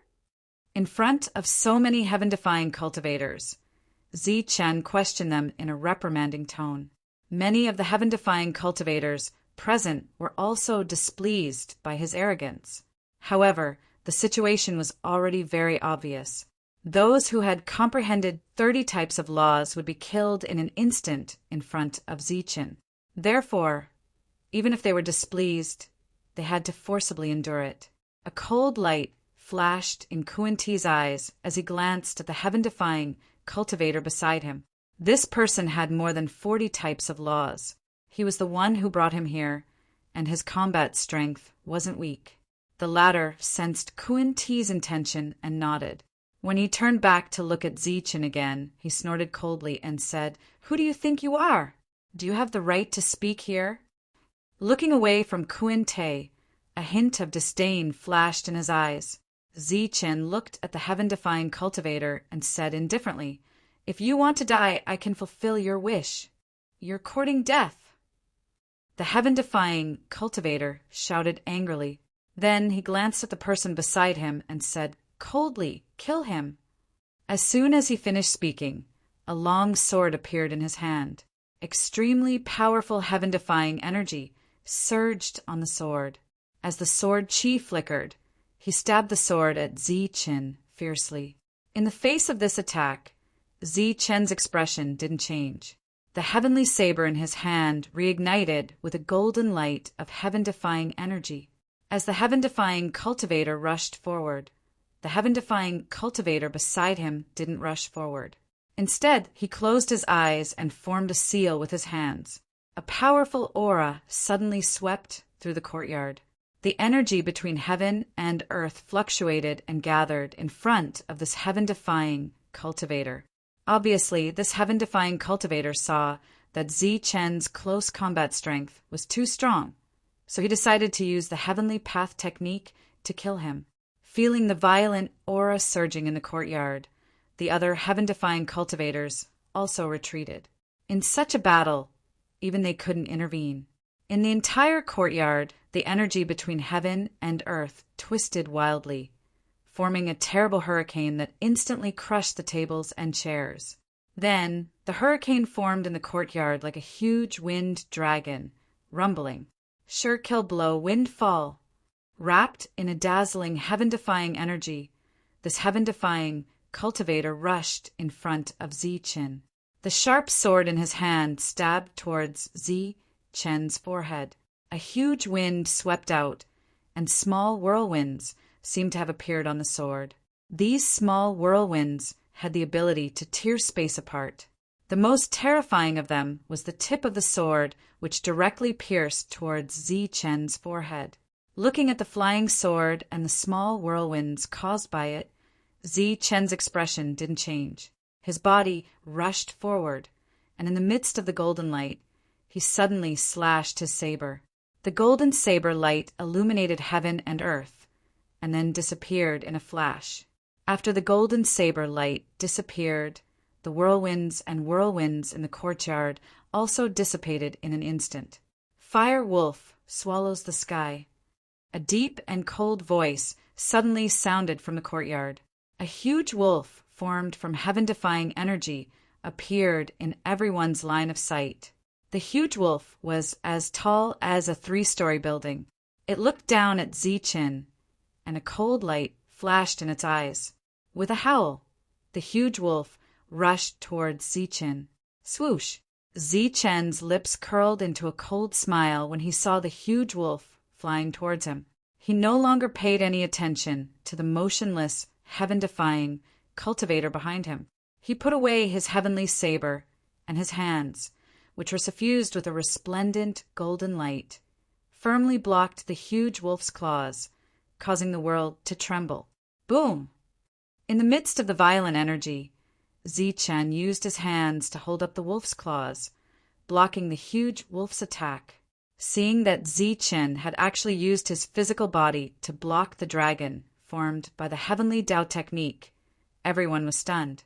The huge wolf opened its mouth and roared.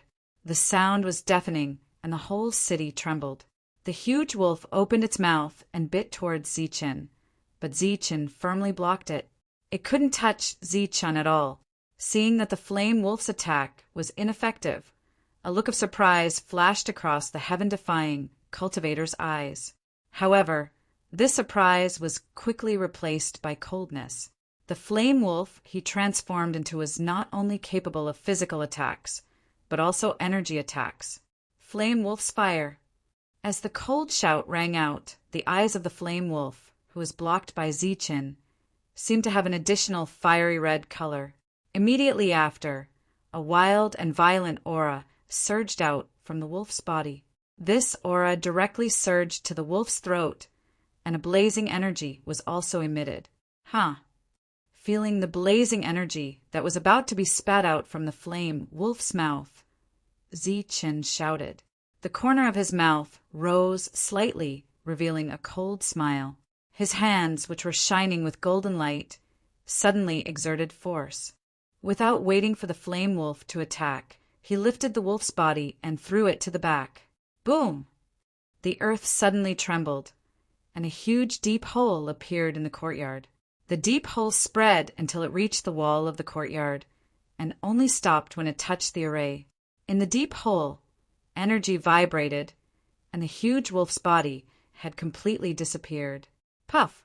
Suffering from the energy backlash, the heaven-defying cultivator who summoned the flame wolf coughed up a mouthful of blood. His face was pale, and it was obvious that he was seriously injured. The heaven-defying cultivator used his physical strength to block the heaven-defying cultivator's attack and break the heaven-defying cultivator's attack. The faces of the heaven-defying cultivators were full of shock. However, they soon reacted. Where was the heaven-defying cultivator who had exchanged blows with Zichen? As they spread out their spiritual senses, they were shocked to find that the heaven-defying cultivator was at the bottom of the deep hole, and there was no sound from him. "Kid, you hit him so deep. How can I go?" Muttering softly, Black Tiger turned into a ray of light, rushed into the deep hole, and collected the corpse and the heaven-defying cultivator. Two powerhouses who had comprehended 40 rule powers joined forces, but in the end one was killed and the other was injured. At this moment, the shocked crowd had no choice but to look at Lao Li and Zhu En again. They simply could not understand how they were able to besiege and kill Zichen in the face of such a powerful Zichen. The combat power that Zichen had displayed today had completely frightened the two of them. Chapter 1962. Everyone was shocked by Zichen's powerful battle prowess. Previously, there were still sounds of people sucking in cold air, but now there was no sound at all. Originally, Zichen sensed that all the heaven-defying cultivators, except for Yi Qian, wanted to kill him, but now that killing intent had obviously decreased a lot. Knowing that the organizer of this gathering was Yi Qian, Zichen slightly raised his head to look at the other party in the room and said, "As a heaven-defying cultivator, do I have the qualifications to be invited?" Yi Qian's beautiful eyes flashed as she nodded and said softly, "Of course, you are welcome. Please take a seat." With the strength that Zichen had shown, he indeed had the qualifications to sit at the top. As for that seat, someone would naturally give it to him.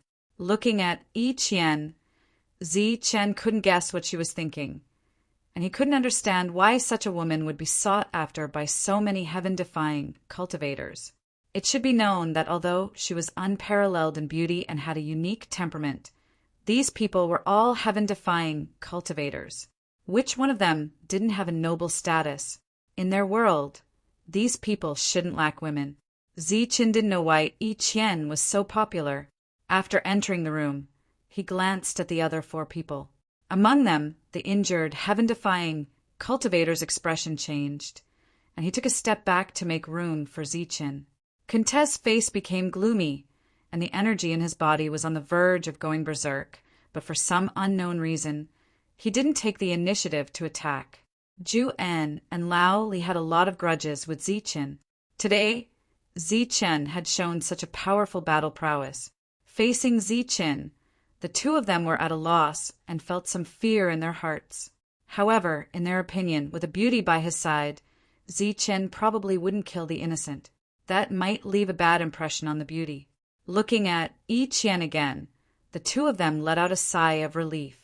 But in the next moment, Zichen's eyes flashed. Without warning, he took out Skyblade and slashed at the 2 of them. His attack was very sharp and very fast. Coupled with this unexpected sneak attack, Lao Li and Zhu and couldn't react at all. The saber light instantly swept past the 2 of them. Their sluggish expressions were devoid of any signs of life.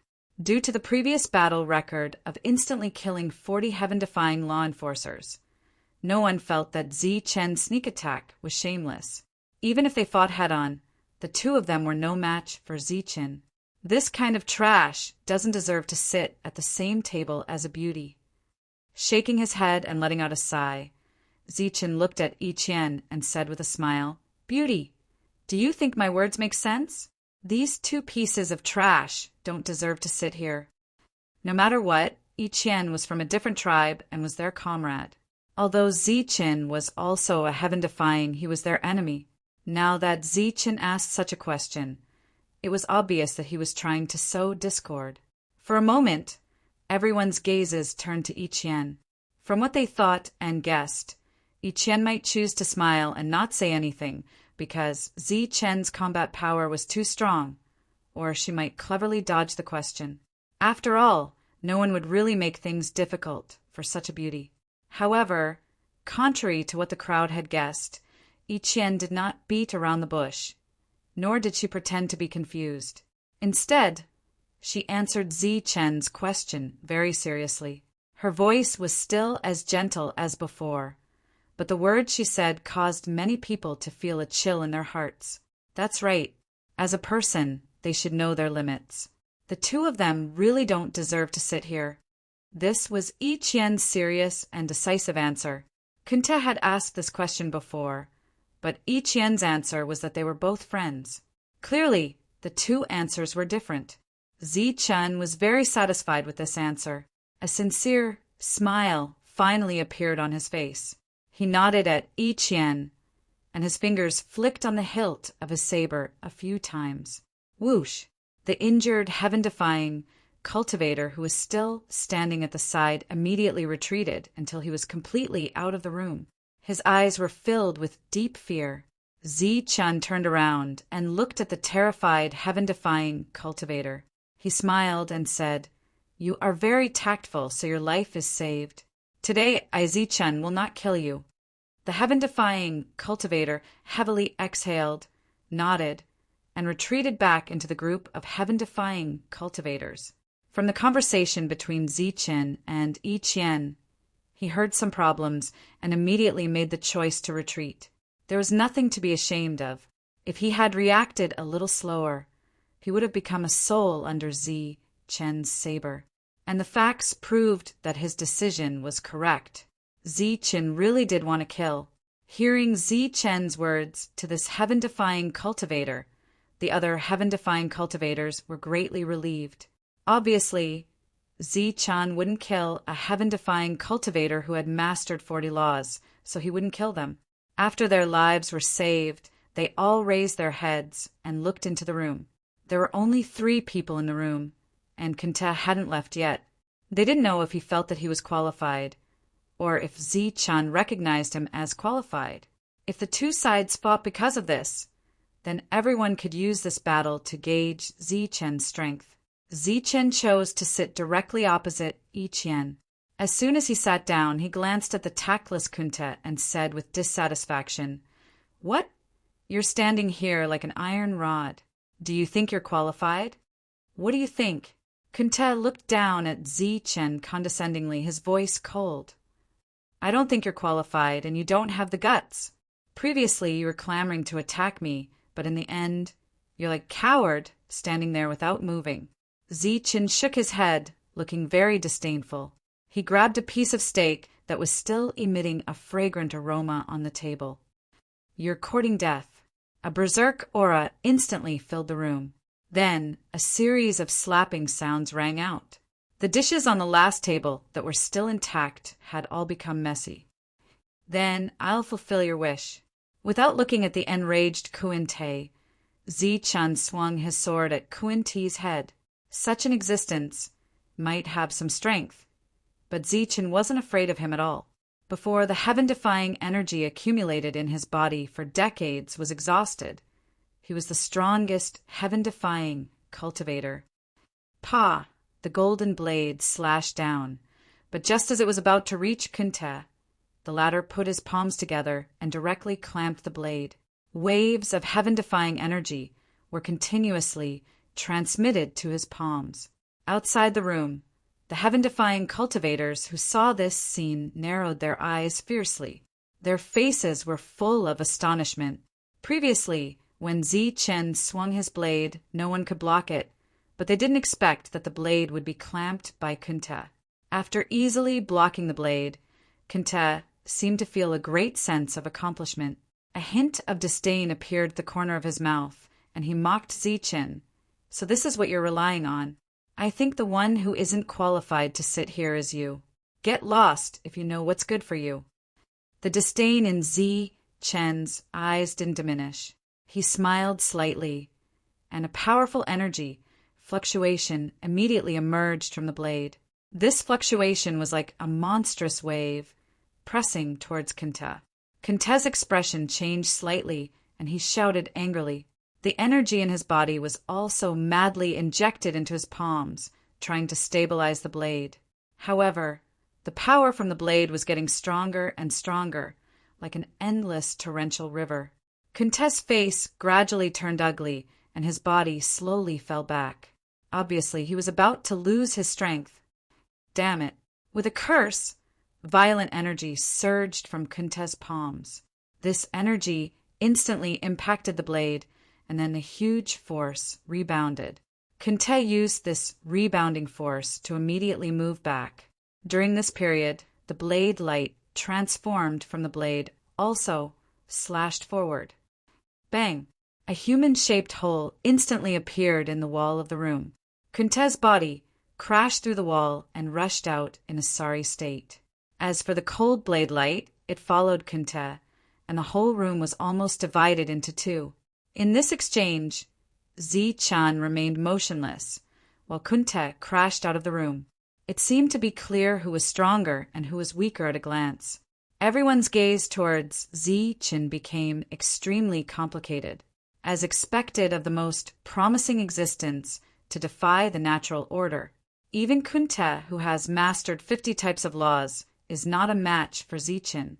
It seems that the one who is not qualified is you. Zi Chen smiled, and his disdainful voice spread out. Ignoring Kunta, Zi Chen looked at Yi Qian, whose expression did not change, and said, "Beauty, it's time for us to have a heart-to-heart talk." "Go to hell." Kunta held a long spear in his hand, and in the posture of man and spear as one, he rushed through the gap just now and attacked Zichen again. In the face of this sneak attack, Zichen's expression did not change. He held the long blade in his hand horizontally, and the moment Kunta arrived, he flicked it slightly. The tip of the spear fell on the blade, then brushed past the blade and flew out of the door again. During this time, Zichen's long blade was raised vertically, and it slashed across Kunta's body. Looking at Kunta, who was flying backward, Zichen was very surprised because his attack did not cut open Kunta's body and break through his physical defense. Looking back in surprise, Zichen saw Kunta, who had stopped in midair and turned around. Kunta's face was full of shame and anger, and at his chest, the purple robe from before had been cut open. In the middle of the purple robe, there was a shining inner armor that was divided into two halves. Seeing the broken inner armor, Zichen was relieved. No wonder Kunta's body was not cut open by Skyblade. It turned out that he had an inner armor that was not weaker than that of a heaven-grade soldier. However, thinking about it, this inner armor was broken and could not withstand the next attack. Looking at Zichen below, Kunta was both shocked and angry. In the two short exchanges, he had already sensed that the power in Zichen's body was much stronger than his. The two sides were not on the same level at all. Perhaps only a publicly recognized expert like Rocky would be able to deal with him. However, in this situation, with so many heaven-defying experts and aliens watching, Kunta could not just run away like this. If he did, his reputation would be completely ruined.